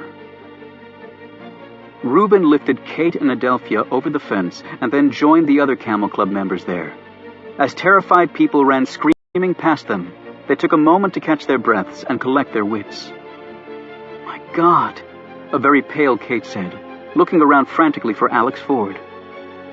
"It is horrible," Adelphia moaned. "It is like Poland and Soviets." Stone was surveying the dedication grounds where the bodies of the fallen lay. The grass was red with the blood of the gunmen. The federal counter-snipers had control of the situation and were now securing the area, moving from body to body, ensuring that the Arab terrorists were actually dead. However, even from the perimeter, Stone could see that there was no life left in the lumps of flesh on the ground. Every one of Captain Jack's men lay dead. Many of the Fedayeen were burned beyond recognition. They could all hear sirens in the distance. A few minutes later, a fire engine appeared on the scene, followed by several others. They quickly attacked the blazing cars with their hoses, and black smoke billowed into the air. Stone continued to watch as the wreckage of the police cruiser was cleared so that the presidential motorcade, at least what was left of it, could start streaming out. Mrs. Brennan and the chief of staff were swept into the second beast and whisked away. The bruised and battered governor of Pennsylvania had been recovered and driven off in a van. Stone felt a big hand on his shoulder and turned to find Reuben staring at him. "We should probably get the hell out of here," he said. "Damn cops might start shooting stragglers and ask questions later." Stone looked puzzled. "Reuben, you grabbed one of the gunmen's weapons. Did you notice anything unusual about it?" Reuben thought for a moment. "Well, I didn't want to hold on to it too long, or else my head would have probably been exploding too. But now that you mention it, it did feel kind of funny, lighter than I would have thought." He looked at Stone. "Why'd you ask that?" Stone didn't answer. He looked again at all the dead Arabs. Seconds after Adnan had entered the hospital, he placed Brennan, who was still moaning continuously, on a gurney that he'd left just inside the front door. The gunfight outside had driven everyone inside the hospital away from the front entrance. Adnan saw a group of nurses, doctors, and aides staring fearfully at him from farther down the hallway. "What's going on?" one of the doctors shouted as he edged forward. Adnan didn't respond to this query, but he did nod at the man who just appeared next to him. It was the hospital's newest staff physician, who'd earlier expressed concern about the need for security guards at Mercy Hospital. "A wounded man?" the doctor called out. "I'll take care of him." "Stay away from the front doors," Adnan warned. "People are shooting." The doctor pulled a syringe from his pocket, uncapped it, and injected the president in his arm. Brennan slipped into unconsciousness. Then the doctor placed a sheet over the president and strapped him to the gurney and pushed it down the side hallway. He got on the elevator there and took it down one floor to the basement. Adnan waited until this had happened and then turned back to the group of hospital personnel. "Hey!" another doctor yelled at Adnan. "Who was that man on the gurney?" They now all started moving toward him. Adnan reached inside his jacket, pulled out a gas mask, put it on, and started walking toward the oncoming group.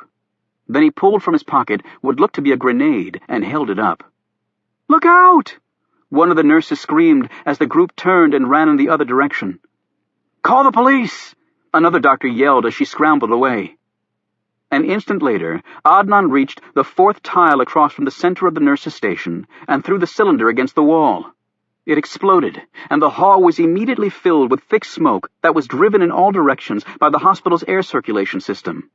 A split second before the smoke bomb went off, Adnan heard glass shattering, but he couldn't see the source.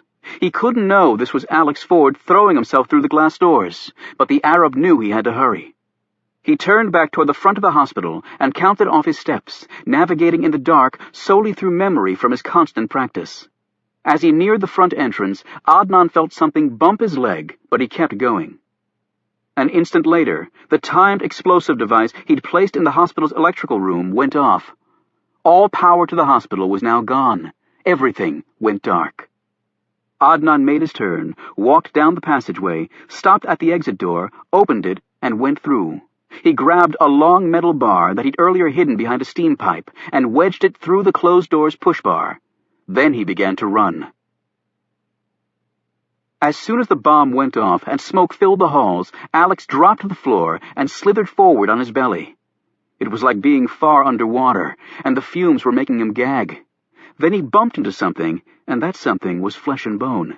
He made a grab for it, but then it was gone. He swiveled around and started heading the other way, following the sounds of the footsteps. They were measured, steady. How the hell could anyone be walking so calmly through this crap? And then it suddenly dawned on him, because that person had a mask. And the steady tread? The person was leading himself through the smoke by counting steps. Alex had practiced that very same tactic in the dark at the Secret Service's Beltsville training facility. Alex crawled forward as fast as he could. The footsteps suddenly grew fainter, and he redoubled his efforts, whipping his body back and forth like a serpent closing in on its prey. Thankfully, the footfalls picked up again. He hit another hallway, turned and belly-crawled down it. He heard a door open and then close. He slithered faster, pushing himself to the right and feeling for the wall. When his hand hit metal, he reached up and grabbed the handle, but the door refused to open. He pulled his gun and shot at the door at waist level. One of the slugs hit the push bar, collapsing it, and the metal pole bar Adnan had wedged there fell free. He wrenched open the door and flung himself through. The smoke wasn't as bad in here, but the power to the hospital had obviously gone out because there was no light. Alex rose, found the handrail, and made his way down the steps, slipping and sliding along the way. He missed an entire step and ended up in a heap at the bottom of the first flight of stairs. Bruised and bleeding, he picked himself up and kept going by using the rail the rest of the way down. His panic increasing, Alex started taking the steps 2 at a time before reaching the bottom and hustling down the hall. He burst out of the exit door right as Adnan was getting in the ambulance that was parked there. Alex suspected the president was in the back. He didn't even cry out a warning. Alex just opened fire, hitting Adnan in the arm. Adnan fired back, and Alex had to throw himself to the side, where he lost his footing and tumbled down a set of concrete stairs. He rose, got off another shot, and took a round in return right in his ribs, fired by Ahmed, who'd emerged from the driver's side of the ambulance. Luckily, Ahmed's small-caliber ordnance had zero chance of penetrating the latest stage Kevlar that all Secret Service agents wore on protective detail.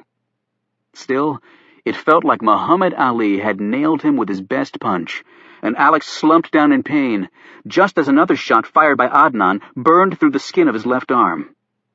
The ambulance sped off, its siren screaming, as Alex faltered after it on legs that were nearly dead. His chest killing him, his arm bleeding profusely and his lungs full of smoke. Alex finally dropped to his knees and fired at the ambulance, emptying his mag, but failing to stop it. Then he tried his wrist mic, but it didn't work. He realized the bullet that hit his arm must have also severed the wiring to his compact. The last thing he remembered before passing out was one final sight of the ambulance, and then it was gone. And so was the president. On his watch. Chapter 55. George Franklin pulled his car into the driveway. He'd come from the other side of Brennan, opposite where the ceremonial grounds were located, and he hadn't had his radio on. "Laurie?" he called out. "Jamila?" He plunked his keys on the kitchen island and went through the house calling out again. He opened the door to the garage and was puzzled to see his wife's convertible and the big Navigator SUV parked there. Had they all gone out in Jamila's van? "Laurie? Boys?" He went upstairs, starting to become a little uneasy. When he opened the door to his bedroom, that unease turned to panic, as he saw the phone lying on the floor along with a torn-up sheet. "Laurie, honey?" He heard a sound from the closet.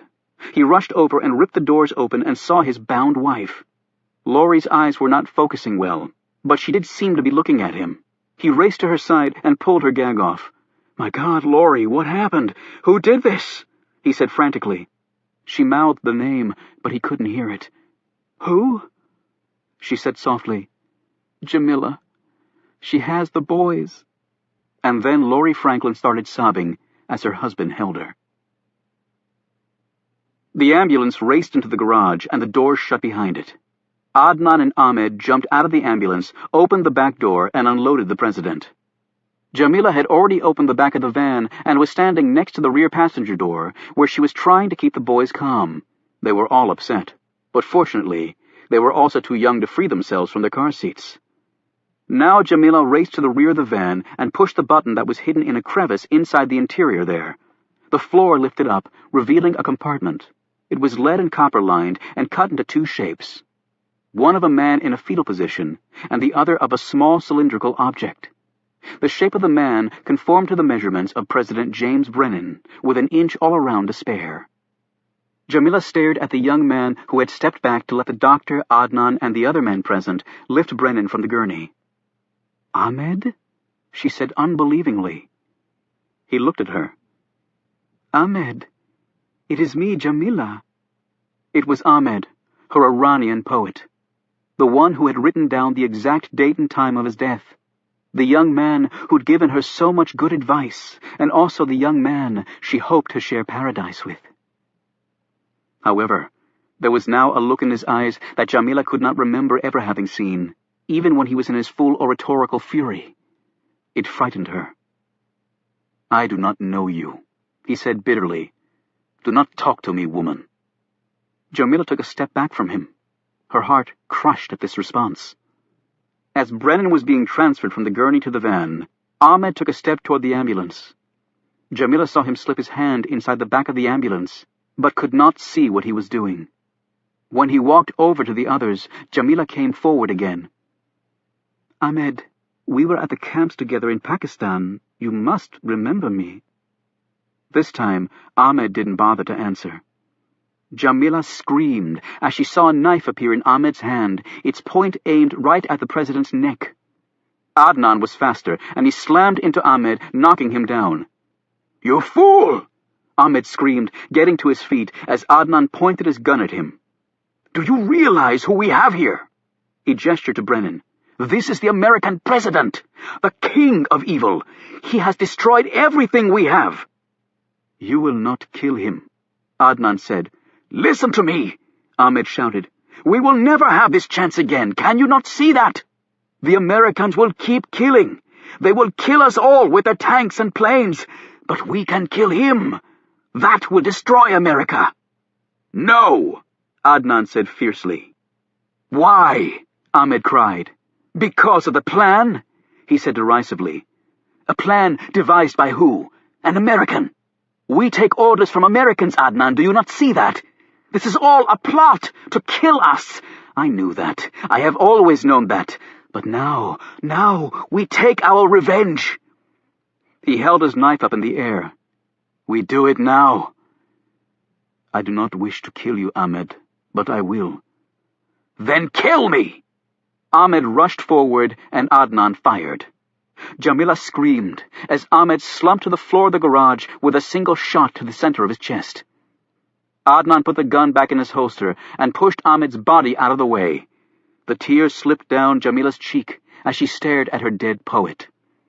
The other men now worked away calmly, as though a cockroach had been killed in front of them, instead of a man. Brennan was placed in the compartment, an oxygen tank in the other cutout space. The doctor fitted a mask over Brennan's face and turned on the feed line. Adnan closed the compartment and turned to the sobbing Jamila. "He did know me," she said haltingly between sobs. "That was my Ahmed." Adnan's response was a hard slap to her face. This startled Jamila so badly that she stopped crying. "Now get in your van," Adnan said firmly, "and do your job." Without another word, Jamila did exactly as he said. The garage door flew back up, and the van raced out. Adnan looked at the other two men and nodded at Ahmed's body. They picked it up and placed it in the oil pit, while Adnan wrapped up his bleeding arm where Alex had shot him. Adnan had suspected that Ahmed would try something. He'd been keeping a close watch on him, ever since they loaded the president into the ambulance. Still, it had been a close call. Seconds later, the three climbed into the ambulance, where Adnan became the patient, with the doctor presiding over him and the third man driving. This was the original plan of escape, and would have also included Ahmed. Despite this cover, however, Adnan knew they'd been seen at the hospital, and now he had a gunshot wound. They would not make it through the roadblocks, yet they would make a fine decoy. And then, very soon after that, it would be over. Adnan gazed at the doctor, a man of 50, and understood from his look that he knew this to be the case too. Adnan closed his eyes and held his wounded arm. The pain wasn't bad. He'd had far worse. It was just one more scar to add to what he already had. However, this time, Adnan sensed it would be the last scar for him. He had no plans to rot in an American jail, or let the Americans electrocute him like some animal. After the apartment building had been cleared except for the snipers, the lawmen had launched multiple RPGs into the 6th-floor apartment. Only then were the two gunmen finally silenced, after the most intensive gun battle Pennsylvania had seen since Gettysburg. When the apartment was stormed, the shooters were both found dead, but only after having fired all of their M50 ammo and thousands of rounds from their overheated machine guns, which were now both sizzling to the touch. The hospital was evacuated, and Alex Ford was discovered lying bleeding on the asphalt. When he was revived, he told them what he'd seen, and an APB went out on the ambulance. Jamila ran into a roadblock barely 5 minutes outside of Brennan. There were 3 cars in front of her, and the police were making people get out of their vehicles. She glanced back at the boys. The baby had fallen asleep, but the other 2 boys were still crying hard, and Jamila too felt tears sliding down her cheeks again.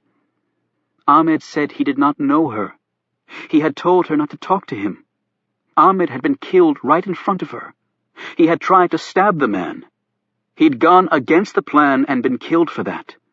And yet what hurt her most of all were his words, "I do not know you." His hatred had consumed him, crushing the poet's heart in its grip. That was the only way Jamila could make herself understand what had happened. She was brought back from these thoughts by a tapping on her window. It was the police. She rolled down her window, and the howls of the children reached the ears of the officers. "Damn, lady. Are those kids okay?" "They are scared," Jamila said, launching into her prepared speech. "I am scared too. There are sirens and police and people running and screaming. I have just come from downtown, and people there screaming everywhere. It is mad. The world has gone mad. I take children to their home. I am nanny," she added, probably unnecessarily. She started to sob, which made the kids cry even harder. This woke the baby up, and he added his powerful lungs to the crisis. Okay, the officer said. "We'll make this real fast." He nodded to his men. They looked through the van and underneath it. They were searching inches from where the president lay unconscious. However, he might as well have been invisible, and the police were quite anxious to move on to another car. From the putrid smells coming from the back seat, all 3 boys had gone to the bathroom. The officers slammed the doors shut. "Good luck," one of them said to Jamila, and waved her on. A minute later, after repeated attempts, George Franklin finally got through on the flooded 911 line and reported what had happened, giving a description of Jamila, the boys, and the van. However, Jamila was on the way to her rendezvous spot, long before this message was relayed to the field. 10 minutes later, the black chopper soared over the devastated dedication grounds and landed in the parking lot. One of the doors opened, and Tom Hemingway stepped out and hustled over to Carter Gray, who stood talking to some federal agents. Hemingway said, "My God, sir, we were on our way back from New York when we heard. Is the president still alive?" Gray's eyes had regained their focus, and his mind its priorities. "The president, we have just learned, has been kidnapped," Gray said. "I need to get back to Washington as soon as possible." A minute later, the chopper lifted into the air and headed south. Chapter 56. Jamila slowly drove back from the rendezvous point toward the Franklins' house. The transfer of the president from her van to his final transportation out of the area had gone very smoothly, taking barely a minute. She had the radio on to drown out the sounds of the boys from the back, and also to find out what the news stations were reporting. The airwaves were filled with the breaking events, although the commentators weren't making much sense. There were reports of many dead, but right now it seemed that the country, which had been watching the event on TV, was focusing on the fact that the president had been rushed to the hospital. They would soon find the truth far different. So engrossed was Jamila in her thoughts that she failed to notice the police cruiser closing in on her from behind. She finally looked in the rearview mirror when the flashing roof lights caught her attention. She could hear a loud voice coming from one of the cars as the police talked to her through their PA system. "Pull the van over and get out immediately." She didn't pull the van over, and she had no intention of getting out immediately. Instead, she accelerated slightly. In the lead cruiser, the officers eyed each other. "Looks like she's still got the kids in there with her." The other cop nodded. "We can box her in and try to talk her out." "Yeah, but if she doesn't come out, call in a sniper unit, pronto." "I don't think there's any left. Hell, we haven't had a single murder here in over 4 years, and in one day we have an attack on the president and some crazy nanny kidnapping their employer's kids." A half-mile farther up the road, another police cruiser blocked the way. Jamila saw this and pulled off the asphalt and drove across the grass. The cruisers were about to follow, but then stopped as Jamila turned the van around so it was facing back toward the road.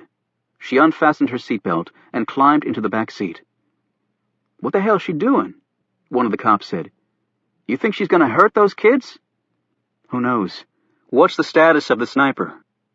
"I took it as a really bad sign when the dispatcher laughed when I asked for one." "There's no way we can chance a shot with those kids in there." "So what do we do?" "Look, the side door of the van's opening." They watched as an arm appeared, and the baby was set on the ground, still in its car seat. Next, the 2 older boys were likewise deposited on the ground. "I don't get this," the cop in the passenger seat said. "If she makes one move to run them over, you take out her tires, and I'll try for a headshot through the windshield," the other replied. The men climbed out of their cruiser. One had his pistol out, the other held a pump shotgun. However, Jamila had no intention of hurting the children. She glanced at them each in turn as she settled back in the driver's seat. She even waved to the oldest boy. "Bye-bye, Timmy," she said through the window. "Bye-bye, you naughty little boy." "Na-na," was all the tearful boy said back as he waved his hand at her. As much as Jamila had disliked Laurie Franklin, she was relieved she hadn't had to kill the woman. Children needed their mothers. Yes, children needed their mothers. She took a moment to write something down on a piece of paper that she pulled from her purse. She folded it carefully and then gripped it in her hand. She put the van in gear, started rolling forward, and pulled back onto the road. Another police cruiser had joined the hunt now. Jamila headed toward the 2 policemen who were standing outside their cruiser. "Stop the car," one of them said over his portable PA. Jamila didn't stop. She accelerated. "Stop the car now or we'll open fire!" Both officers aimed their weapons.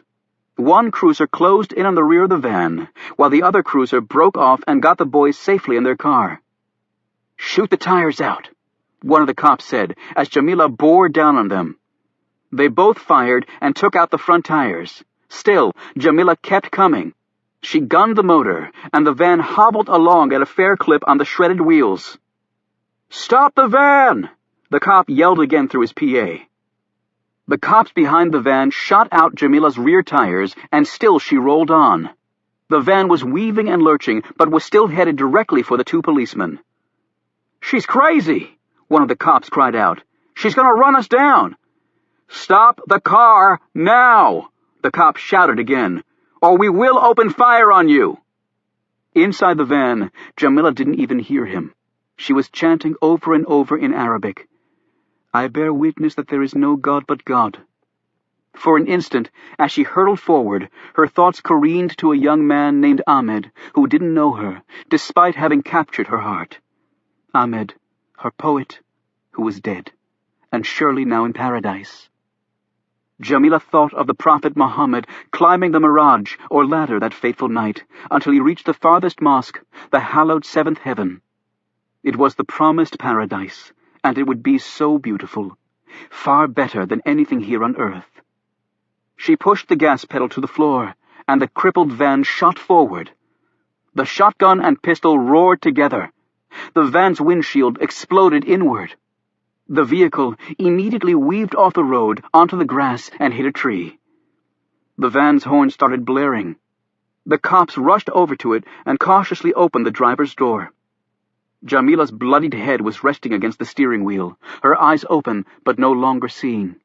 As the officer stepped back, a piece of paper floated out of the van. One of them stooped and picked it up. "What's it say?"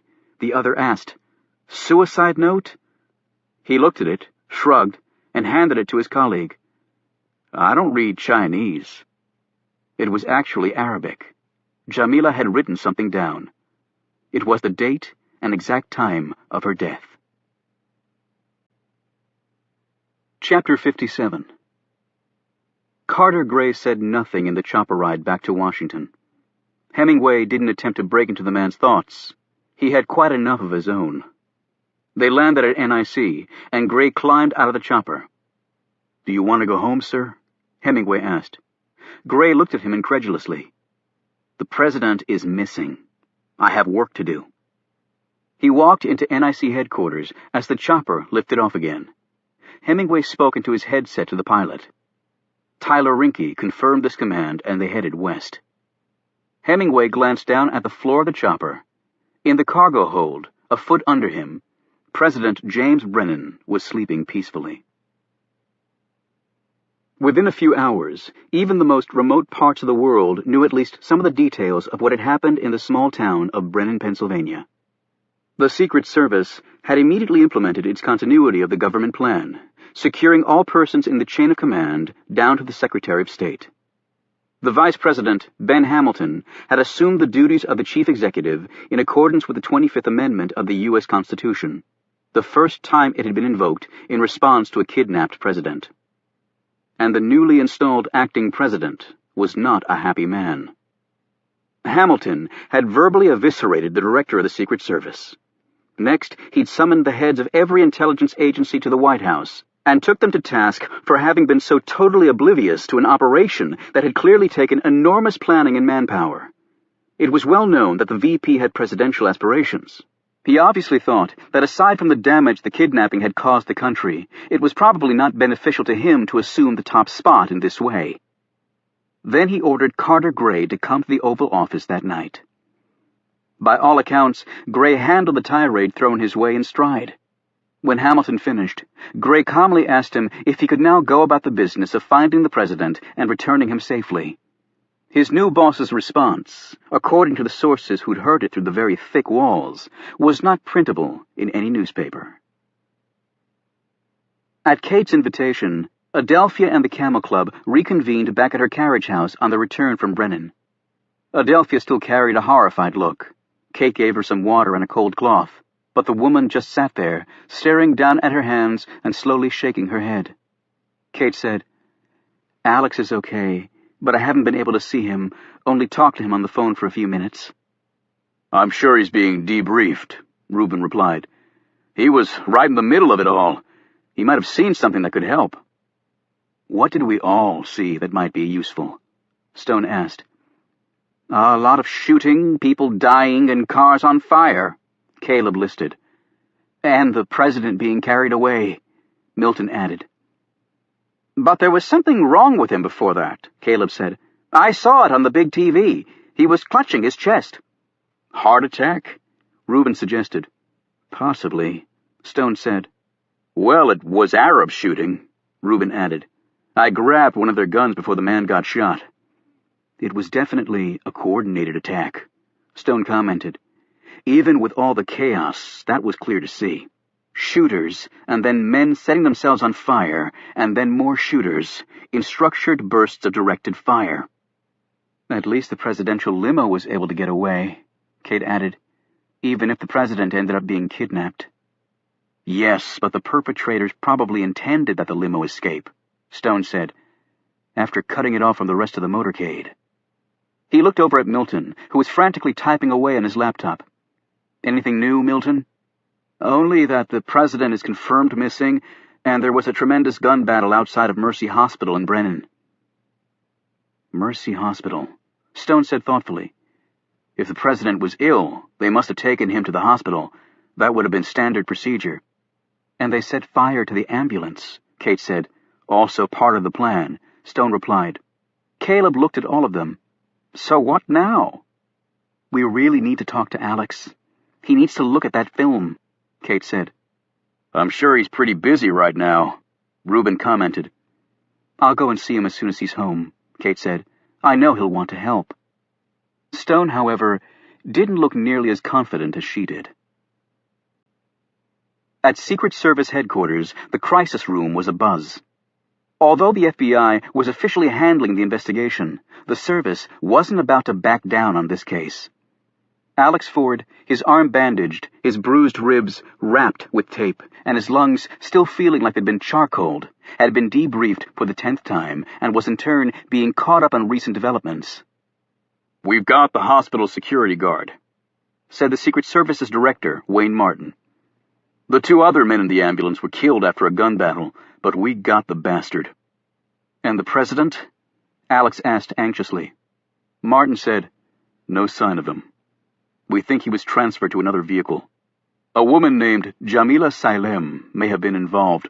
She worked as a nanny for a couple named Franklin. She tied up Mrs. Franklin and took the kids. Later she released the kids, but was killed by the responding officers when she tried to run them down. What's the connection to the president? Another agent asked. We think she used the kids to get through the roadblocks. A nanny with 3 screaming babies is not really high on the suspect list. I'm still not getting it, the same agent commented. When the officers inspected the van she was driving, a secret compartment was found in the rear. It was copper and lead-lined with an outline of a man's body, roughly the size of the president's, cut into it, plus space for an oxygen tank that was later recovered. Mrs. Franklin said the nanny was highly upset when she was told that Mrs. Franklin had changed her plans and was going to the dedication event with her sons.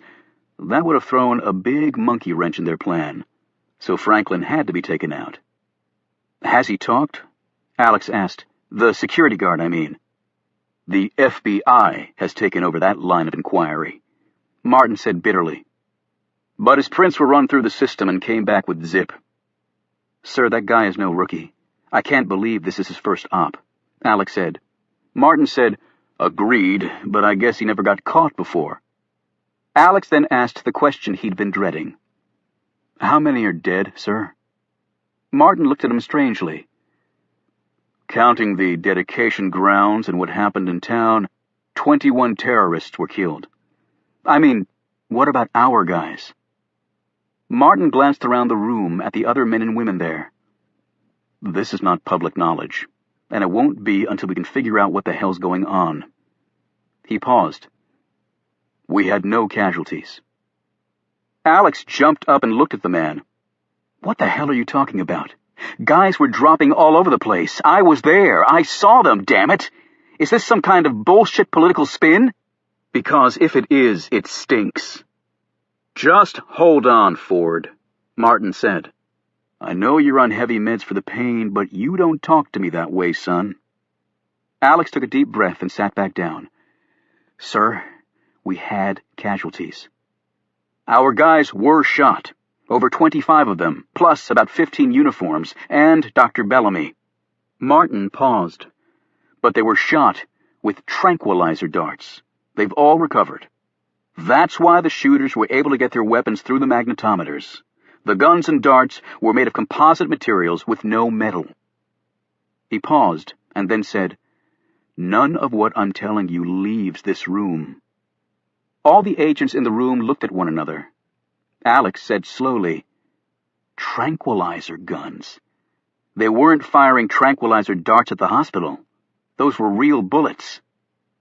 The snipers fired darts into the 2 other agents we found there. Then they held off the reinforcements with real ammo. However, despite having the high ground and one of the best sniper rifles on the market, they didn't hit one damn person with live ammo. Eyewitnesses said the snipers only shot in the vicinity of our guys. They put up walls of fire in front of the hospital to keep our people away. That seems clear now. They apparently never took a kill shot, although our guys said there were plenty of opportunities for them to do so. I don't claim to understand it, but those are the facts right now. Alex touched his wounded arm. They used live ammo on me. Congratulations. You were the only one. I guess they didn't anticipate you being able to get into the hospital and mess up their plans. I obviously didn't mess them up enough. Martin eyed him closely. You did as much as any agent could have. Alex didn't acknowledge this compliment. Martin continued. The plan, obviously, was to funnel the president to the hospital without his normal security contingent. They knew our procedures and methodology well and used them against us. We think the fact they didn't harm any of the security forces may bode well for the president. They could have killed him easily. So they'll hold him for ransom and not just money, another agent said. That's the probable scenario, Martin conceded. God only knows what they're going to ask for. But why go to all the trouble of not killing us, sir? Alex asked in exasperation. I mean, that's what these guys do. They kill. Look at 9/11, the USS Cole, Grand Central, and they were slaughtered in the process. It makes no sense. Agreed, it makes no sense. We seem to be in new territory here. Martin picked up a remote and pointed it at a large-screen plasma TV hanging from the wall. We've just got this video feed in. I want everyone to sit here and watch this thing. Anybody sees something that strikes them funny, sound off. The TV came to life, and Alex watched as the horrific events at Brennan unfolded. They viewed it 3 times, and while a few agents had some comments, nothing jumped out at them. It was clear that the terrorists had been very organized and very disciplined. They took the ambulance out, and Dr. Bellamy too, so we'd have to take the president directly to the hospital for treatment, Martin said. Then they used a tractor-trailer and a downed water tower to block off reinforcements. Pretty damn clever. Lucky we weren't facing these guys when Reagan got shot. He got to the hospital with a handful of guys. Somebody waiting there would have had a pretty easy target. Which means we're going to have to change how we do things from now on. But the president was looking ill, Alex said. I remember seeing him grab at his chest. When we got to the hospital, he told me he was dying. I checked his pulse. It seemed okay, but I'm no doctor. The hospital staff said a doctor at the hospital injected him with something and he went unconscious. Martin added. They couldn't just count on him becoming ill and going to Mercy Hospital, Alex said. They had to make that happen at the ceremony. Right, but we don't know how they did it. Another agent spoke up.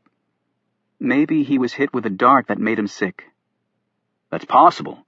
And the dart guns don't make a lot of noise, but no one saw a gun until the first volley of fire took place.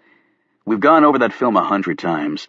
At no time does the president flinch or otherwise show that he's been shot with anything. Even with a dart gun, you're going to have a physical reaction upon impact. At that moment, Jerry Sykes came in holding a paper. This just in, sir. Martin read it and then looked up at his crew. The hospital in Brennan has reported 5 people who came to the hospital complaining of respiratory problems and heart attack symptoms. They sent us a rundown of the people's descriptions and other details. They're all being treated, but tests show there's nothing wrong with them. Some sort of biological agent might have been released in the air, Sykes suggested. And only hit the president and a few others? That's a mighty ineffective agent, Martin said skeptically. Alex's gaze was on the TV screen. Were the 5 people who went to the hospital a National Guardsman, 2 older men, a young woman, and an elderly woman? Martin looked up from the file.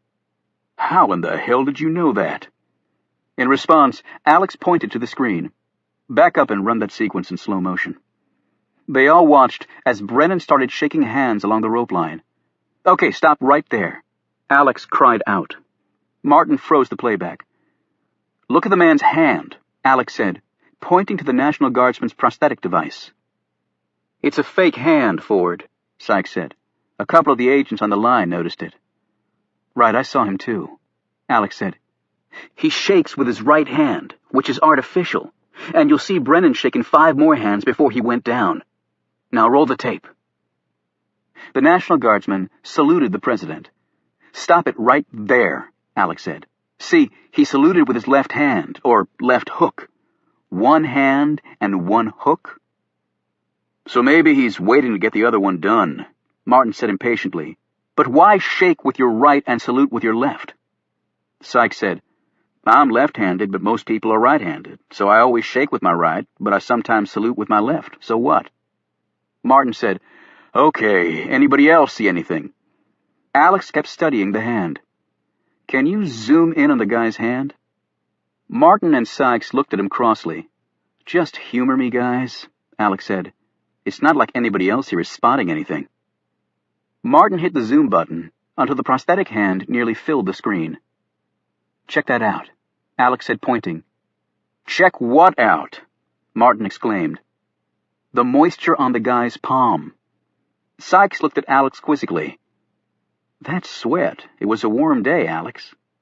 "Right, it was a warm day, but artificial hands don't sweat." "Holy shit!" Martin yelled as he stared at the screen. As the men were leaving a little later, Martin stopped Alex.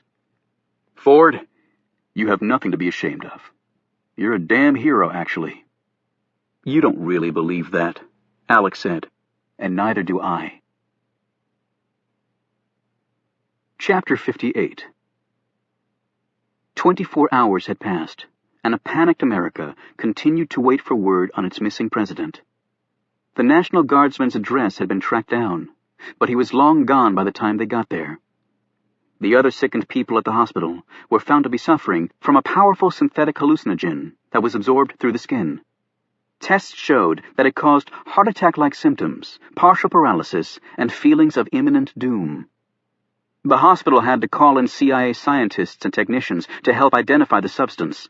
The CIA quickly informed everyone that it had never used the drug on anyone, but the enemies of America certainly had, the bastards.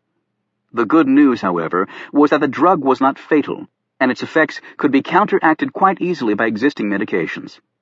It appeared the substance had been transferred when the infected president shook hands with 5 more people standing in the rope line. Another body had been found in a garage in downtown Brennan. Alex identified the man as the one driving the ambulance at the hospital. The garage was owned by an American businessman. However, no trace of him could be found. The ballistic report showed that the bullet removed from the dead man was fired from the same gun that had wounded Alex. The bullet had glanced off the Secret Service agent's arm and embedded itself in a wooden railing. That, coupled with the proximity of the garage to the hospital, indicated strongly that the switch from the ambulance to Jamila Saelem's van had taken place at the garage. The president had obviously been transferred from the van to something else, perhaps another vehicle, and then slipped out of the area. Acting President Hamilton had spoken several times to the American people to reassure them that the country was stable and its leadership running smoothly, and that whoever had done this terrible thing would be severely punished. He demanded that whatever terrorist group had kidnapped James Brennan return him at once unharmed, or the United States' retaliation for the brutal act would be nothing short of annihilation for both the perpetrators and any countries aiding them. However, the kidnapping had clearly stunned the United States. The financial markets had plummeted. People were afraid to leave their homes. The country had come to a standstill. It didn't help matters that some Muslim extremists were calling upon the kidnappers to kill Brennan, if he wasn't already dead, and show his body to the world. The Armed Forces and the Strategic Air Command, SAC, were at DEFCON Level 2, only the second time SAC had been placed on that level, the other being the Cuban Missile Crisis in 1962. Even the events of 9/11 had only pushed the DEFCON level to 3. Military experts warned that depending on how things developed, the DEFCON level might very well go to 1, the highest. Then all bets were off. The intelligence sector was doing all it could to identify the kidnappers. Diplomatic inquiries were also put out to all quarters, and the Pentagon was itching for a target on which to use its high-tech weaponry. In a conversation with a senator on the Armed Services Committee, a 3-star general said, "We're through dicking around with these people. No more boots on the ground for them to shoot at. Just missiles through the air. They can kiss their asses goodbye this time." The senator did not disagree with him. Already, heightened tensions between the Islamic world and America were ratcheted ever higher. Although no terrorist organization had claimed responsibility, every slain terrorist in Brennan was an Arab. Astonishingly, their prints and other information had been run through NIC's vast comprehensive system, and nothing had come back. It was unthinkable that the U.S. intelligence community hadn't a single bite of information about any of these perpetrators, but that indeed seemed to be the case. Right now, most people weren't concentrating on that anomaly. They simply wanted their president back, and they wanted answers as to how this could have occurred in the first place. Late in the evening, on the day following the kidnapping, Kate Adams knocked on the front door of Alex Ford's home in Manassas, after having called him repeated times without success. Kate heard the soulful tunes of a guitar coming from somewhere inside. Those sounds stopped, and she listened as footsteps grew closer to the door. "Yeah?" "Alex, it's Kate." Alex opened the door. He was unshaven and his hair a mess. He was wearing torn jeans, a dirty T-shirt, and no shoes. His eyes were bloodshot, and Kate smelled alcohol on his breath. He was holding a black acoustic guitar in his right hand. "You never returned my calls. I was really worried," she said. "Sorry, I've been busy," he said curtly. She stared at the instrument in his hand, and then at the bandage on his arm. "How can you be playing guitar with a gunshot wound in your arm?" "Who needs a sling when you have Jack Daniels?" "Can I come in?" He shrugged, stepped back, and closed the door behind her. "I'm surprised your house isn't surrounded by media trucks." "They haven't released my name. I'm just the unidentified Secret Service agent who screwed up and let someone kidnap the president." He led her into a small family room, and they sat down. The room had very little furniture. In fact, Kate thought it was so barren that it almost looked like someone was either moving in or moving out. The only thing out of the ordinary was hundreds of shot glasses on one shelf. "I have a shot glass from every place I visited while on protection detail." She turned to find his gaze on her. "Not much to show after all those years, is it?" he said. There was an awkward silence until he said, "You want something to drink?" "Nothing as strong as what you're having." He rose and came back a minute later with a glass of Coke on ice. "No Jack, right?" she said warily. "Nope. I'm actually fresh out. Funny, I had a whole bottle yesterday." "So that's the plan? Stay here and drink yourself to death while you play Johnny Cash ballads?" "It's a plan," he said dully. "Not a very good one." "You have a better idea?" "You promised to meet with Oliver and the others." "Oh, right, the Camera Club," he said absently. "No, the Camel Club." "Whatever," he said, and started strumming on his guitar. Kate glanced around the room, and her gaze came to rest on a photo. She picked it up. The man in the picture was very tall and lean, with a weathered face and a huge black pompadour slicked back to an exaggerated degree. A cigarette dangled from his lips, and he was holding a guitar. She glanced at Alex, who was watching her closely. "Your father?" "The one and only Freddie Hot Rod Ford," he said. "He doesn't really look like Johnny Cash." "I know. More like Hank Williams Sr." She put the photo back down and looked around. "Not much of a life, is it?" he said. Kate turned and saw Alex watching her. "Being a Secret Service agent doesn't mix really well with a home life," he said. She smiled. "Don't worry. I'm not after you for your money." "Good thing." She sat back down, sipped her Coke, and said, "You need to meet with Oliver, Alex. Remember, a woman has been kidnapped." "Then call in the FBI, although I think they're tied up on another kidnapping right now." "They want you." He pointed to himself. "Look at me, Kate. If your sister were missing, would you really want me handling the case?" "Yes." "Bullshit." "Please, Alex, will you meet with them?" "No, I won't." "Why not?" "I don't owe you or anyone else a damn explanation." She set down her glass and stood. "I'm sorry you feel that way." She turned to leave, but he put a hand on her shoulder and turned her back toward him. "I screwed up, Kate," he said simply. "I didn't do my job. It wasn't your fault. They almost killed you. No, they suckered me like I was a rookie. This Middle Eastern security guard just happens to stroll out of the hospital, and he just offers to risk his life to help me, and I let the son of a bitch walk away with the President of the United States?" "You didn't let him walk away. You figured out what they were up to." "Yeah, about 60 seconds too late, and in my job, that doesn't cut it." He leaned against the wall. "You remember what Clint Hill, Kennedy's Secret Service guy, told me? That you didn't want to be like him because he'd lost his president." "That's right," Alex said. "And now I know exactly what the man meant." Chapter 59.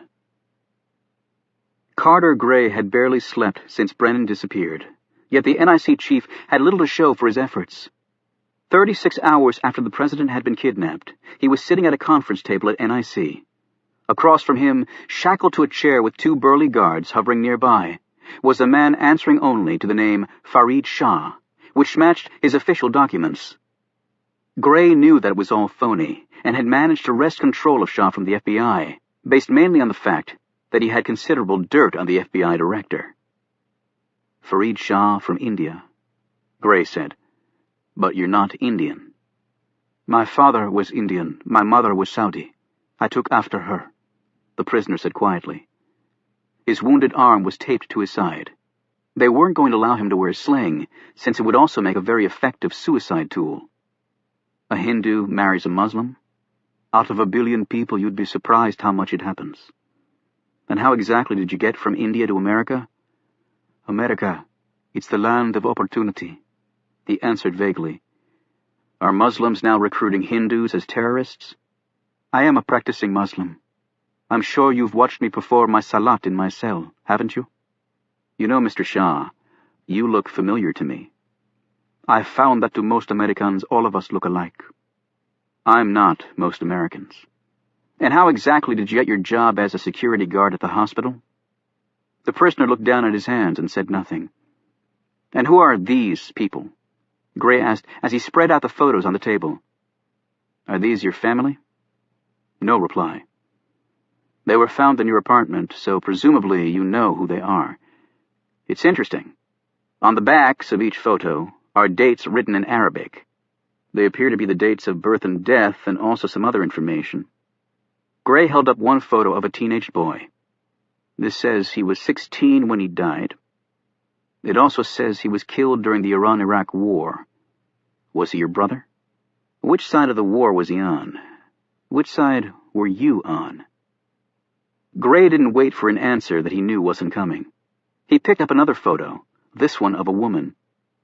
It says she was killed in what is written as the first American invasion of Iraq.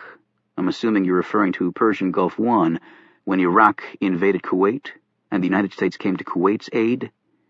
Was she your wife? Did you fight for Saddam Hussein? Again, nothing. Gray picked up one more picture, that of a teenage girl. He turned it around and read, "Killed in second American invasion of Iraq. Was this your daughter?" The prisoner was still studying his hands. "You've lost all these people. Your family and friends in war and insurrection. Muslim against Muslim, and then Muslim against American. Is that what this is all about?" Gray leaned in closer. "Is this all about revenge?" Gray slowly collected the photos and nodded to the guards. As he rose to leave, Gray said to the prisoner, "I'll be back very soon, and then you will tell me everything." The following morning, responding to news rumors, the nation was finally told that during the kidnapping of President Brennan, the terrorists had used tranquilizer guns. These resulted in no deaths to any American, although numerous people suffered injuries when the crowd stampeded at the dedication ceremony. The confirmed killing of 21 Arabs had the world shaking its collective head. The New York Times headline put the issue succinctly: "Suicide killers who kill only themselves?" A commentary in the Washington Post wondered if it was due to the fact that real guns would have been detected by the magnetometers. Yet no one could explain why the snipers at the hospital also used tranquilizer guns. The New York Post put it most bluntly with its headline, "What in the hell is going on?" Violence was spreading into the streets across America and the world. Clearly, it was only a matter of time before something major happened.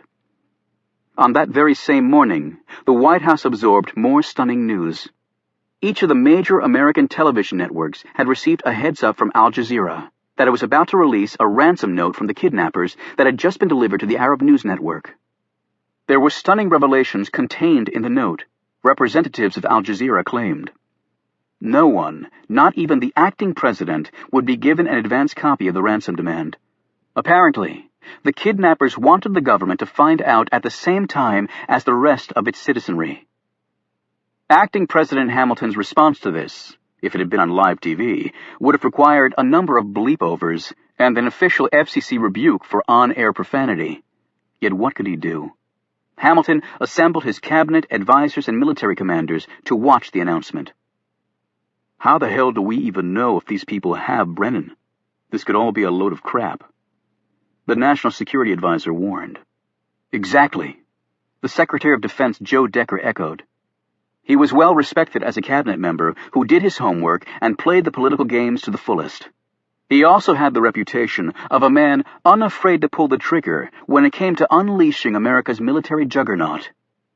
Decker had been an Iron Man in Brennan's administration, and Hamilton was relying heavily on him during this crisis. Hamilton withdrew a slip of paper from his pocket. This was forwarded to the White House a few minutes ago from the networks. It accompanied the demand letter. What is it, sir? Decker asked. They say it's the nuclear codes that President Brennan was carrying with him. We'll need to confirm that they're accurate. Obviously, the codes are no longer valid. 2 minutes later, after a quick consultation and a confirming phone call, Defense Secretary Decker glumly looked around the room. They're the ones. The other men and women in the room stared downward, avoiding eye contact with each other. They were all thinking the same thing. Whatever the kidnappers were asking for would almost undoubtedly be something the U.S. could not agree to. And that, unfortunately, would seal the fate of James Brennan. A grizzled news anchor appeared on the plasma screen mounted on the wall. Hamilton, putting words to the unspoken thoughts of those gathered around him, said, I swear to God, if those bastards filmed the beheading of Jim Brennan, there won't be one building left standing over there. The veteran news anchor appeared upset, but quickly started reading. First, America and the rest of the world had to recognize Islam as a great religion and give it the respect it deserved. Second, for every dollar given by the U.S. to either Israel or Egypt, $1 had to be given to Palestine for economic development. Third, there must be a complete withdrawal of all Allied troops from Iraq and Afghanistan, although UN troops could remain. Fourth, all Allied military bases in Afghanistan must be removed. Fifth, all private foreign oil interests in the Middle East must be turned over to the country where such oil interests were located, including the oil pipeline running through Afghanistan. Sixth, any foreign businesses operating in the Middle East must be majority owned by Arabs, and must reinvest all their profits in the region for the next 2 decades to help build infrastructure and create jobs. Seventh, there must be agreement by the United States and its allies that they would not invade another sovereign nation unless specifically attacked by that nation's military, or unless there was credible evidence of such nation's support of a terrorist attack against the U.S. or its allies. Eighth, the United States must refrain from using its powerful military to reshape the world in its image, and must respect the diverse cultures in the Middle East. Ninth, there must be an acknowledgement that many problems in the Middle East were the result of the West's misguided foreign policies and colonial exploitation, and that a widespread dialogue must be initiated on how best to move forward. As this list was read off, the mood in the room at the White House darkened even more. A general exclaimed, "Same old crap! I'm a little disappointed they weren't more creative." "We can't bow to blackmail," Hamilton said. He looked around the room for confirmation. "Absolutely not," the NSA agreed. "Clearly we can't," Secretary Decker added forcefully. Around the table, people started scribbling notes on the appropriate spin for this chain of events. Meanwhile, the generals and admirals huddled in a corner, sketching out a military response. The Secretary of State, Andrea Mays, spoke up. "Wait a minute, people! Damn it! Let's not just write Jim Brennan off." She was a close friend of the kidnapped president. The Pentagon group looked at her in utter disbelief. One of them snapped, "Do you really believe that they're just going to hand him back to us?" There were eruptions around the table. Then a very loud voice boomed out. Everyone's attention was directed to Carter Gray, who sat at one end of the table. Though his aura of invincibility had been substantially damaged, he could still command respect. "Perhaps," Gray said, motioning to the TV, "we should listen to the rest." The room grew silent. "This is a new section," the TV anchor said, holding the paper tightly. He cleared his throat and began reading. "Civilized countries that unilaterally spread their will with bullets and bombs are terrorists and have no right to deny other countries the same privilege. When you lead with the sword, you often die by it." The anchor paused again. "Now we come to the most bizarre part of this message, although, quite frankly, what has happened thus far is the most incredible series of events that I have seen in my 32 years of covering the news." He paused a third time, as though to give the moment the substantial gravitas it deserved. "Damn it!" Secretary Decker roared. "Just tell us, for God's sake!" The anchor started reading again. "Whether or not these demands are met, 1 week from today, President James Brennan will be released unharmed, left at a safe location, and the appropriate authorities will be contacted immediately to retrieve him. However, we ask the world to take these demands with the utmost seriousness if we are ever to truly have salam." The anchor added hastily, "That means peace in Arabic." The White House group simply stared at the TV, shock and awe all over their faces. "What the hell did he just say?" Hamilton asked. Gray answered in a clear voice. He said that even if the demands are not met, President Brennan will be released unharmed. "Bullshit!" Decker yelled. "Do they think we're all idiots?"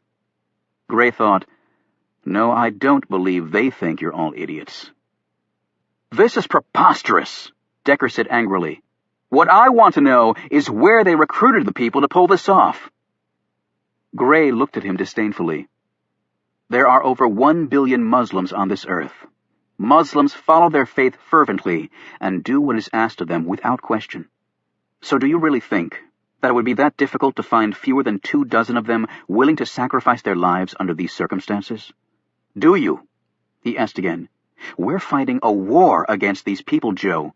If you don't even know your enemy, I respectfully suggest that the Defense Department is not the best fit for your capabilities." "Where the hell do you get off?" Decker began, but Gray snapped. "The question we should be asking ourselves is who planned the scheme. Because I seriously doubt it was any terrorist organization of which I'm aware. That means there's someone else out there. Someone else we have to find if we're to have any chance of getting the president back alive." Chapter 60. After the stunning demand, Carter Gray had gone back to work with renewed purpose. The files at NIC contained no record of Farid Shah, so Gray had mulled where next to search. The FBI had its APHIS criminal files, yet Gray was almost certain the name Farid Shah would not be found there. One did not assume a false name with a criminal record attached to it, and as Gray had predicted, a search in the APHIS database also turned up negative. Next, Gray hopped a chopper to Brennan, Pennsylvania. A temporary morgue had been set up there, and Gray examined all of the bodies. The corpse of the doctor from Mercy Hospital looked familiar, but that was all. The problem was many of the photos NIC had in its terrorist files were anywhere from 5 to 15 years old. People could change a lot in that amount of time. Gray then traveled to the dedication grounds, the garage, the hospital, and finally, the apartment building where the snipers had kept the police at bay. Nothing occurred to the NIC chief except his ability to marvel at the terrorists' intricate planning.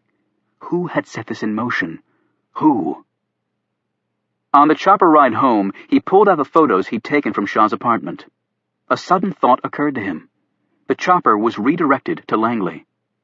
When he arrived, Gray gave the photos and also a mugshot of Farid Shah to the DCI and asked him to make immediate inquiries to try to identify any of them.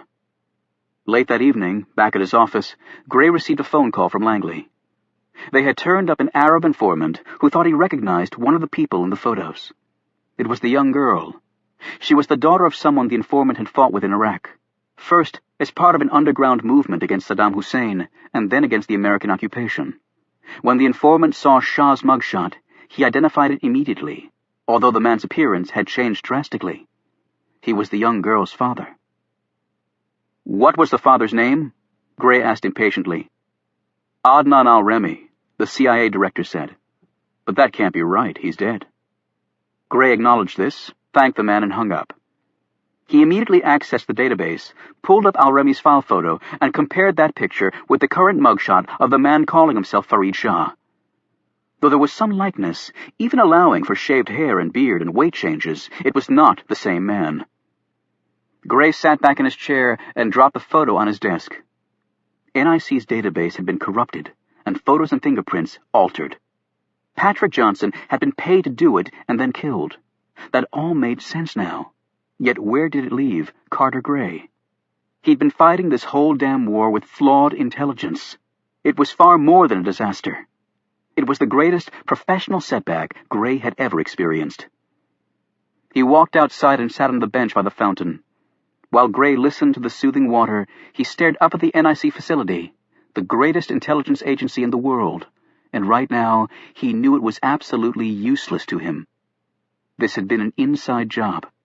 His earlier suspicions about terrorists killing terrorists and then being resurrected had been confirmed.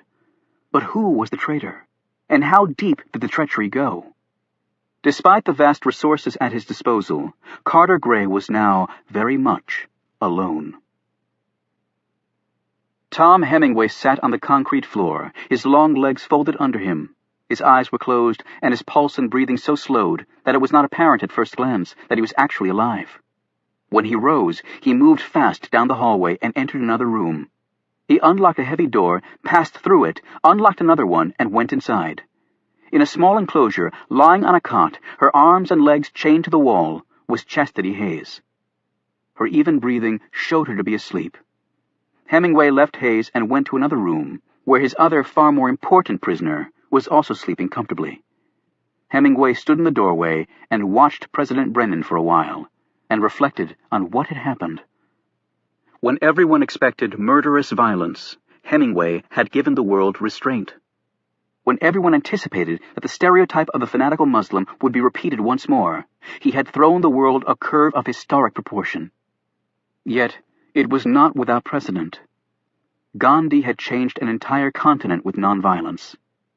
Brutal segregationists in the American South had finally been beaten by sit-ins and peace marches. Turning the other cheek was Hemingway's new way. He had no idea if it would work, but it was clearly worth a chance, because without it, all he saw was the inevitable destruction of two worlds that he cared so much about. He was apparently ignoring the fact that what happened in Pennsylvania had terrorized thousands and injured hundreds, some critically. Hemingway had agonized over how much to tell the Arabs about the mission. Would they follow orders if they knew not one of their enemy would perish? Yet finally, Hemingway had decided that if he was asking them to die for this cause, they should die fully informed. It was the right thing to do. So the men in Brennan, Pennsylvania, sacrificed their lives with the knowledge that their foes were safe. It was one of the most courageous acts Hemingway had ever witnessed. Hemingway checked his watch. There would be another message delivered to the world shortly. It involved where the president would be returned, and this would be just as stunning as the last message. Kate met with the Camel Club at Oliver Stone's cottage and reported her failure with Alex Ford.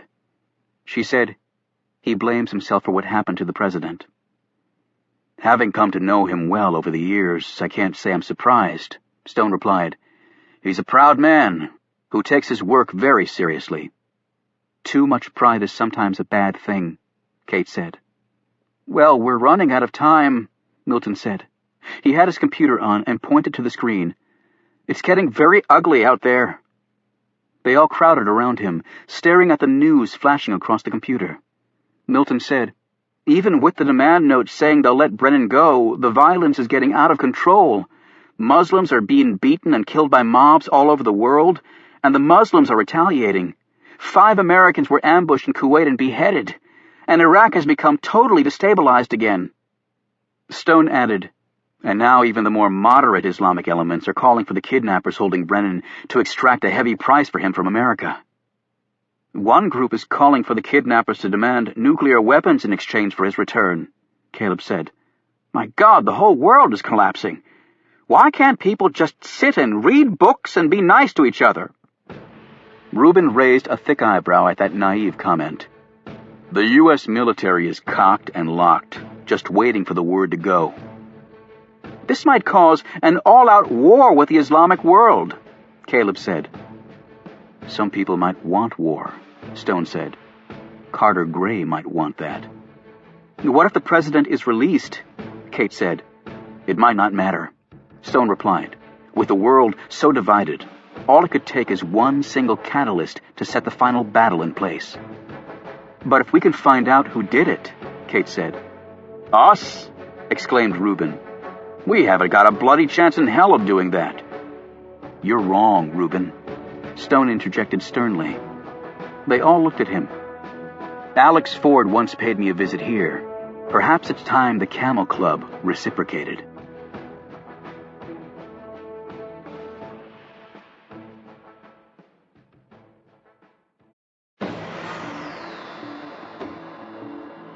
Carter Gray walked down the hallway of an isolated cell area at NIC. He nodded to the guards, and the cell door slid open. "Mr. Al-Remy," Gray said triumphantly. "Shall we talk?" There was no response from the burly prisoner who was lying on his bed, the covers over his head. Gray motioned to the guards. The 2 men grabbed Al-Remy by the shoulders and attempted to haul him up. "Oh, shit!" one of the guards exclaimed. They let go of Al-Remy, and he fell to the concrete floor. Gray rushed in and stared at the body. Loose strands of medical tape were sticking out of his mouth. He had taken it from his wounded arm, balled it up, and crammed it into his mouth, suffocating himself under the cover of his blanket. His body was already cold. Gray looked up at the video camera hanging in the corner and screamed, "A man chokes himself to death on medical tape and you saw nothing? You idiots!" He threw the file into Adnan Al-Remy's cell. The photos cascaded over the body. As he stalked off, the glazed eyes of the corpse seemed to follow each furious stride of the intelligence czar.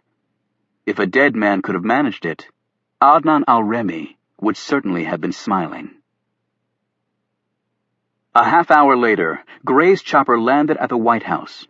He wasn't looking forward to this meeting with acting President Hamilton. He decided to get the worst of it out of the way up front. Gray and Hamilton had never been close. Hamilton was an old political sidekick of Brennan, and he'd been openly cool to the close relationship Brennan had with his intelligence chief. And it was still a sore point with Hamilton that the president asked Gray and not him to attend the event in Brennan. And yet that event had radically altered the professional relationship, giving Hamilton the upper hand. Gray assumed his new boss would look for any opening to sack him, and the NIC chief didn't intend to give him such an opportunity. He told Hamilton about a prisoner's suicide, but without informing him of Al-Remy's true identity. Gray intended to take that secret to his grave. "However, I think we're making progress, sir," he added. Hamilton snapped. "How the hell do you figure that, Gray?" He held up an Islamic newspaper.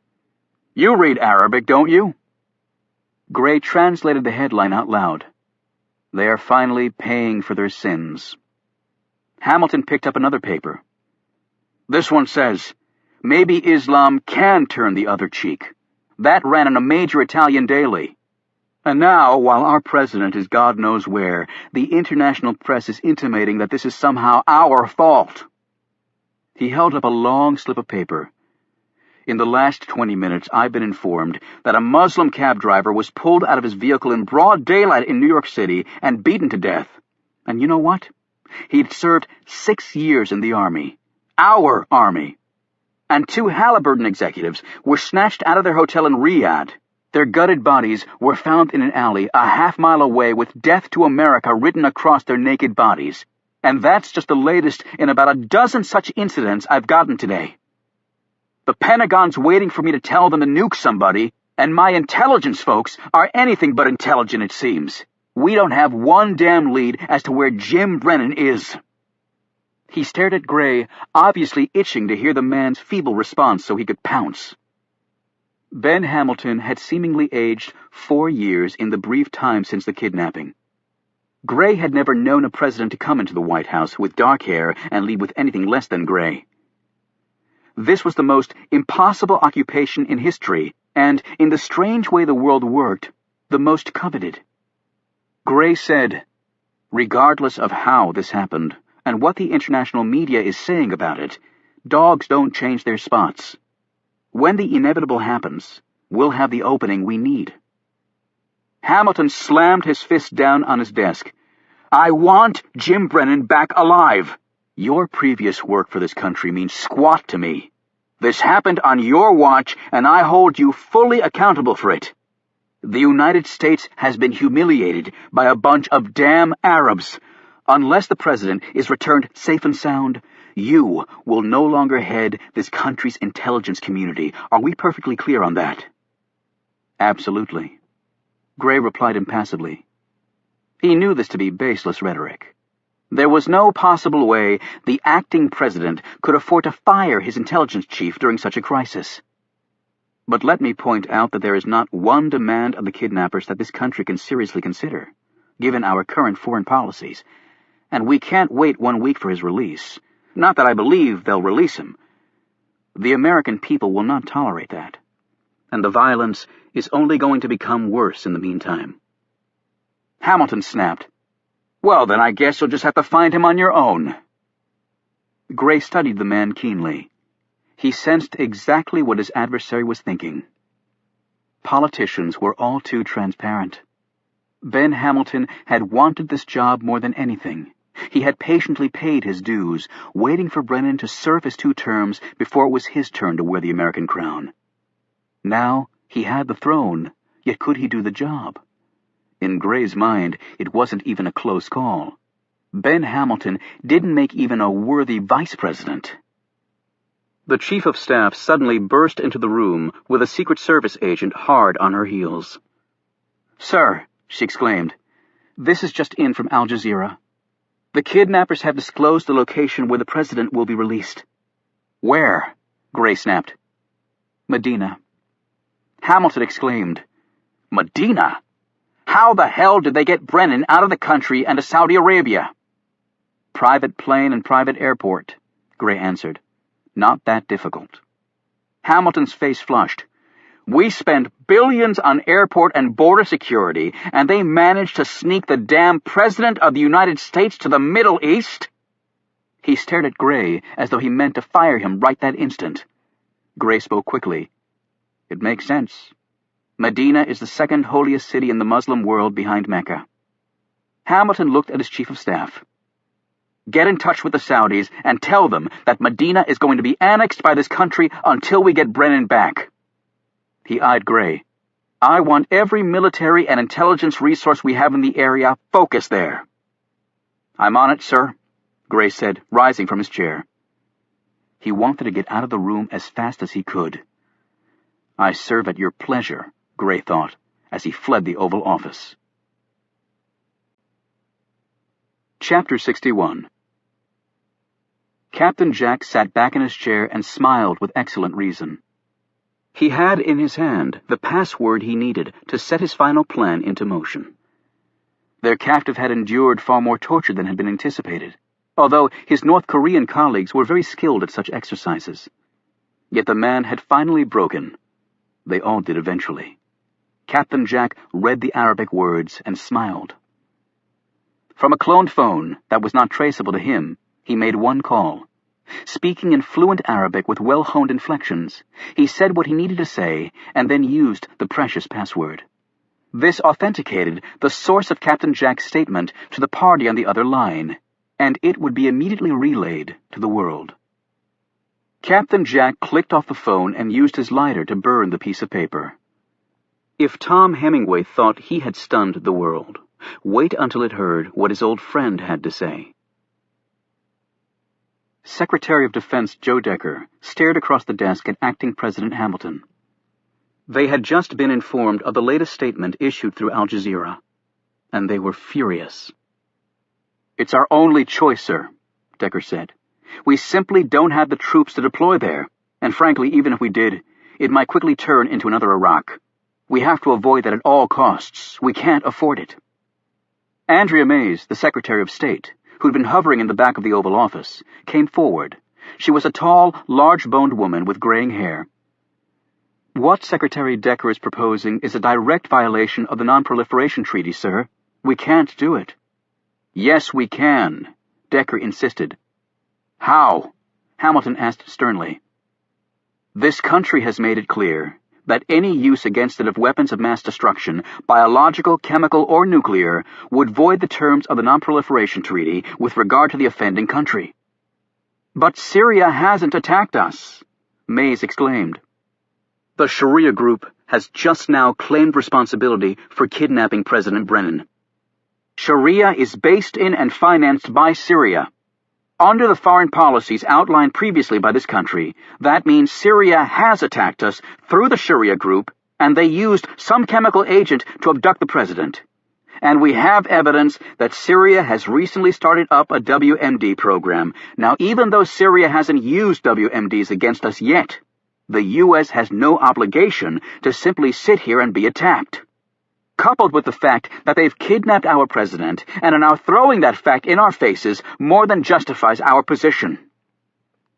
Mays shook her head in disbelief. "Syria is not a threat to develop WMDs. They are a fractured nation of Kurds, Sunnis, and religious minorities." "They are no friend of this country," Decker shot back. Mays said, "They don't want the chaos and violence they see in Iraq. Who would? And they don't buy our democracy goal. We're giving money to Libya because it dropped its nuke program. It's still a dictatorship. Saudi Arabia is one of the world's worst offenders of human rights, and their record on women's rights is atrocious. And yet we allow them the status of one of our greatest allies. How can we expect other Arab nations to take us seriously with such inconsistency in our foreign policies? The public in Syria is very aware of its government's shortcomings, and opposition groups are growing stronger there. The government repealed the death penalty for members of the Muslim Brotherhood. There are other positive signs pointing to freedom growing there, without a U.S. invasion. Their government will change, but it'll take time." May stopped speaking and looked at the president. "That's what I've been telling Jim Brennan for 4 years. These things take time. We can't just uproot a 1,000-year-old culture overnight." Decker piped in. "Many of the dissident groups in Syria are leftist and communists. We don't want to go down that road again." Hamilton looked at the Director of Central Intelligence, who was sitting in front of the fireplace. "Are you on board with Joe's opinions, Alan?"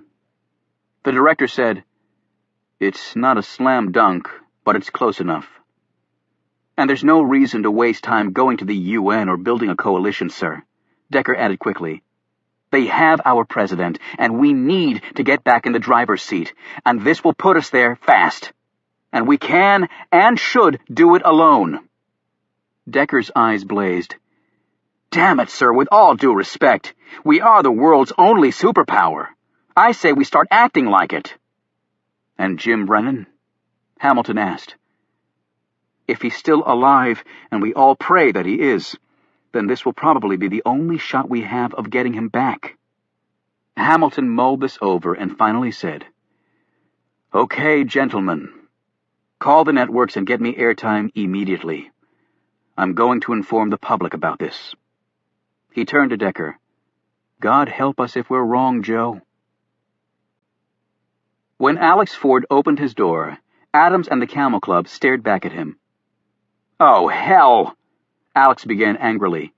Kate said, Alex, please, we have to talk to you. Reuben added, "It's bad, Agent Ford. Really bad." Alex said, "What are you talking about?" Stone answered, "There have been some major developments." "What developments, Oliver?" Alex asked.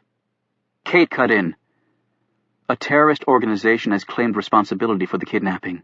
We heard about it on the drive over here." "The Sharia group. It has clear ties to Syria," Stone said. "Where's your TV?" Kate asked. "The president is coming on in 2 minutes." Alex led them inside and turned on his TV set. Ben Hamilton appeared on the screen a few minutes later, looking very grave. He summed up the situation to the country and then said, "America is a generous nation. We have always been a people that reach out to others in need. We came to the aid of our friends during 2 world wars. Wars fought to keep the world free. There is no doubt that we are a good, honorable people who use our might benignly to spread freedom around the world. But we are also a nation that defends itself and strikes back when we have been attacked. Well, my fellow Americans, we have been attacked. And now the organization that has attacked us has shown itself. The Sharia group has irrefutable ties to the nation of Syria, a country that has long been known to harbor terrorist groups operating against America and its allies." He paused. "All American government personnel in Syria have been airlifted out. All other Americans known to be in Syria have been given early warning to leave the country immediately. The Sharia group's own ransom demand conceded that the United States has every right to defend itself when attacked, and to also strike back against any nation that assisted in that attack. And America will not be dictated to by terrorists." Here Hamilton gave a long pause. "Thus, my fellow Americans, the decision has been made by me, as your Commander-in-Chief, after consultation with the Secretary of Defense and the Pentagon." "Oh, shit," Alex and Kate blurted out together, for they knew what was coming. "We now make our demand of the kidnappers." Hamilton paused again and squared his shoulders. "If President James H. Brennan is not returned to us safely within 8 hours from this exact moment in time, I have instructed my military commanders to immediately thereafter launch a limited nuclear missile strike against Damascus, Syria. The only way in which Damascus will avoid such a fate is if our president is returned to his countrymen unharmed within the allotted time. If President Brennan is in Medina, then he can be turned over to the American Embassy in Saudi Arabia, and the launch will be called off.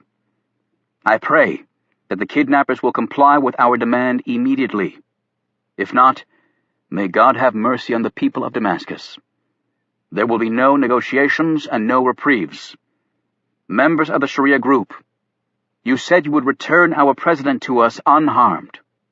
Do so in the time dictated by the United States, or Damascus will pay the price for your heinous crime." Hamilton paused again. "God bless you, my fellow Americans, and may God bless the United States." As the president faded out, everyone in Alex's living room sat motionless in their chairs, holding their breaths. It was a scene doubtless replicated in 100 million homes around America and across the world. An anguished Kate looked over at Alex. "This could be the beginning of the end." "If it is, it is," Stone said calmly. "But it will do us no good to sit around waiting for the mushroom cloud to appear over Damascus." "What the hell can we do, Oliver?" Alex asked. "Find the president," Stone snapped. "How?" Alex shot back angrily. "He's in Medina." "I don't believe that, and I hope you don't either." He looked at Milton. "Show him the DVD." Milton opened his laptop. "This is the video that was taken during the break-in at my house, Agent Ford." "What the hell does this have to do with anything?" Alex shouted. "We're going to launch a nuclear missile in 8 hours. Don't you understand that?" "Look at the film, Alex," Kate pleaded. Alex finally threw up his hands and plopped down on the floor in front of the laptop. "Damn," he said a minute later. "That's Tyler Rinke and Warren Peters. They're from NIC." "I thought they were NIC employees," Stone said. "Why'd you think that?" Because they were also the ones who killed Patrick Johnson. Alex sat back, stunned. Why would they have killed Johnson? Because he was altering files at NIC, making people seem dead who weren't really dead. And I think someone was paying him a lot of money to do it. But Johnson got greedy or sloppy, or both. Let me get this straight. Johnson was altering files at NIC to make some people appear dead who really weren't? Stone said, "We believe that these men were the ones used in Brennan, Pennsylvania. The newspaper said that not one of the Arabs killed there was in the NIC files. That is inconceivable. I think these men were human, sterilized weapons, and they were used to kidnap President Brennan. When we searched Rinke's home, we discovered that he'd invested a lot of borrowed money in expectation of the stock market plummeting, which it has now." "Are you saying this whole thing was about making money in the stock market?" Alex exclaimed. "No, it's much deeper than that," Stone replied. Alex looked at him. "Any idea who's behind it?" "Someone high up at NIC," Stone ventured. "Higher than Rinke and Peters, certainly." "Let me take another look at that video," Alex said. He watched once more as Rinke and then Peters appeared on the screen. Then he pointed at the image of the man in the black mask as he leveled the security guard. "He hit the guy pretty hard," Alex noted. He had to check his pulse to make sure he hadn't killed him. Reuben suddenly put a finger up to his lips and motioned toward the window. The blind was drawn, but the window was open. They all heard it now. Footsteps. Alex eyed Stone, and the pair quickly reached a silent agreement. Stone motioned to Reuben to join the Secret Service agent. While the group talked as though they were all still there, Alex pulled his gun and silently opened the front door. He went left, while Reuben went to the right and around the side of the house toward the rear. A minute later, they all heard screams and a struggle, and then silence. Then the front door opened, and Alex marched in. Behind him, Reuben was carrying someone. Jackie Simpson didn't look very happy. Chapter 62. "What the hell are you doing here, Jackie?" Alex demanded. She glared at him. "I've been calling your house to see how you were doing, but you never called me back. So I came by tonight to see you. And I seem to have stumbled upon a conspiracy. What's going on, Alex?" Stone hadn't taken his gaze off Simpson. "We're actually trying to figure out what's going on at NIC. I know I heard that part, and that Rinke and Peters broke into someone's house." Simpson looked at Alex. "If you know something about the president being kidnapped, you have to take it to the service. Alex, you could get into a lot of trouble for withholding that sort of information." Stone cut in. "I don't believe that's a good idea." Simpson stared at him contemptuously. "Who the hell are you?" He held out his hand. "Oliver Stone." "Pardon me?" she asked incredulously. "His name's Oliver Stone," Alex interjected. "And these are his friends Reuben, Milton, and Caleb. You've already met Kate Adams." Stone said, "And you are Jackie Simpson, the only child of Senator Roger Simpson of Alabama and the goddaughter of Carter Gray, the Secretary of Intelligence." "Is that a problem?" she asked coolly. "Not at all.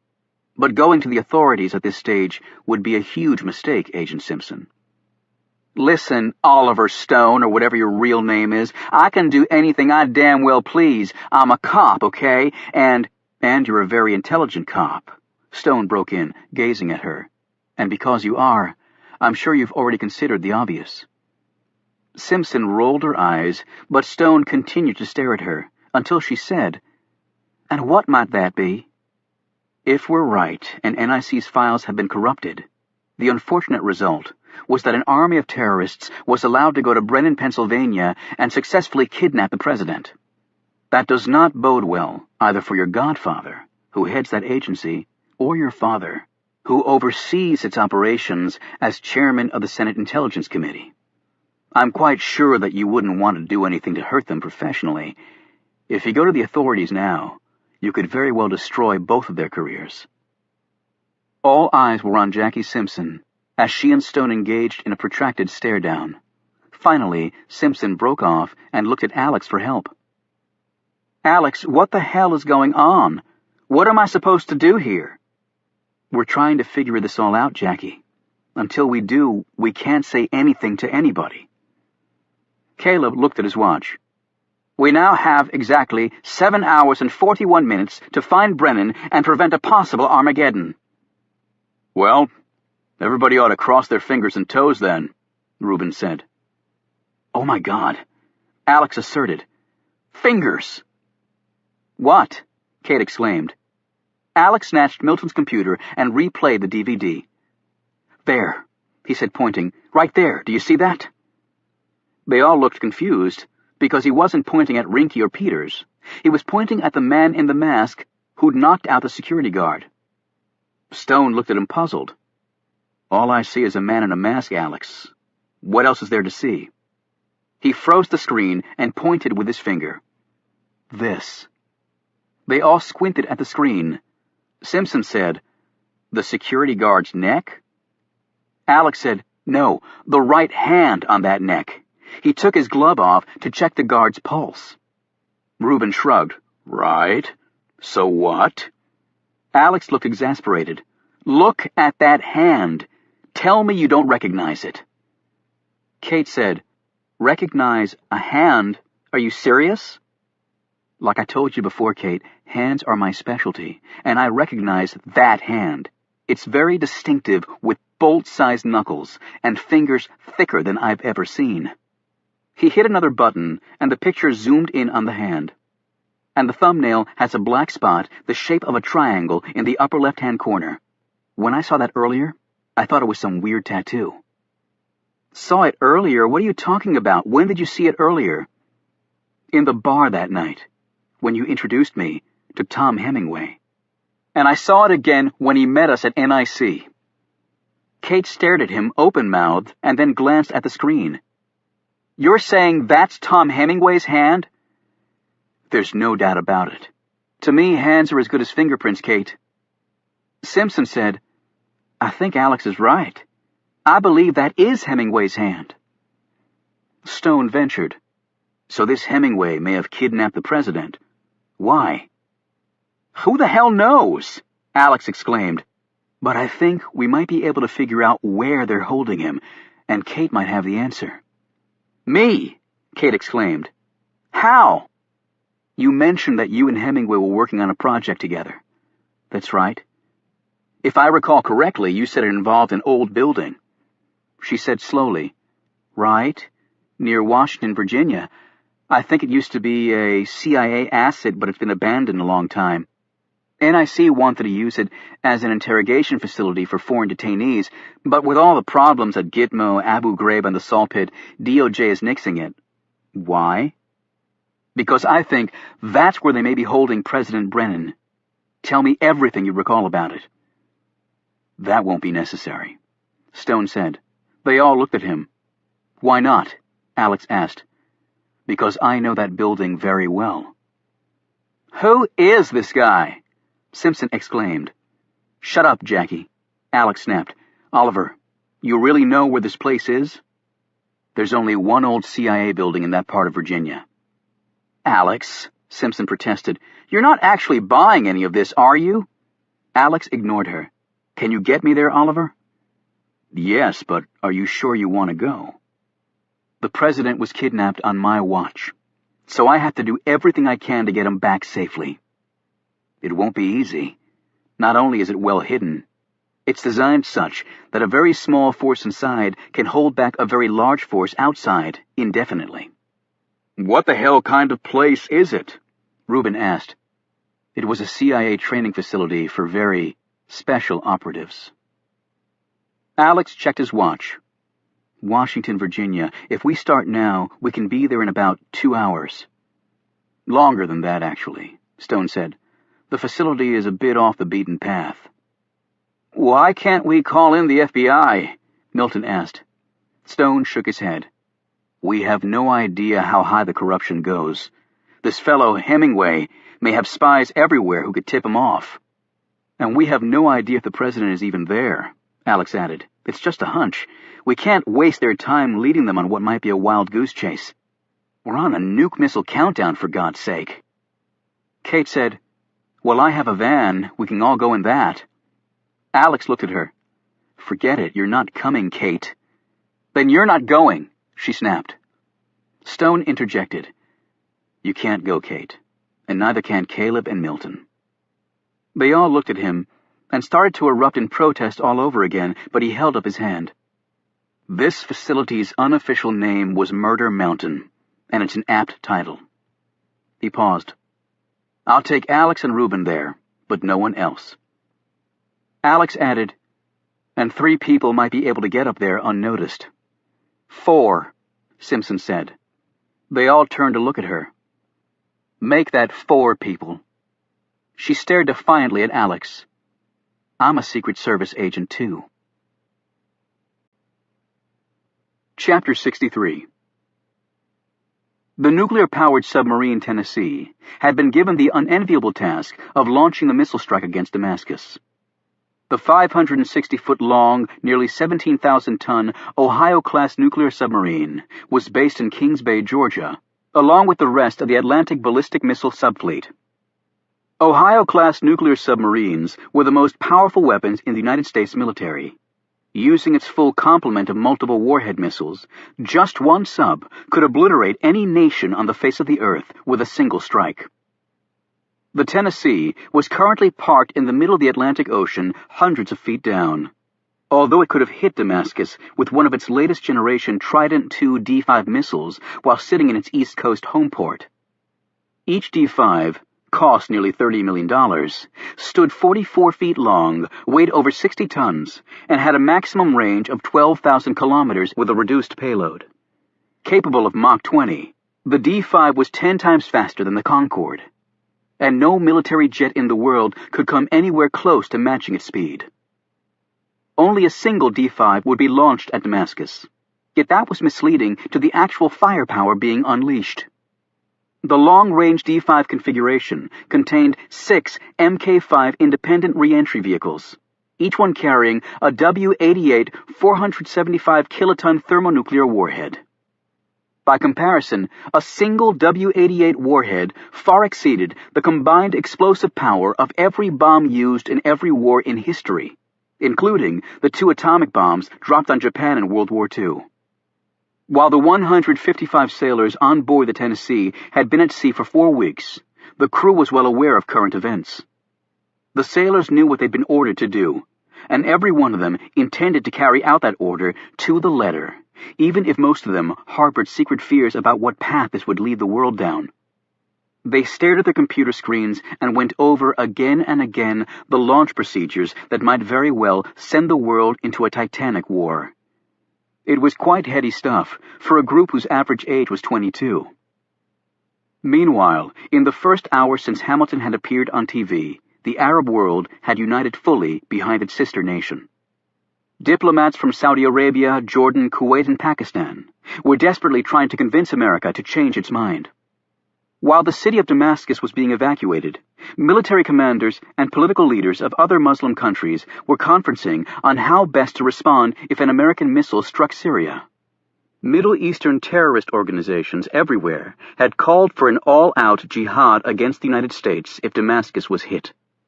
Across much of the Middle East, the leaders of these groups began planning the retaliations.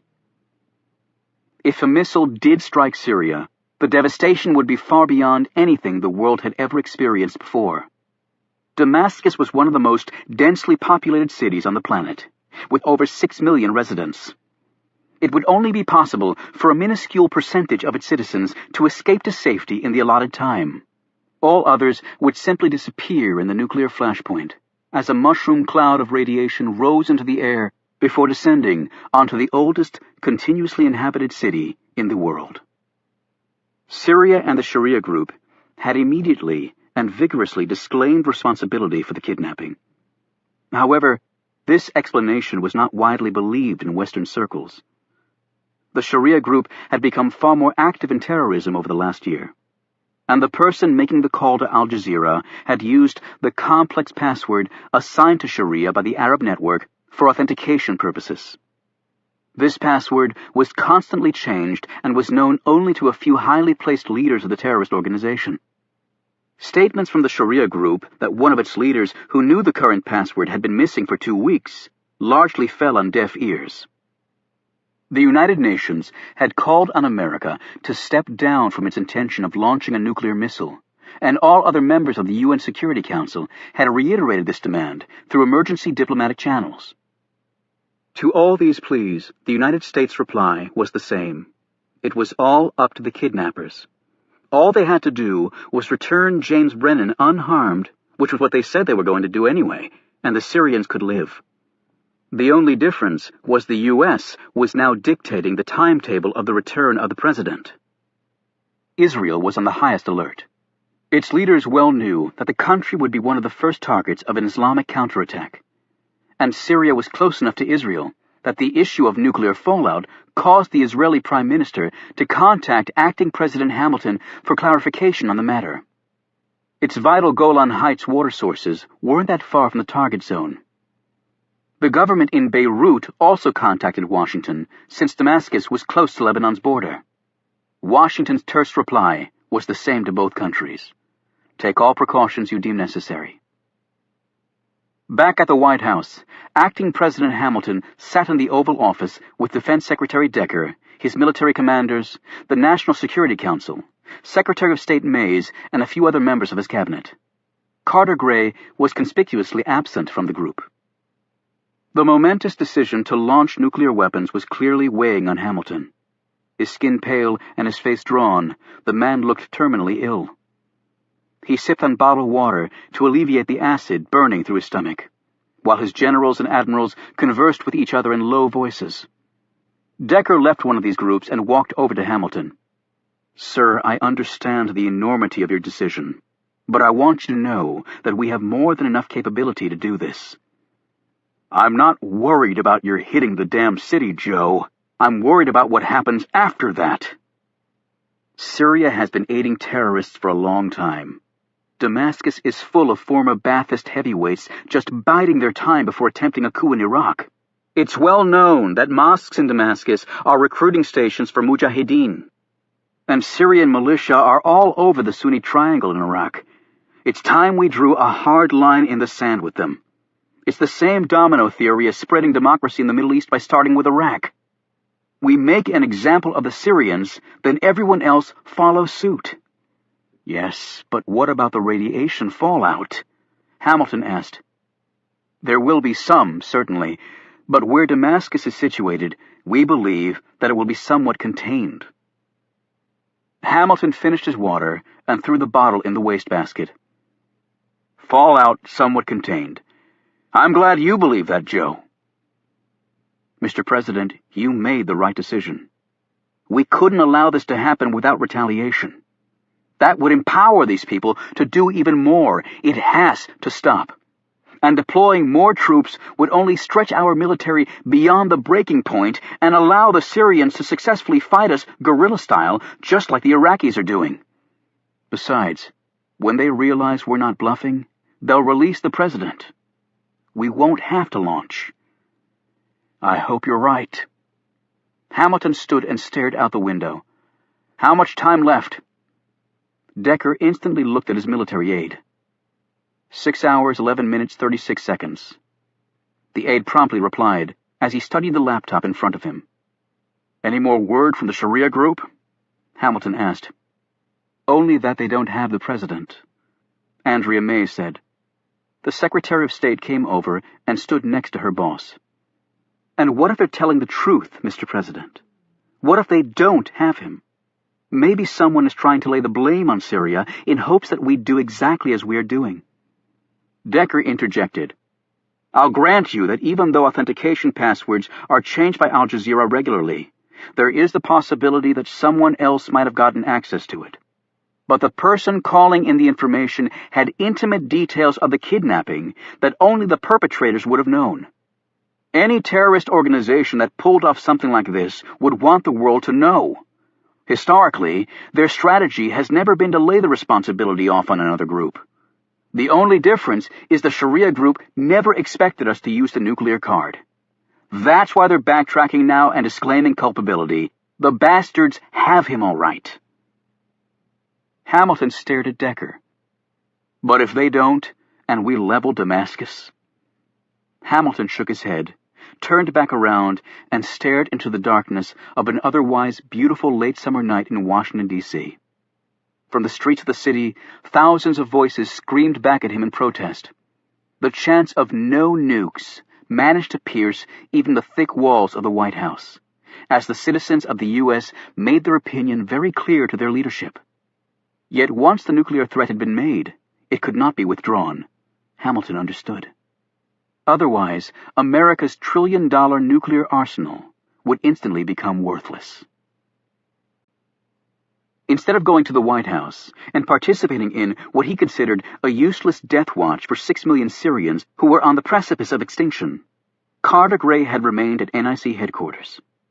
He stopped at Patrick Johnson's empty cubicle and stared at the blank computer screen. Glitches and computer crashes, and presto, living, breathing terrorists were placed neatly into their digital graves. He sat in Johnson's chair and surveyed the room. The picture of his fiancée, Anne Jeffries, was still on the desk. He picked it up and studied it. A nice-looking woman, Gray thought. She would find someone else to spend her life with. Johnson, from what he'd determined, was highly competent at his job, but possessed the personality of a slug. He had certainly not concocted this scheme. It truly was an unbelievable thought, Gray mused.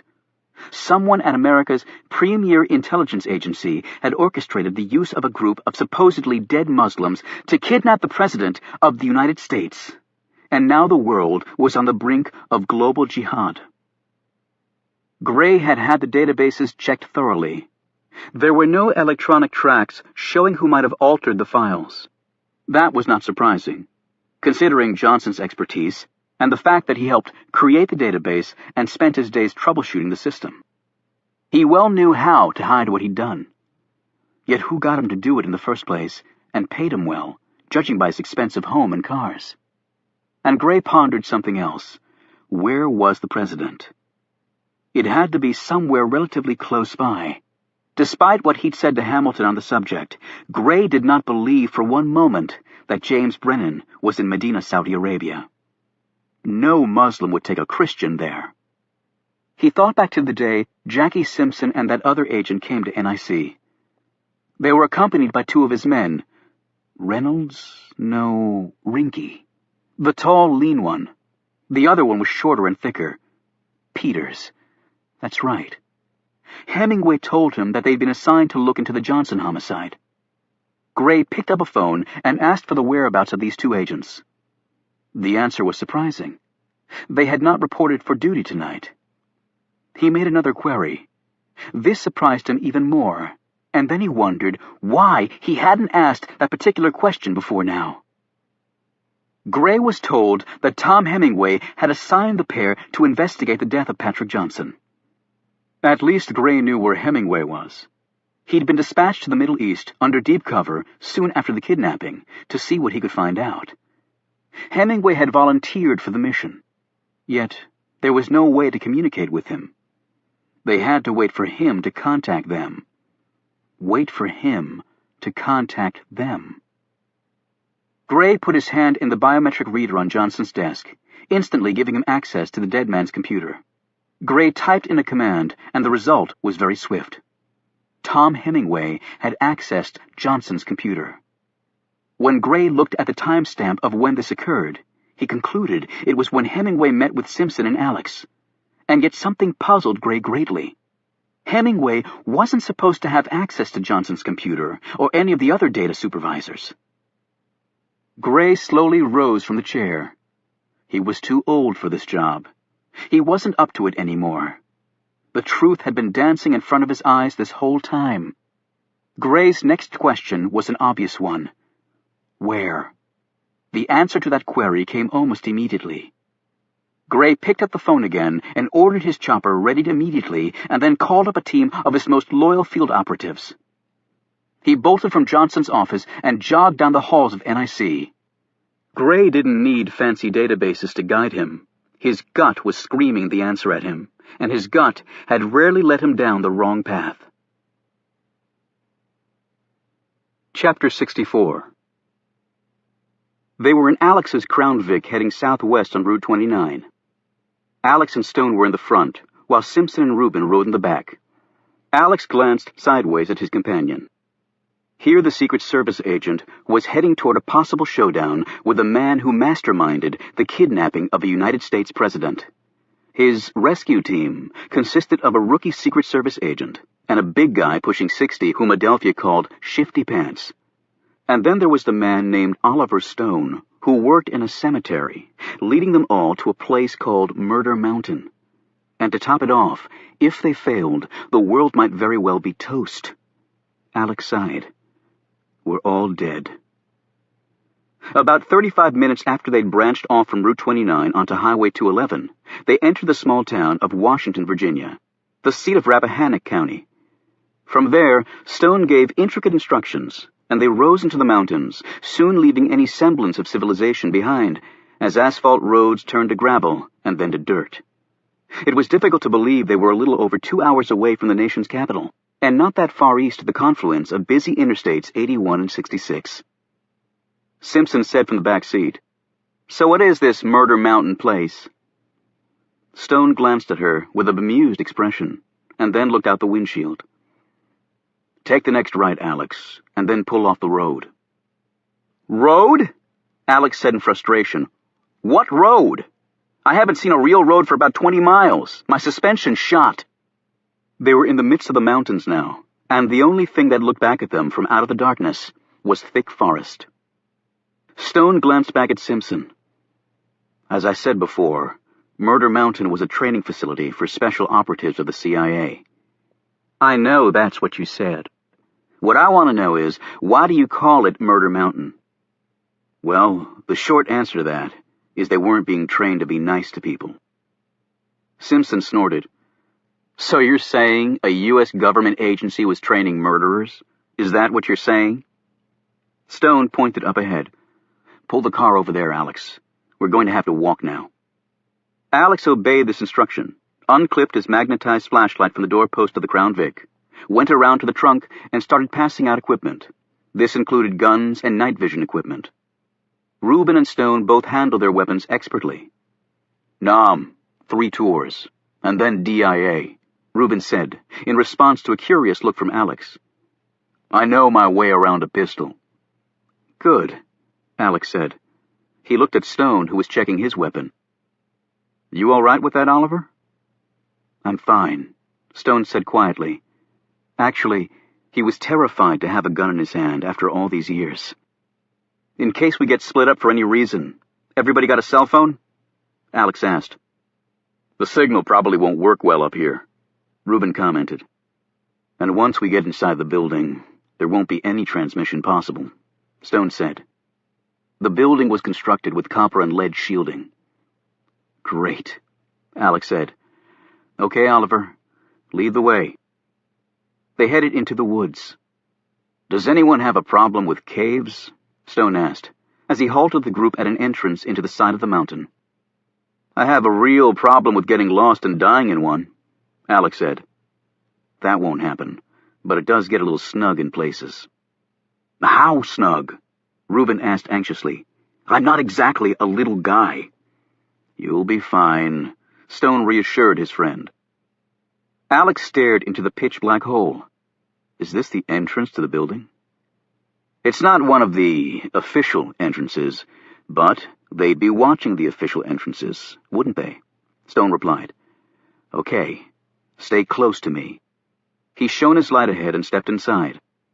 Simpson was the last to enter, and she clearly wasn't very happy about this turn of events. She glanced around behind her, shivered, and followed the others inside. It took them some time to navigate the curving passageways. In 2 spots, they had to clear debris that had fallen down and blocked the way, and in several other locations, they had to crawl through. Above them, the ceiling creaked and groaned, prompting them to hurry along faster. They reached a shaft that had rough foot and handholds carved into the rock. Stone went first. When he reached the top, he shone his light on a wall of black rock. However, when he tapped it, the wall was hollow. He felt along the wall, then carefully pushed on it until the section started giving way.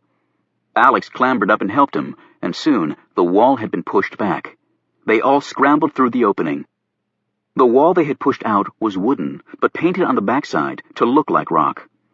The other side of the wall, the one inside the building, had a shelf attached to it. Stone popped the wall back into place. Stone whispered, "Now I think it would be wise for everyone to have their guns ready.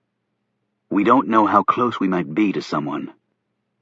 As they walked along, they looked around at the immensity of the place, and it was as though they had stepped back in time 40 years. There were even ashtrays built into the stainless steel walls. A few moments later, loud noises echoed from somewhere, causing all except Stone to point their weapons in all directions.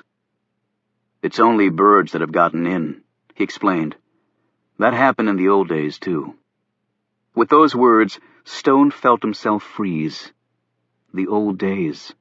It sounded so innocuous, as though he were returning to his cherished alma mater for a reunion. This place had been his home for 12 months. A year of his life devoted 24/7 to learning the most precise and intricate ways to kill people. As a young man, Oliver Stone had excelled in these surroundings and at that task. A Special Forces soldier, the transition to the CIA team had not been that difficult. He had traded one weapon for another, and his enemies became civilians who didn't even know they were under attack.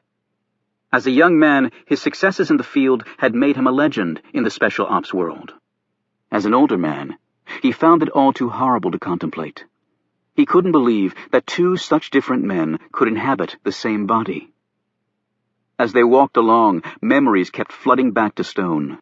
Every new sighting, every fresh smell or distant sound brought with it a recollection of past horrors. The others would all be looking to him to lead them, perhaps to save them. And yet he'd never been trained to save anyone. The sweat broke over Stone's forehead. He'd brought 3 people he cared much about to die here, on Murder Mountain. Rinky and Peters had driven to Murder Mountain after they heard Sharia's claim that it had kidnapped Brennan, and then acting President Hamilton's televised demand. They left their car in a clearing and sprinted toward the woods. Passing through a narrow cleft in the trees, they reached another open area. Here a mass of fallen rock lay along with overgrown bushes. Picking their way around this barrier, a door was revealed when Peters drew aside a curtain of kudzu. Murder Mountain had been built right into the rock. Peters lifted a small metal cover on the door, revealing a button and loudspeaker. "It's me and Tyler," he said, talking into the loudspeaker. "Things are out of control. Hurry!" Rinky put the metal sheet back down and stepped back. As the massive door clicked open, 3 figures leaped from behind a pile of fallen rock. Tyler, Rinky, and Warren Peters dropped to the ground, their throats garroted. Captain Jack walked out from behind the rock and stood over them. He nodded approvingly. Rinky and Peters hadn't even been able to make a sound to warn their colleague inside. A number of other men joined them, and Captain Jack led them all into the building. Chapter 65.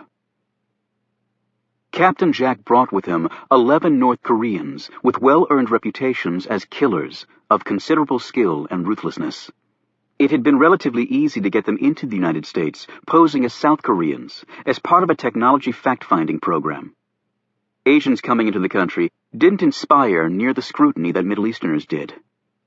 However, despite his men's murderous abilities, Captain Jack was also well aware of Tom Hemingway's prowess, and he wisely chose to split up his crew, keeping 2 men with him. Captain Jack had seen firsthand what Mr. Hemingway could do in a fight. 8 members of a Yemeni death squad had the misfortune of running into Hemingway, while Captain Jack observed from a safe distance. It had been a slaughter. All 8 Yemeni, each tough, hardened, and armed, were dead within 5 minutes. Hemingway never even pulled his gun.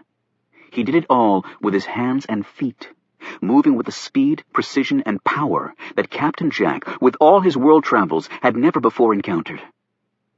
By now Hemingway would realize that something was wrong, and he would be coming for them. Separating his men would allow Captain Jack to wear Hemingway down, to outflank, and finally surround him. There would be no hand-to-hand fighting. They would simply pour bullets into Hemingway. The ancient fluorescent lights overhead flickered and popped. Then a sudden flash of illumination caused Captain Jack and the North Koreans with him to cover their eyes. The first thing Captain Jack saw when he drew his hand away from his eyes was a foot that seemed to come right out of the wall. There was a thud and a grunt, and he watched one of his men topple headfirst to the floor.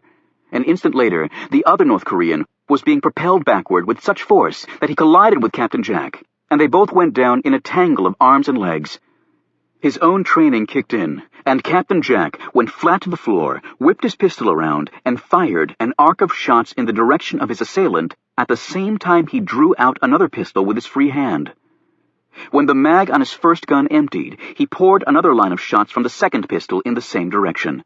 However, his bullet struck nothing except wall.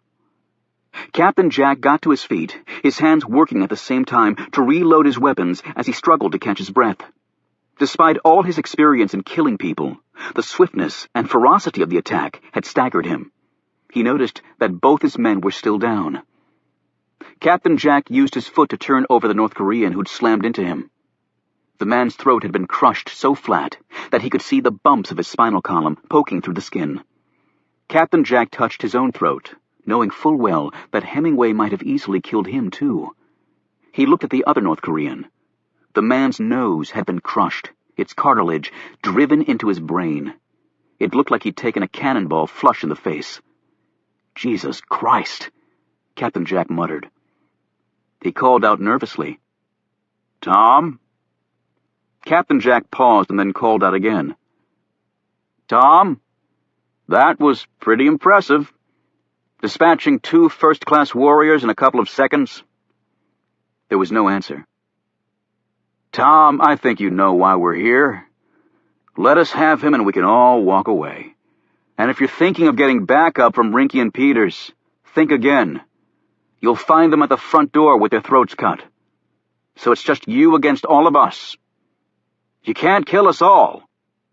"I certainly hope you can't." Captain Jack jogged in the direction of his other men. He hoped to God Hemingway hadn't gotten to them yet.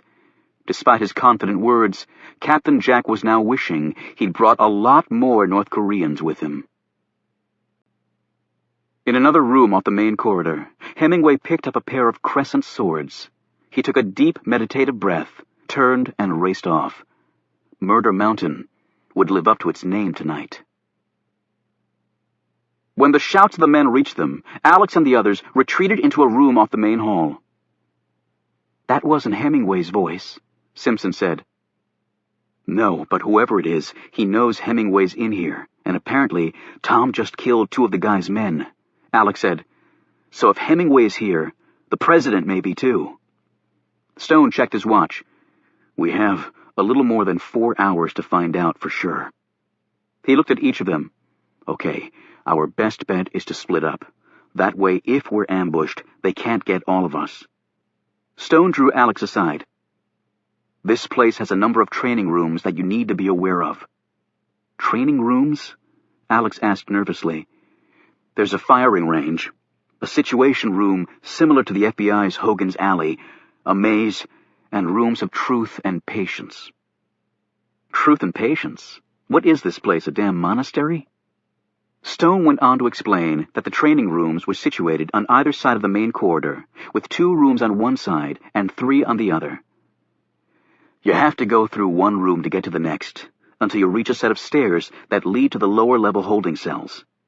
That's probably where the president is. Stone ended by saying, "Once you enter the training rooms, you have to go completely through them. There is no other exit."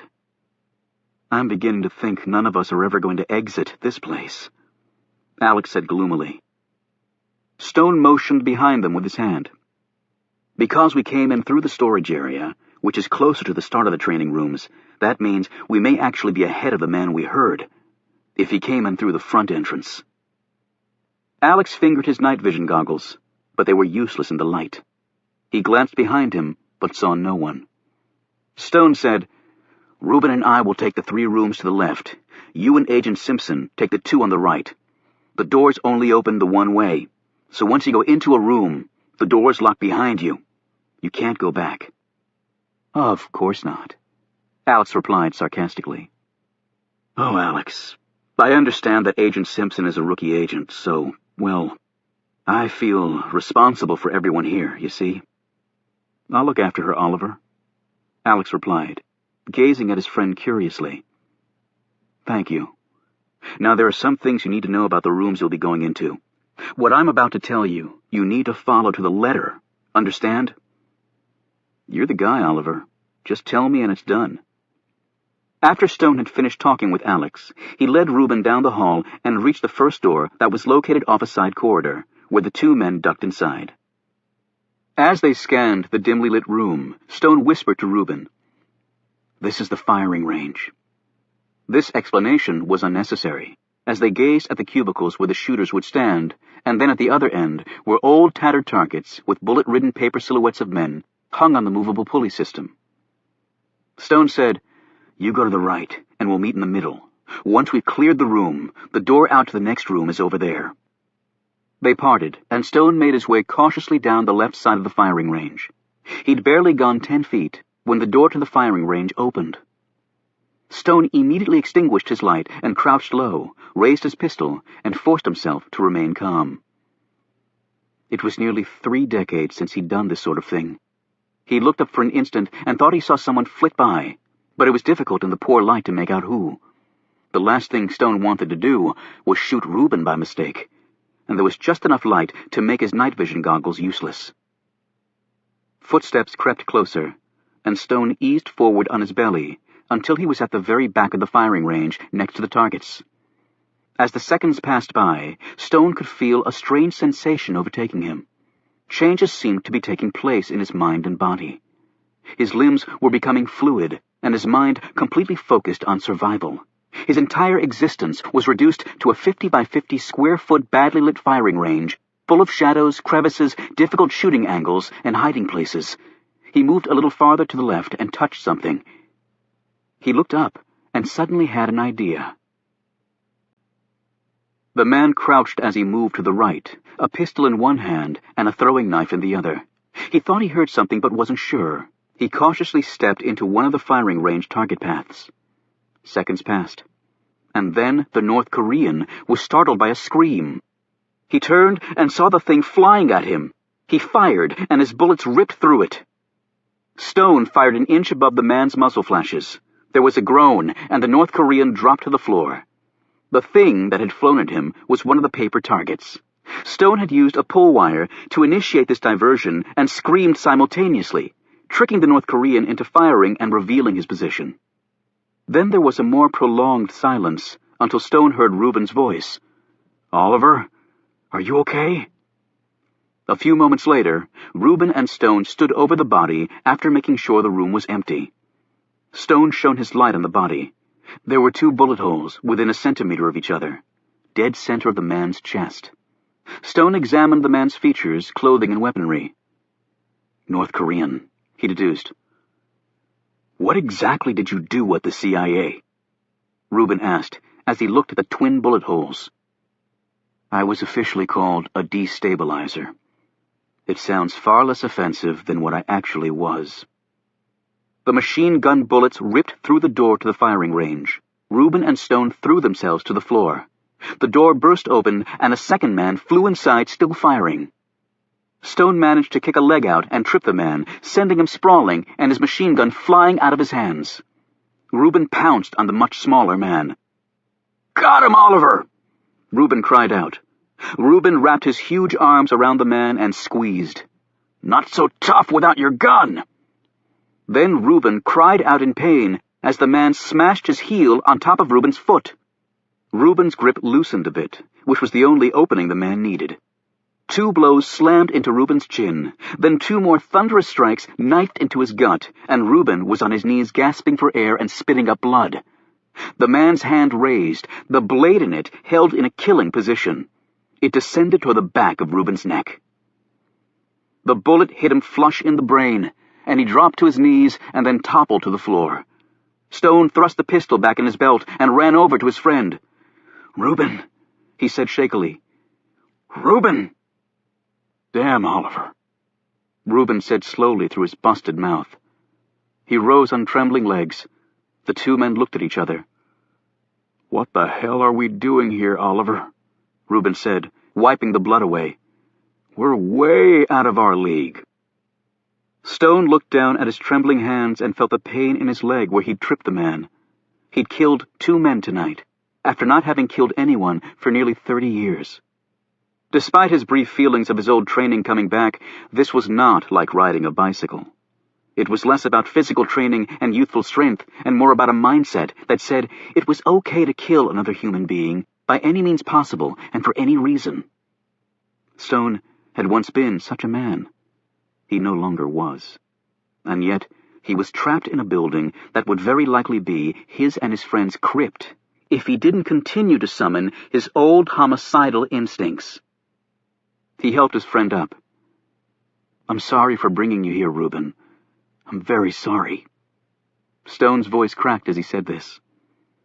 Reuben put a big hand around his friend. "Hell, Oliver, if we gotta die, I'd rather go with you than anybody else I know." "But we have to get back. I mean, what would Caleb and Milton do without us?" Alex and Simpson were in a large, dark room that smelled distinctly foul. They hadn't heard the shots from the firing range because it was insulated for sound. Using his night vision goggles, Alex was able to see that there was a narrow elevated passageway leading across the room that was reachable by a set of metal steps. He whispered to Simpson, "I'll go first to make sure it's okay, but cover me close," he added. "Why do you get to play hero?" she asked. "Who says I'm playing hero? If I get in trouble, you better damn sure come bail me out, even if it means getting your ass shot up. Now listen, when you go across that passageway, you stay right in the middle, okay? Do not step on the sides." "Why? What'll happen?" "I don't know, and I don't want to find out. Oliver just told me to stay smack in the middle, and that's what we're going to do." Alex made his way cautiously up the stairs, and then walked across the catwalk, staying right in the middle and keeping low. He reached the other side, saw the door to the other room, and called back softly, "Okay, it's clear. Come on." Simpson hurried after him. As soon as she reached him, the entry door to the room opened and closed. Alex and Simpson instantly crouched low. Alex studied the situation and then tapped Simpson on the shoulder and motioned to the exit door behind them and then indicated he was staying behind. As Simpson started off, Alex crouched on the edge of the catwalk, his pistol pointed straight ahead. He glanced back at Simpson and nodded. She opened the door and eased through. However, she made a slight noise, and this caused the other person in the room to hurry up the steps and onto the catwalk. Alex stepped forward and, unfortunately, to the side of the passageway. He heard a click, and the floor under him disappeared. He plummeted downward and landed in knee-deep sludgy water. He heard another splash farther down the tank. The other guy had apparently fallen in too. It was now so black in here that Alex couldn't even see himself, and his night vision goggles had fallen off into the muck. Alex prayed his adversary didn't have night vision equipment, or he was dead. A shot was fired, and the bullet clanged off the side of the tank far too close to Alex's head. He crouched down, returned fire, and then moved. He tried not to breathe in the stench of the shit he'd fallen into. The wound in his arm was hurting, his bruised ribs were aching like hell, and his neck was on fire. Other than that, he was in great shape. Alex had another problem besides these physical injuries.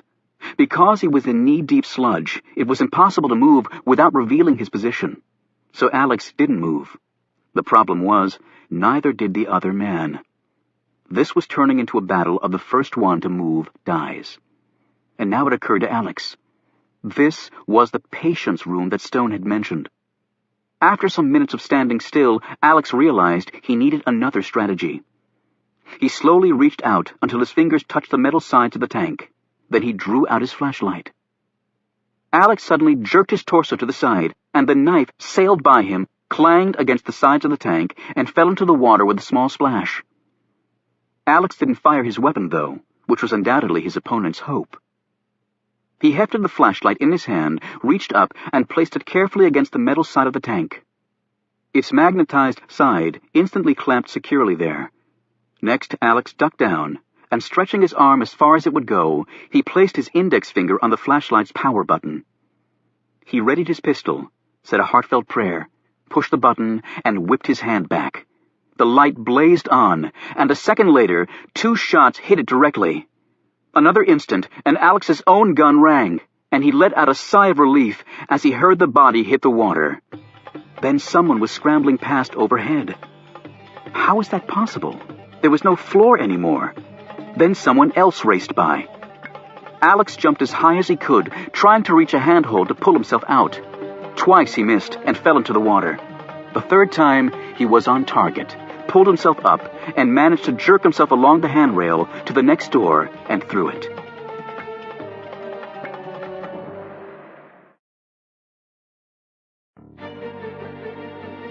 Chapter 66. Stone and Rubin looked around what appeared to be a replica of famed Hogan's Alley in Quantico, which the FBI used to train its agents for real-life scenarios. The Secret Service had a similar setup at their Beltsville training facility. This room had mock buildings, a phone booth, sidewalks, and an intersection complete with traffic light. An old black sedan with rotted tires was parked on the street. It was as though they had suddenly stepped back in time. Standing on the street were a number of mannequins, a couple of men, 3 women, and some children. The paint on their faces had faded, and they were very grimy, but they still looked remarkably lifelike. Rubin noted that there were bullet holes in the heads of all of them. Stone led Rubin behind one of the buildings. There were wooden staircases here, leading up to landings at each of the cutout windows. "This is where we would do our sniper work," Stone explained. "Who were you training to kill?" "You don't want to know that," Stone tersely answered before putting a finger up to his lips. Footsteps were heading their way. Stone pointed upward toward one of the windows. They made their way quietly up and cautiously peered out.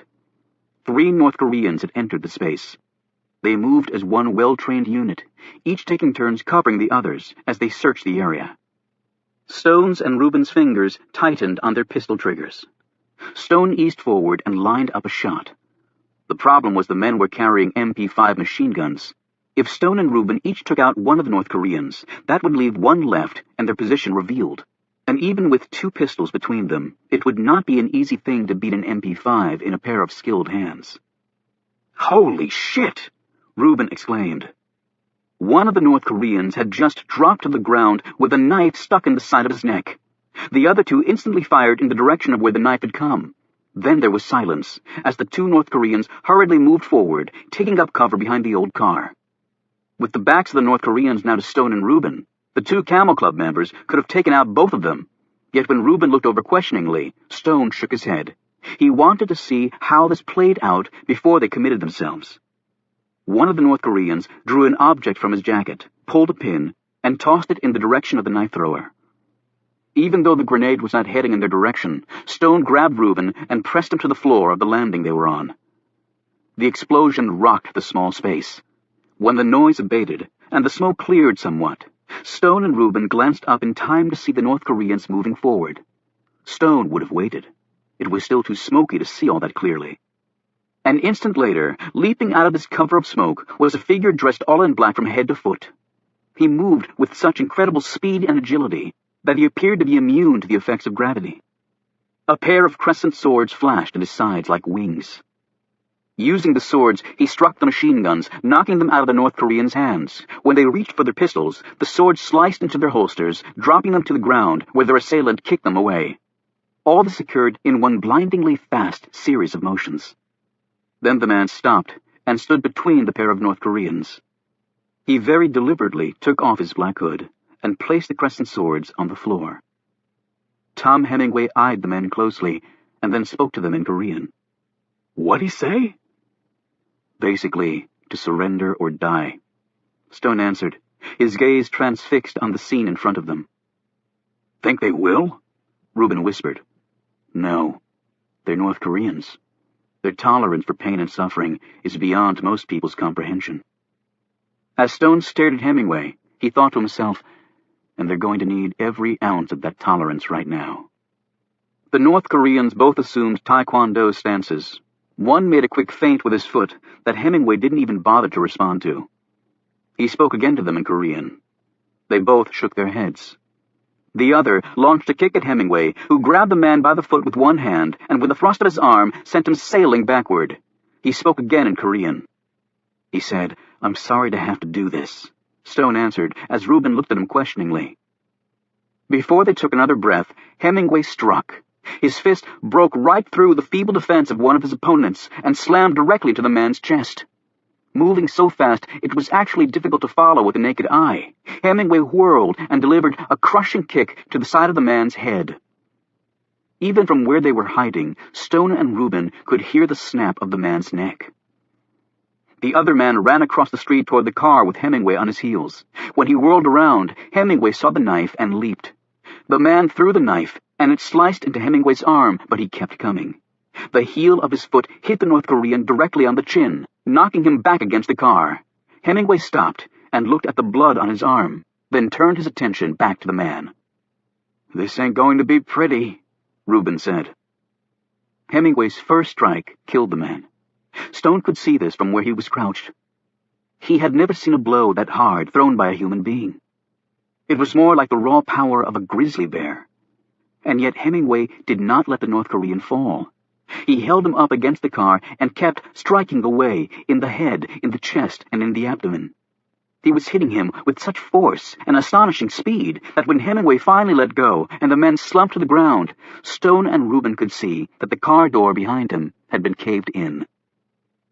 Hemingway stepped back and took a deep breath as he surveyed the three dead men. As he went to pick up his swords, Stone took out his pistol and drew a bead on the back of Hemingway's head. Suddenly, Hemingway stiffened, stood straight, and slowly turned in the direction of where Stone and Reuben were hidden. He stared up at the window. Although he couldn't possibly see them, it was clear that Hemingway was aware of their presence. As Hemingway stood there, apparently waiting for the bullet to come, Stone lowered his gun. Hemingway waited a few seconds, and then, in a blink, he was gone. Simpson ran as fast as she could, but was hopelessly disoriented. She finally stopped and looked around. She was in a maze. "Alex?" she cried out. "Jackie!" She ran toward his voice. "Jackie, they're in here somewhere. Watch yourself." She instantly stopped and knelt down, listening. All she could hear at first was her breathing. Then the sounds of footsteps, stealthy footsteps. She backed down the corridor away from them. She held her pistol up, ready to fire. "Jackie? Down here!" she called out. Alex stuck his head around the corner and saw her. He quickly joined her. She looked at his filthy clothes. "What the hell happened to you?" He rubbed at the muck. "Don't ask. Just don't ever say I lack patience, or I'll deck you." He gazed behind him. "Two guys blew past me coming in here. Any sign of them?" She shook her head. "So how do we get out of here?" "It's as simple as checking the floor." "What?" Alex didn't answer. He walked down the corridor and stopped where it intersected with another. He got on his knees and looked at the floor. "Damn! How about that?" Simpson hurried forward and joined him. "See?" He was pointing at a small dot in a crevice in the floor that was barely visible. "A red dot," Simpson said. "What does that tell us?" "Which way to turn." "How?" "You must be a landlubber." "Meaning what?" "Meaning sailors know that red means port and port means left." He turned left down the corridor, and they walked along until they reached another intersection. There they found another dot. This one was green. Green means starboard, and starboard means... Right. Simpson finished for him. They made their way through the corridor this way and soon found themselves at the end. "Okay, how did you know about the dots?" Simpson demanded. "Oliver told me." "So he really was here," Simpson said slowly. Alex stared at her. "I never doubted it." He looked up ahead at the door at the far end of the hall. "Oliver said we only had 2 rooms on this side. That means through that door is the president. And Hemingway." Alex added grimly, "He's a federal agent, Alex, which means he might be on our side." "Jackie, listen to me. This guy is a traitor, and he can probably kill you with his pinky. If you get a chance to shoot him, take it." "Alex!" "No bullshit, Jackie. Just do it. Now come on." While Alex and Simpson were dashing through the maze, Stone and Reuben stepped into a room that had a hanging cage, chains on the wall, gurneys, and trays of surgical instruments, and what looked like an electric chair. Stone stared at the latter device and drew a sharp breath. They called this the Room of Truth. They used it to break you. The truth was they broke everybody eventually, me included. He pointed to the chair. They used too much electricity on one man that I trained with, and his heart stopped. They told his family he went missing overseas during a mission. He's probably buried on Murder Mountain. We might be too, Reuben pointed out glumly. Let's get on to the next room, Stone said. This one always made me sick. They had just started toward the exit when the door they had come through burst open. Run! Stone shouted, throwing gunfire at the North Korean who had swept into the room. He fired back, and Stone had to hurl himself behind the electric chair. Gunfire erupted on all sides of the room. A minute later, while Stone was reloading as fast as he could, he heard Reuben yell out, I'm hit! Oliver, I'm hit! Reuben, called out Stone as two shots whizzed by his head. He returned fire and ducked down. A clattering sound came from the left, as though someone had overturned a tray of instruments. Then came more noises of things being tossed around. Stone made a quick decision. He pointed his pistol at the ceiling lights and shot them all out. In the darkness, Stone put on his night vision goggles, his gaze peering desperately through the gauzy green world the goggles created. Where was Reuben? Where was he? Finally, Stone saw him lying on the floor behind an overturned gurney, holding his side. There was no sign of the North Korean. Stone kept sweeping the room with his gaze, finally stopping on one corner. Here gurneys and other medical equipment had been hastily stacked, forming a wall. The person had to be behind there. And then Stone's gaze went upward, and he saw what had to be done. He laid on his back with his knees bent. He rested his gun between his knees and then clamped them together, which held the gun motionless. He lined up his target, exhaled all the air from his lungs, and relaxed his muscles fully. It was as though all his training on how to kill someone had come effortlessly back to him right when he needed it. Should I thank God or Satan? In daylight, the shot would have been simple.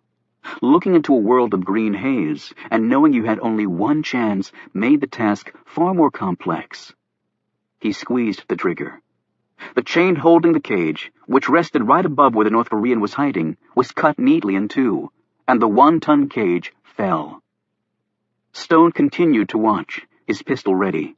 What he saw next slightly sickened him, even though it had been his intent. The blood flowed under the gurneys and started pooling a few inches in front of this barrier. Stone rose and made his way over to the corner. He cautiously peered over the wall of gurneys. Only a hand was visible from under the fallen cage. The man hadn't even had time to scream. In Stone's old world, this would have been labeled a perfect kill. Oliver! Reuben called out. Stone turned and raced across the room to where Reuben sat against the wall, clutching his side. The knife was still in him, and blood had spread down his shirt and onto the floor. Shit. Bastard got a lucky tossin'. I'll be okay. Had lots worse than this. Reuben's face, however, was ashen. Stone ran to a set of shelves against the wall and threw them open. There were still bottles of ointment and tape and gauze stored there. He doubted the ointment would be any good, but the gauze and bandages were still in their sterilized wrappers. It would be cleaner than using Reuben's shirt. He grabbed the supplies and headed back over to Reuben. After bandaging him up, Stone helped him through the door into the next room. As soon as they left the room, the door leading into the Room of Truth opened. Captain Jack cautiously peered in. He took a minute to search the space, and then found his man under the cage. Captain Jack said, Okay, perhaps it's time to live to fight another day. I'm sure the bloody North Koreans will understand. He turned to retreat through the steel door, but found that it wouldn't open. I'd forgotten about that, he muttered. He stood there wondering what to do.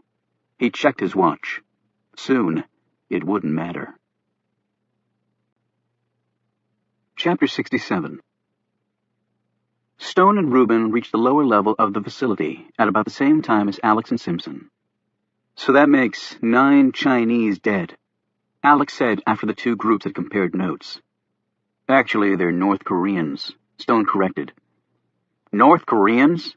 What the hell are they doing involved in this?" Simpson asked. Stone said, "I have no idea." He pointed with his gun down the hallway. "But I do know that down there are the cells that were used to house detainees for interrogation during my time here. Presumably, that's where the president is." Alex checked his watch. "We've got 3 hours left," he said urgently. "We've got to get the president. Get out of here. Grab a cell signal and call the service. They'll contact the White House and stop the launch." "Do you think there are any North Koreans left?" Simpson asked. Alex said, "I saw 2 guys running past me when I was stuck in that tank. So," he suddenly shouted, "Look out! Grenade!" They scattered for cover as the object bounced down the stairs and landed near them. However, it wasn't a grenade. It was a flashbang, a device that stunned a person by using ear-piercing sound and blinding light. Members of the FBI's hostage rescue team swore by its effectiveness, and it did its job this time. When it went off, all of them were instantly incapacitated. 2 North Koreans raced down the steps. They wore earplugs, and so were unaffected by the sound of the explosion. They pointed their weapons at the helpless Alex and the others. Stone struggled to get to his feet, but he was so disoriented he couldn't manage it. Simpson's hands were over her ears, and she looked ready to pass out. Reuben lay crouched in the corner, clutching his side and breathing weakly. One of the North Koreans shouted one word, in English this time. "Die!" He moved his MP5 shot selector to auto, and his hand slid to the trigger. He could empty his entire 30-round mag in a few seconds. And he would have, too, if he'd still been alive. His spine snapped when the foot struck him from behind. He dropped to the floor. As he fell, his finger pushed back the trigger, and the machine gun emptied a few rounds right into the concrete floor. They ricocheted into the man, not that he felt them. The other man tried to fire his gun at Hemingway, but Hemingway ripped the mag right off the stock, then crushed it against the man's skull and finished him off with a vector strike to the liver, rupturing it. The man dropped to the floor with a thud. Then Hemingway was gone. As the effects of the flashbang wore off, Alex struggled to his feet and helped Simpson up. Stone did the same with Reuben. "Where did Hemingway go?" Stone asked. Alex pointed down the hall. "That way. Through that door. I saw him right before he disappeared. I'm not sure how, because my head was exploding at the same time." They took a moment to eye the battered North Koreans. "This guy is a freaking nightmare," Alex exclaimed. "He just saved our lives," Simpson pointed out. "Oh, yeah? Probably because he wants to kill us all by himself," Alex shot back. "So what I told you still goes. Shoot to kill the bastard." Stone looked at his watch. "We're running out of time." Hemingway stood alone at the end of the hall, the 2 cells holding the president and Chastity behind him. The prisoners were unconscious after he'd given them amnesic drugs with their dinner earlier. He didn't believe they'd want to have any memory of what had happened to them. As the door opened at the other end of the hall, Hemingway receded into the shadows. Alex stepped through the door with the others and called out, "Hemingway, we've come for the president." Hemingway made not a sound. "You might not know what's happened, Tom," Alex added. "The Sharia group claimed responsibility for the kidnapping. Right this instant, the United States has a nuke aimed at Damascus. It's going to launch in less than 3 hours unless the president is returned safely. That's what Rinke and Peters were probably coming to tell you." Hemingway drew a quick breath, but still said nothing. "Tom, I'm being straight with you," Alex continued. "The whole world is about to go up in flames. Every Muslim army and every terrorist organization in the world is gathering to attack the United States. We're at DEFCON 1, Tom. DEFCON 1. You know what that means. Everything's ready to blow." Alex paused and then shouted, "We've got 3 hours, goddammit, or 6 million people die!" Finally, Hemingway stepped into the light. Why would the Sharia group have claimed responsibility? He asked warily. "They didn't. So I did it for them. Captain Jack said, as he darted through the doorway and pressed his gun against the side of Simpson's head. He took her pistol and trained it on the others. "Now drop your weapons, or you'll get a nice view of this lady's brains." The others hesitated for a moment, and then, one by one, Alex, Stone, and the wounded Reuben dropped their guns. "Damn, that's the guy we heard earlier," Reuben muttered to Stone, but his friend wasn't listening. He was looking very intently at Captain Jack. As Captain Jack's gaze swept over them, it stopped and came back to Stone. Captain Jack's brow creased. Then his attention was drawn to Hemingway, who said, "I thought we had an agreement."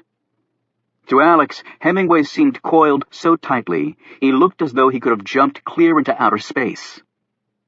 "We did, Tom," Captain Jack said pleasantly. "But then I got a better offer from the North Koreans. I told you I was only in this for the money. That was fair warning to you, mate, and don't blame me if you didn't pick up on it." Hemingway said, "Why? To start an American-Muslim war? What does that gain for North Korea?" "I really don't care. They paid my price." Alex said, "We're going to drop a nuclear bomb on Damascus." Captain Jack looked at him disdainfully. "I worked for the Syrians for a while. They're just as bloodthirsty as anyone else. It's not like they don't deserve it." 6 million people, Alex said, including women and children. Captain Jack just shook his head wearily. "You're really not getting my point, are you?" "You've got dead North Koreans all over the place," Hemingway said. "Do you really think your plan will work now?" "I'll have time to clean that all up, Tom.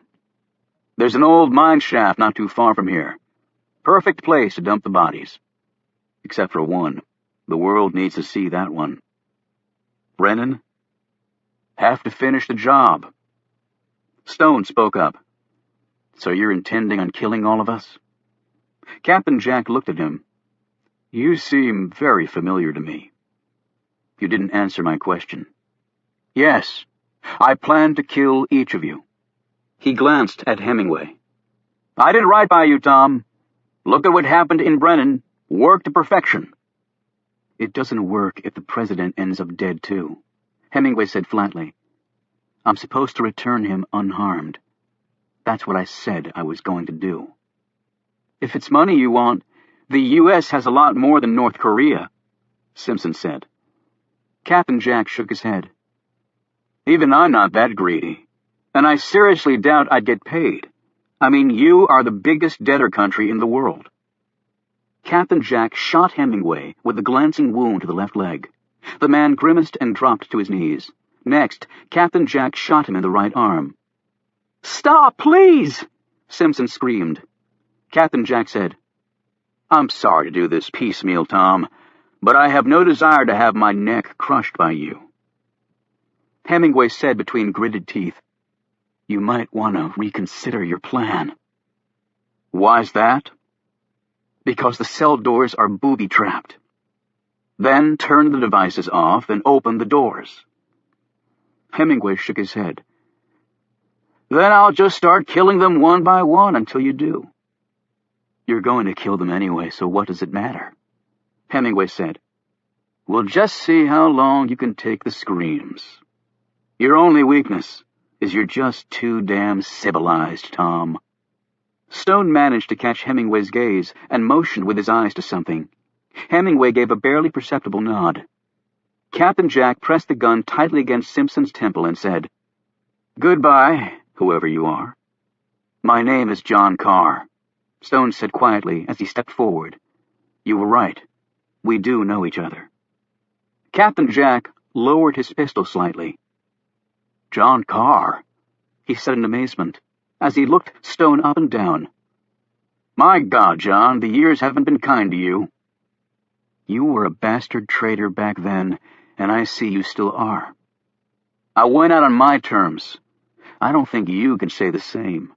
Captain Jack sneered.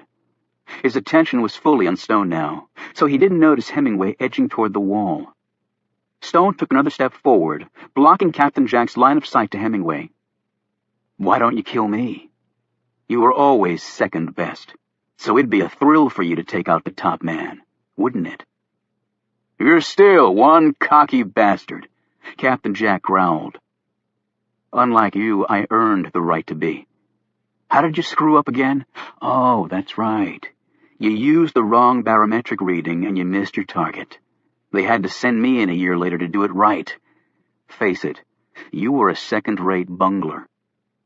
Captain Jack pointed his pistol at Stone's forehead. I won't have to worry about barometric pressure this time. Hemingway leaped and hit the light switch, plunging them into darkness. Captain Jack fired. There were screams and shouts and scuffling, and finally, one horrific cry, and then the sound of a body falling. The lights came back on, and Captain Jack was lying on the floor, his guns gone.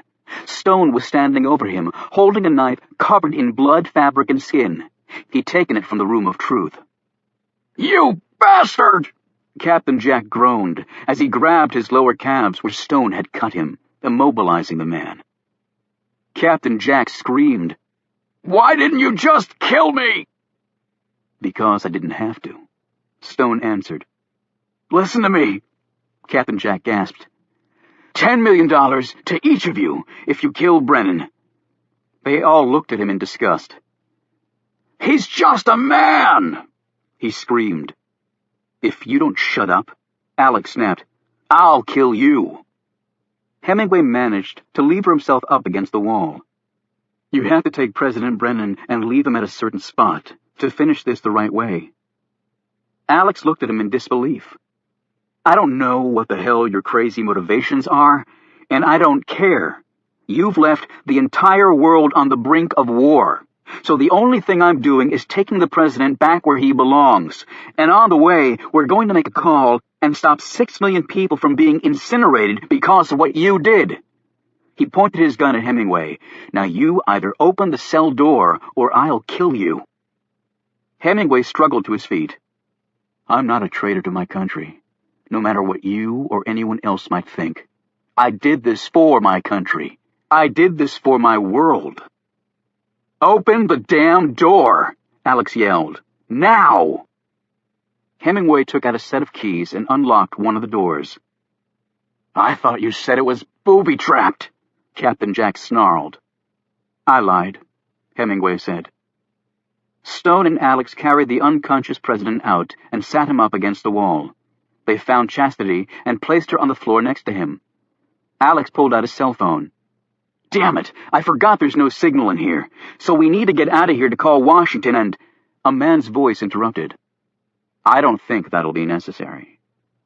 They all turned and stared at Carter Gray and 6 men holding machine guns. Chapter 68.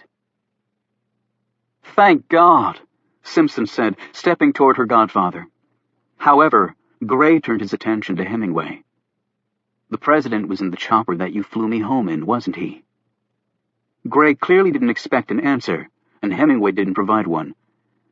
You corrupted my files, assembled an army of dead men, and kidnapped the president. Gray shook his head. The president's fine, Carter, Simpson said. He's just drugged. Gray said, Very good. Well, we'll take over from here. He motioned 2 of his men to go get the president. Wait! Hemingway shouted. He needs to be returned the way I planned. You can't let all those people in Pennsylvania die in vain. They sacrificed themselves for a better world. Gray's face screwed up. You are insane. He calmed and turned to Stone. Hello, John. I can't tell you what a shock it's been finding out you're alive. Gray continued. He glanced over at Captain Jack lying on the floor, still clutching his bloodied legs. 2 old friends I believe to be dead. Resurrection seems to be a theme of the 21st century. I wasn't ready to die on your timetable, Carter, Stone said. Simpson looked between the 2 men. What the hell are you talking about? Alex interjected. Look, people, we're running out of time. We have to notify the White House that we have the president back. They'll stop the launch. Gray ignored this and said, Jackie, I want you to step over here with me. What? She said. Didn't you hear, Alex? We have to stop the launch. When you and I leave here together, you are never to speak of anything you've seen or heard tonight. Do you understand? Simpson looked at the others. I'm sure you can trust all of us not to reveal anything that would damage the country. I'm not worried about the others, Jackie. Just you. Stone looked at the woman. You're the only one leaving here alive, Agent Simpson. He glanced at Gray. And I believe that includes the president. What the hell are you talking about? Simpson shouted. She looked at her godfather for reassurance, but the truth of what Stone had just said was instantly revealed in Gray's features. She pointed at the unconscious Brennan. This is the President of the United States. Gray said, I'm aware of that. And there's a man in the Oval Office right now who's equally capable of running the country, which, unfortunately, isn't saying much. Simpson stared at the men with Gray. He's going to kill the president. You have to stop him. These men are all loyal only to me. Otherwise, they wouldn't be here. Gray answered. She said pleadingly, 6 million people are going to die if we don't make the call to the White House, Carter. 6 million Syrians, Gray countered. Do you know how many terrorist activities dear old Syria supports? And they're the clearinghouse for virtually all the suicide bombers going into Iraq. We should have nuked the damn country years ago. Simpson looked at her godfather. You're insane. This is bigger than any one man, Jackie. Gray replied very calmly.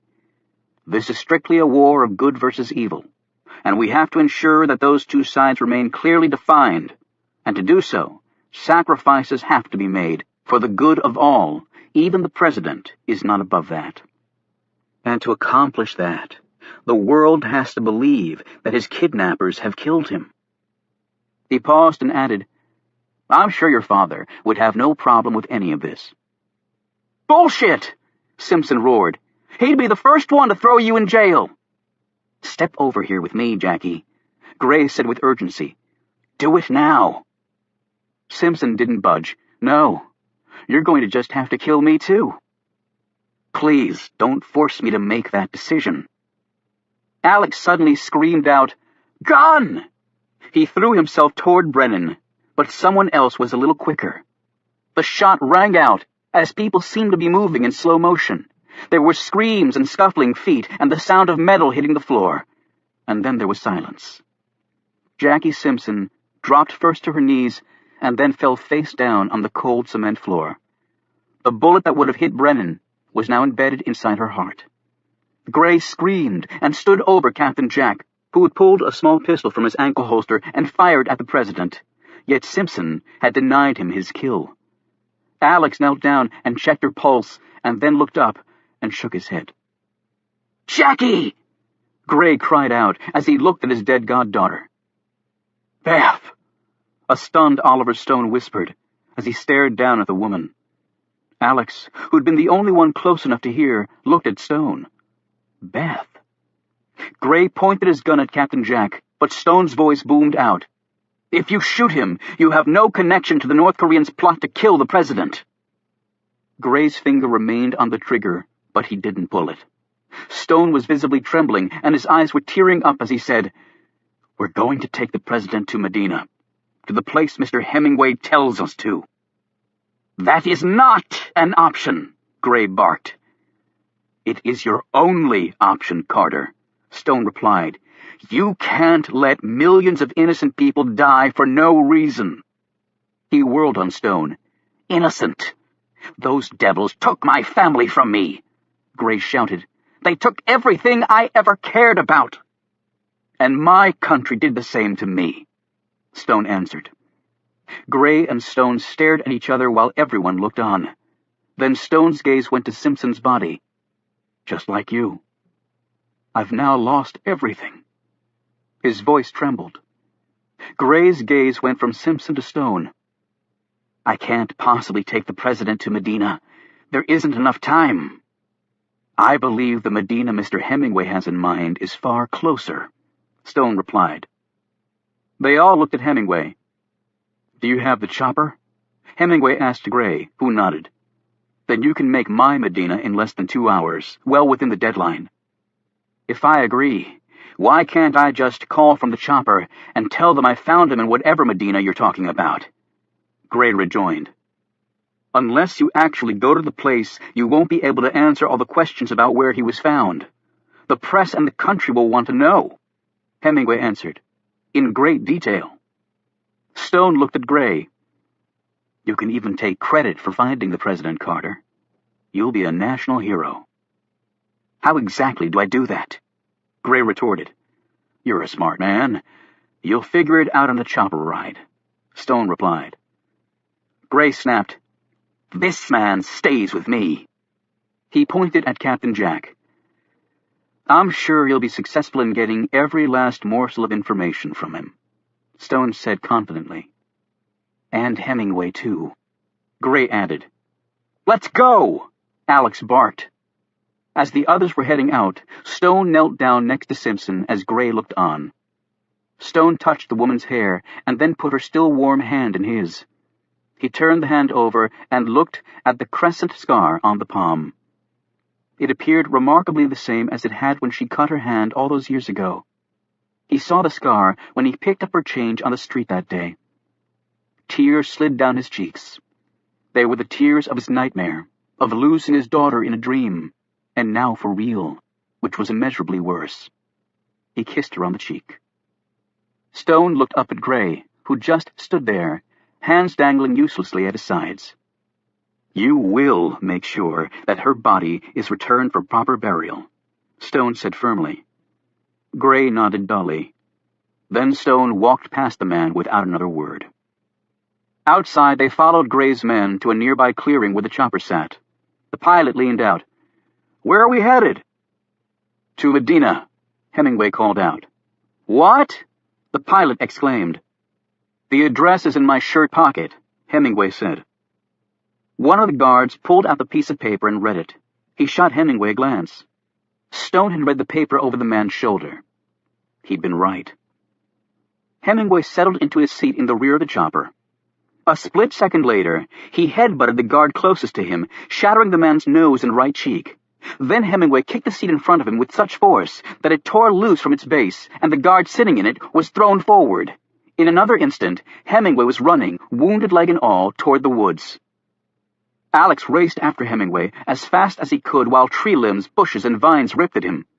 The guy had been shot in the damn leg, and Alex couldn't catch him. He heard a shout ahead, and he increased his pace. He broke free of the trees and skidded to a stop just before he would have plummeted over the side. He was standing on the edge of a long fall. He couldn't see what was at the bottom, but as he stood there listening, Alex thought he heard a splash. As other guards raced up to join him, he pointed down into the abyss and shook his head. Tom Hemingway was gone. Chapter 69. Acting President Ben Hamilton was watching the screen in the Oval Office as people hovered around. The film footage was grainy and jerky. All professional news-gathering services had already fled the country, yet clearly showed the complete chaos that now was Damascus. The roads were clogged with cars, the streets with desperate, terrified Syrians. It was reported that people were sprinting down the runway of the airport, trying to grab onto the last few planes that were taking off. Law and order had long since disappeared. People were merely trying to get away, and as the hours wound down and that hope vanished, things were turning very ugly. Hamilton and his group watched the screen as parents ran down the streets carrying their children and screaming in terror, while soldiers pushed through the panicked masses using bullhorns to tell the crowds to evacuate. Yet with less than 1 hour left under the United States deadline, none of these people were going to survive. There was a jarring video segment of looters being beaten to death by angry citizens. Hamilton watched until he saw a group of small children become separated from their families and then being trampled underneath the fleeing crowds. "Turn the damn thing off," Hamilton ordered, and the screen instantly went dark. Hamilton's desk was covered with official pleas from all over the world begging him not to pull the trigger. Millions of Americans across the country were out in the streets, some in support of Hamilton's decision, but most opposed. The White House switchboard had been overwhelmed. Secretary of Defense Joe Decker sat down next to his commander-in-chief. Hamilton looked at him in desperation. Perhaps sensing his boss's wavering, Decker said, "Sir, I know that this is more pressure than a person should have to endure. And I know what the world is telling you. But if we back down now, we will lose all credibility with these people.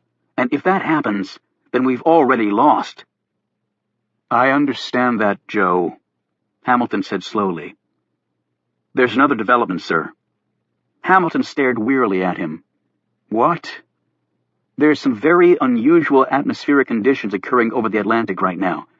The Navy reports that satellite communication with the Tennessee could well be compromised in a few minutes."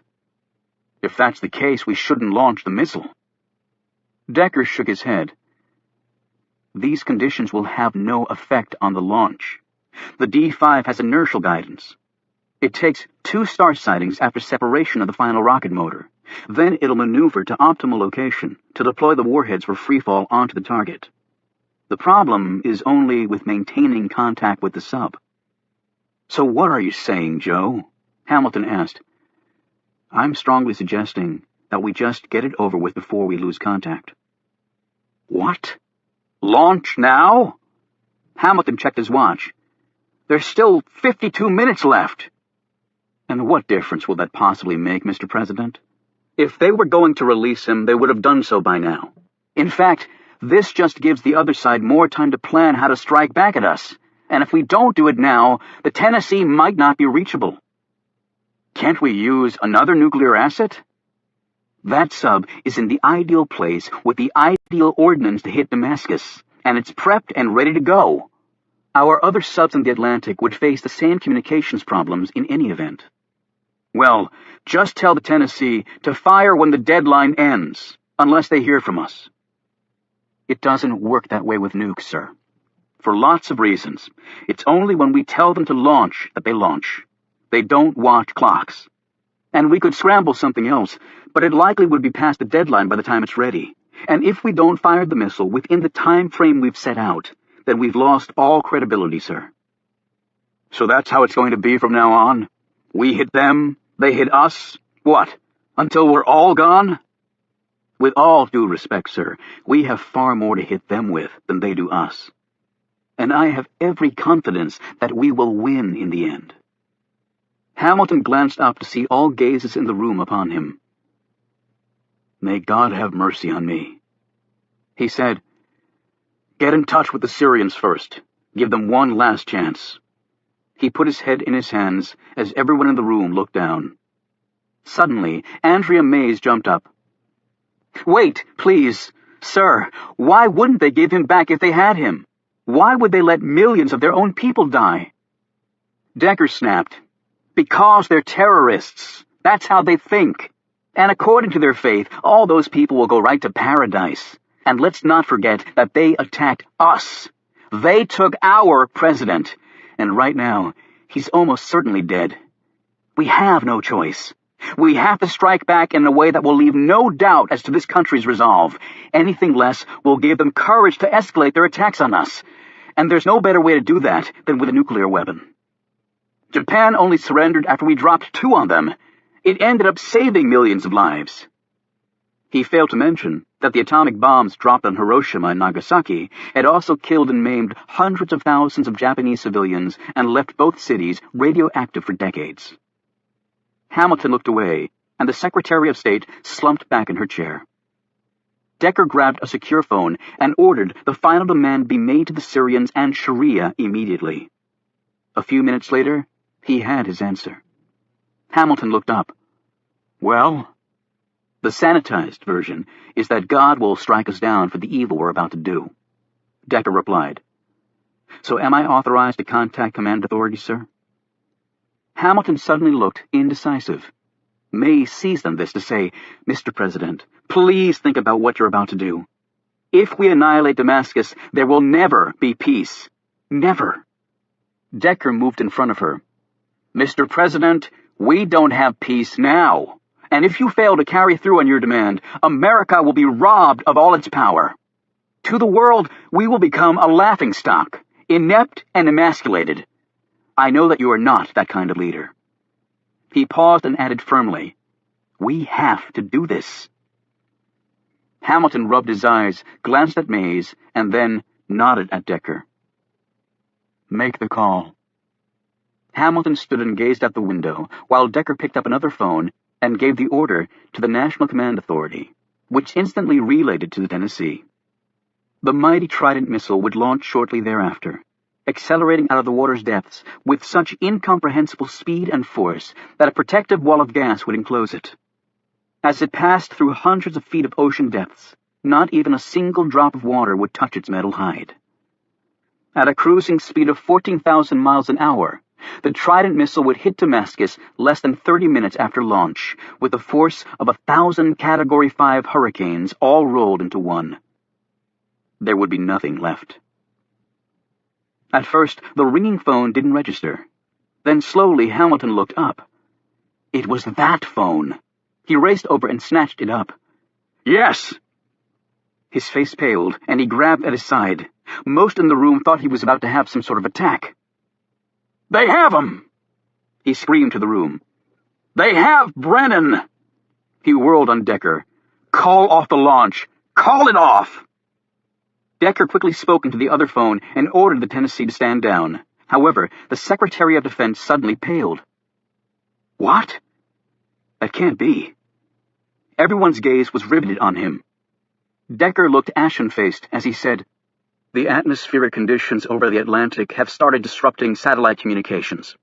The Tennessee acknowledged and confirmed the order to launch, but now command authority is having trouble contacting the sub again."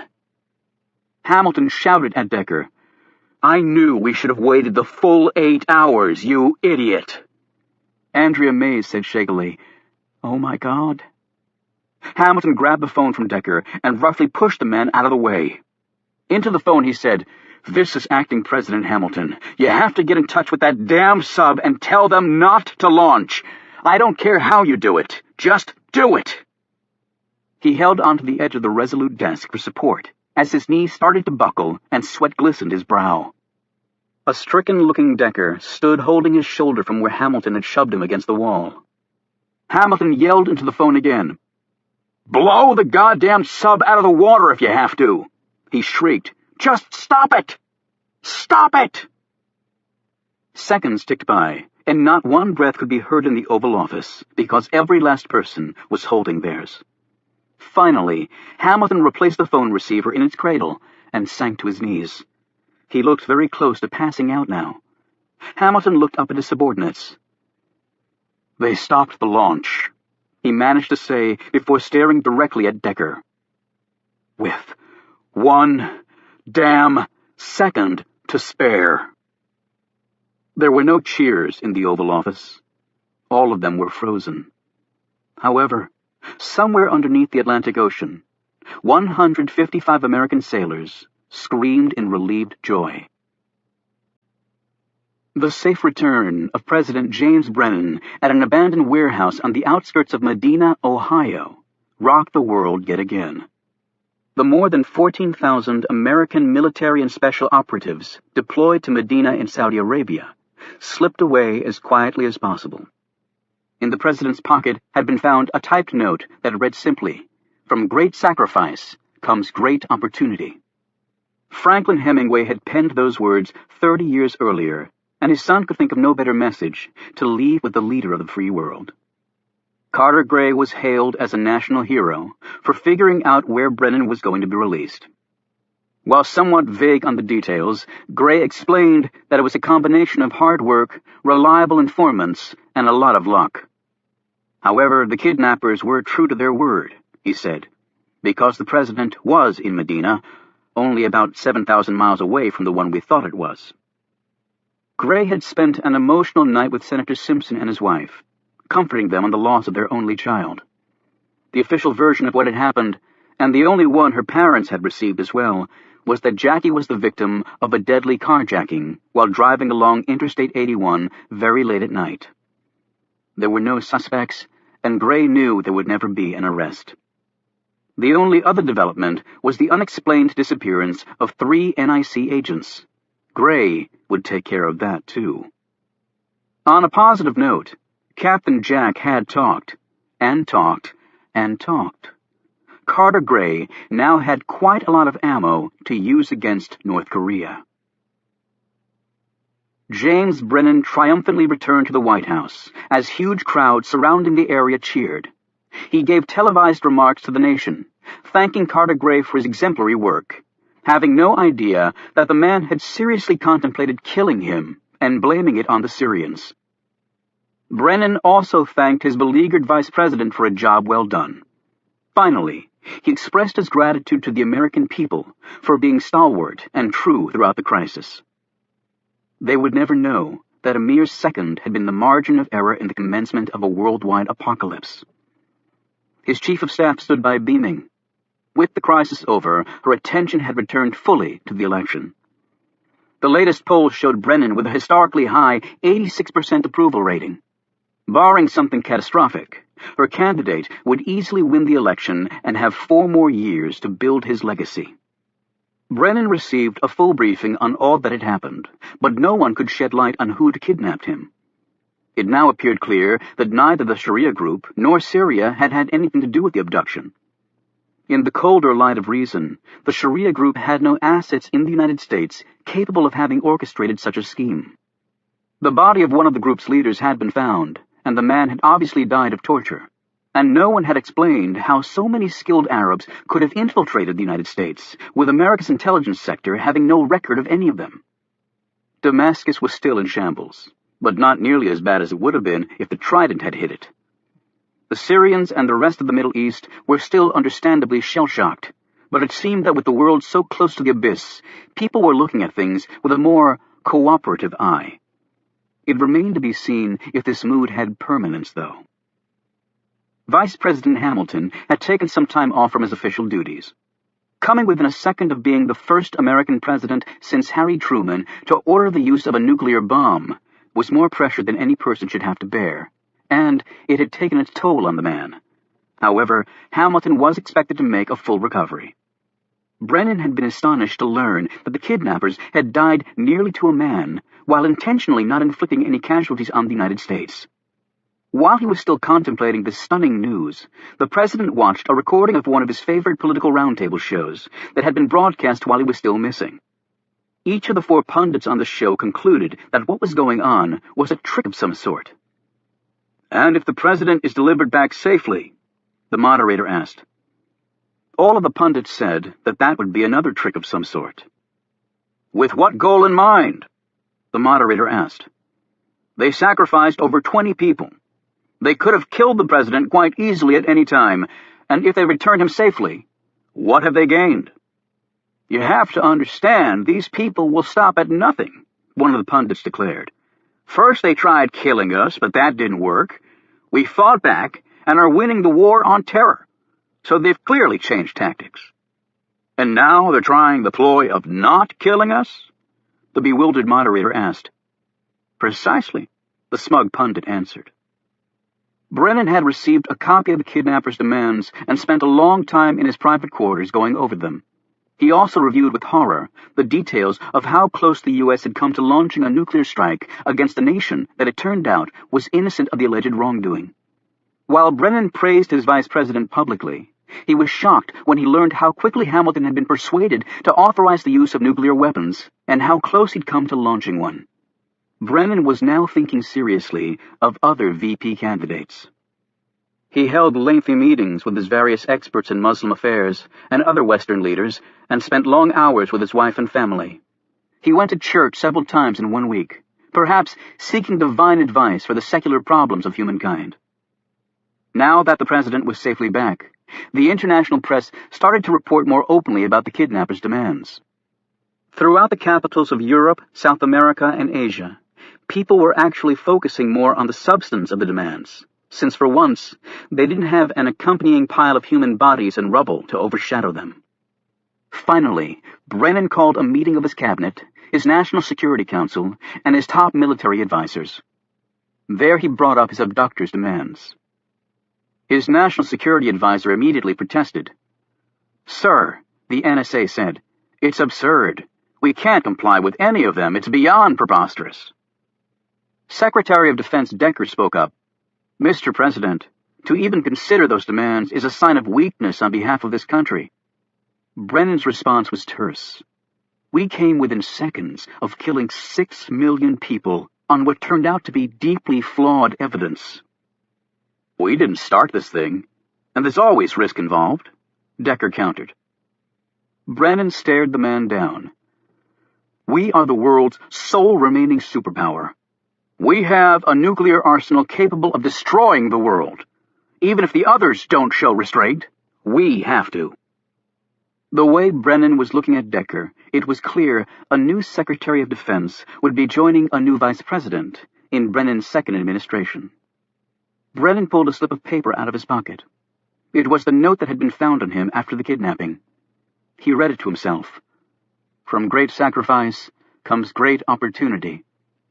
And as history had shown and Brennan well knew, great presidents were often created during such times.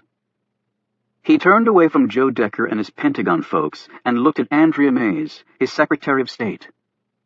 "I think it's time we got to work," President Brennan said.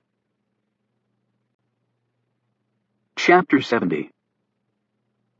Jacqueline Simpson was laid to rest in a private service at a cemetery in Northern Virginia. In attendance were her grief-stricken parents, close family friends, political dignitaries, representatives of the Secret Service, and her godfather, Carter Gray. Nearby, but hidden behind a copse of trees, stood Oliver Stone, wearing a brand-new black suit and tie that his friends had purchased for him. As the minister spoke words of religious wisdom and comfort, Stone didn't hear them. His gaze was transfixed on the coffin that held his daughter, Beth. He didn't cry. He was having trouble deciding what he should feel. He was her father, but then again, he wasn't. He had had her for 3 years. The Simpsons for the rest of her life. Simply from a time standpoint, he had little claim to be here, and yet he could not have stayed away. When the ceremony was over and all the others had left, Stone emerged from his hiding place and walked down to the burial spot. The cemetery workers were about to lower the coffin into the hole in the ground, but Stone asked them to wait. "Are you family?" one asked him. "Yes," he answered. "I'm family." For 20 long minutes, Stone knelt in front of the coffin, with one of his hands resting on its smooth, polished surface. He finally rose on shaky legs, bent over, and kissed the coffin, placing a single flower on top. It was a daisy. "Goodbye, Beth," he said quietly. "I love you." The Camel Club, Alex and Kate, met at Stone's cottage the following day. Reuben had been treated for his wounds, and the doctors had taken care of a couple of bothersome kidney stones at the same time. Chastity was fully recovered from her ordeal, something she had absolutely no memory of. Alex brought with him the newspaper account of Jackie Simpson's death. "She was a damn hero, and all she'll be remembered for is being a victim of a carjacking," he said bitterly. Stone was sitting behind his desk. "You're wrong. That's not all she'll be remembered for," he said firmly. Alex changed the subject. "It's killing me that Carter Gray is now some national hero when he was going to murder the president. There has to be something we can do." Reuben said, "But if we go public, then everything else comes out. I'm not sure the country can handle that after everything that's happened." Stone said quietly, "Carter Gray will be taken care of. I'll personally see to that." They all looked at him curiously, but the man's expression did not invite questions. Reuben stood. "Okay, I think it's time to make it official." He cleared his throat. "I hereby call a special meeting of the Camel Club to order. Because of their exemplary work on behalf of the United States and their invaluable assistance to the club, I move that we admit 2 new members, Agent Alex Ford and Kate Adams. Do I have a second?" "Second," said Milton and Caleb together. "All in favor, say aye." And the ayes carried. Alex said, "Okay, I need to know something. Why the Camel Club?" Stone answered, "Because camels have great stamina. They never give up." "That's what Oliver says, but the real reason is this," Reuben countered. "In the 1920s, there was another Camel Club, And at each meeting of that club, they would all raise their glasses and take a vow to oppose prohibition to the last drop of whiskey. Now that's my kind of club. When the meeting broke up, Alex stayed behind to talk to Stone in private. "So, Oliver Stone is really John Carr," he said. "Was John Carr. He's dead," Stone said bluntly. "Oliver, you told Carter Gray that your country had taken your family. What did you mean by that?" Stone sat down behind his desk and fiddled with some papers lying there. "Let's just say that I thought I'd finished my duties for my country. But apparently, my country believed that my job was not one you ever walked away from." He paused. "It's the greatest regret of my life that my family suffered because of me." "Your daughter's name was Beth?" Alex said cautiously. "And she was born in Atlanta?" Stone stared at him. "How did you know that?" Alex was thinking of the mistake on the NIC database as to Simpson's birthplace that she'd pointed out to Hemingway. Yet the database was right. She was born in Atlanta, not Birmingham, where the Simpsons were from. And then he thought of the two tall, fair-haired Simpsons and their petite, dark-haired daughter. Now Alex had a good idea what Oliver Stone's dead wife looked like. It was clear to him that Jackie Simpson and Beth Carr were the same person. "It was on her official file," Alex answered. Stone nodded absently. Alex put his hand on Stone's shoulder. "I'm sorry, Oliver." "Don't pity me, Alex. I've done many things in my life that I hate myself for. I could excuse them by saying I was serving my country, but that's not really much of an excuse, is it?" Carter Gray had just finished his briefing with the president and was heading back to his chopper on the lawn of the White House. It had been a good meeting, although Brennan was making some curious, and to Gray's thinking, disturbing, noises about a decided shift in America's policies toward the Middle East. However, Gray stopped pondering this when he saw the man standing at the fence looking at him. Oliver Stone motioned over to where Reuben sat astride his Indian motorcycle. Then Stone pointed to the west. As Gray followed this gesture, it was clear what the man intended. A few minutes later, Gray was in a limo following the motorcycle. As he'd expected, it turned into Arlington National Cemetery. A few minutes later, with the security detail at a discreet distance, Gray stood across from Stone in front of John Carr's grave. "I can give you 10 minutes at most, John," Gray said. "My name is Oliver Stone." "Whatever," Gray said impatiently. "And 5 minutes will be more than enough. Then get on with it. How did my daughter end up with the Simpsons?" Gray looked a little put out by the question, but said, "As you know, Roger Simpson worked at the CIA with me. We were very good friends. They couldn't have children. It seemed like a good solution. You and your wife had no family, and I couldn't just abandon the child, although there were some at the agency who thought she should have just been shot too. I had no idea you were even alive, John.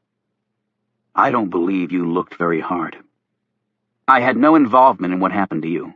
I didn't order it, and I didn't condone it. In fact, I saved your daughter from being killed. But you did nothing to stop the attack on me and my family, did you? Did you really just expect to walk away from it all? I never would have betrayed my country. That's not the point. That is precisely the point." Gray threw up a hand. "This is ancient history." Stone pointed to the left. "Part of your history lies over there where your wife is buried. Do you just forget that?" "Don't you dare talk about her," Gray snapped. "Now, is there anything else?" "Just one more thing," Stone said. "I want you to resign your position." Gray stared at him blankly. "Excuse me?" "You are to resign your position immediately as National Intelligence Director. You're no longer fit for the post." "I feel sorry for you," Gray said, shaking his head. "I really do.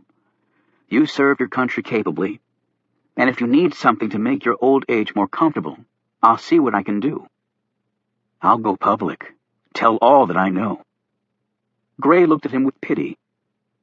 And you have so much credibility.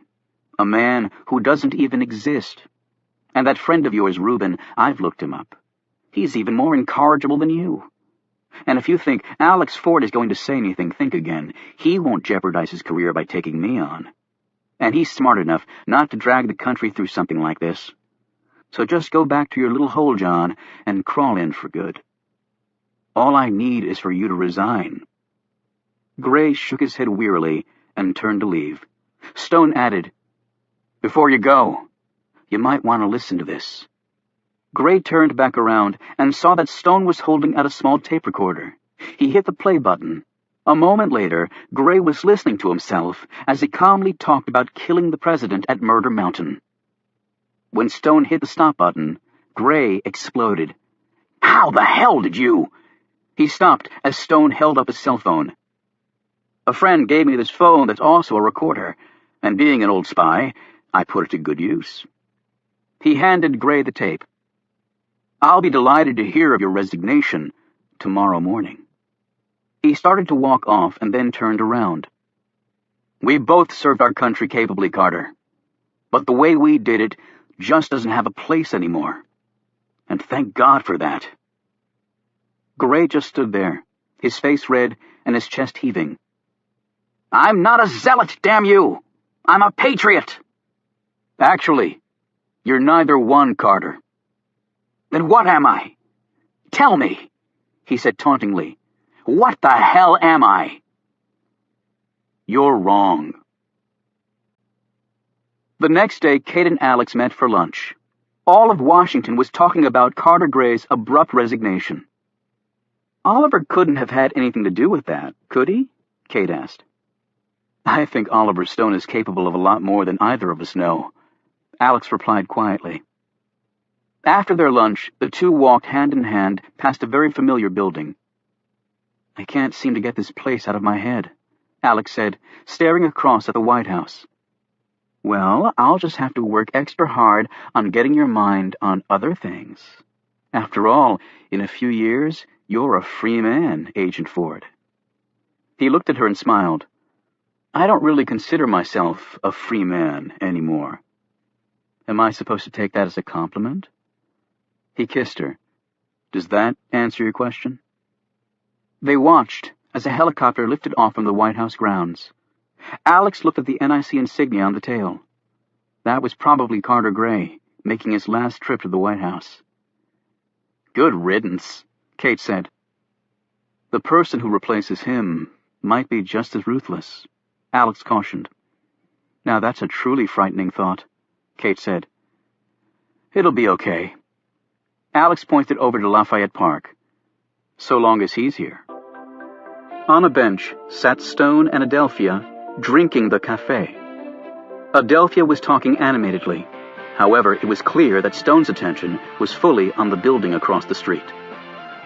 Alex and Kate walked off down the street, leaving the country in the capable hands of Citizen Oliver Stone and the Camel Club.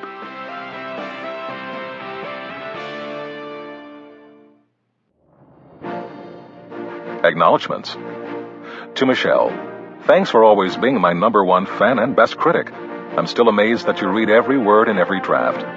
To Aaron Priest, thank you for being there for me from day one. None of this would be possible without you. To Maureen Egan, Jamie Rabb, Tina Andriadis, Amy Battaglia, Tom Masiak, Karen Torres, Martha Otis, Jason Pinter, Miriam Parker, and the rest of the Warner Books gang who worked so hard on my behalf. You have my thanks and appreciation. To Lucy Childs and Lisa Urbach fans, for all the thousands of details you handle every day for me. To Frances Gillette Miller, your editing skills and incredible insight were on full display with this book. Thank you.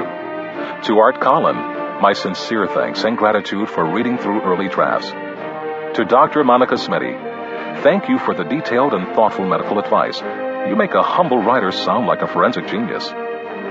To Dr. John Y. Cole at the Library of Congress, thank you for the amazing behind-the-scenes tour of LOC and the expert knowledge of its magnificent buildings and collections.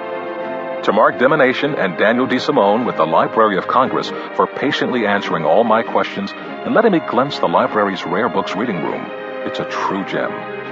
To the United States Secret Service Washington Field Office, my utmost thanks and respect for all you do and for your willingness to share your knowledge with me. To Jennifer Steinberg, my gratitude for always getting answers to those last-minute research questions. To Maria Ritt, for your very helpful comments. To Bob Schul, for reading the words, giving me incredibly good comments, educating me on energy policy, and above all, being the best friend anyone could have. To Neil Schiff, thanks for always being willing to share your FBI knowledge.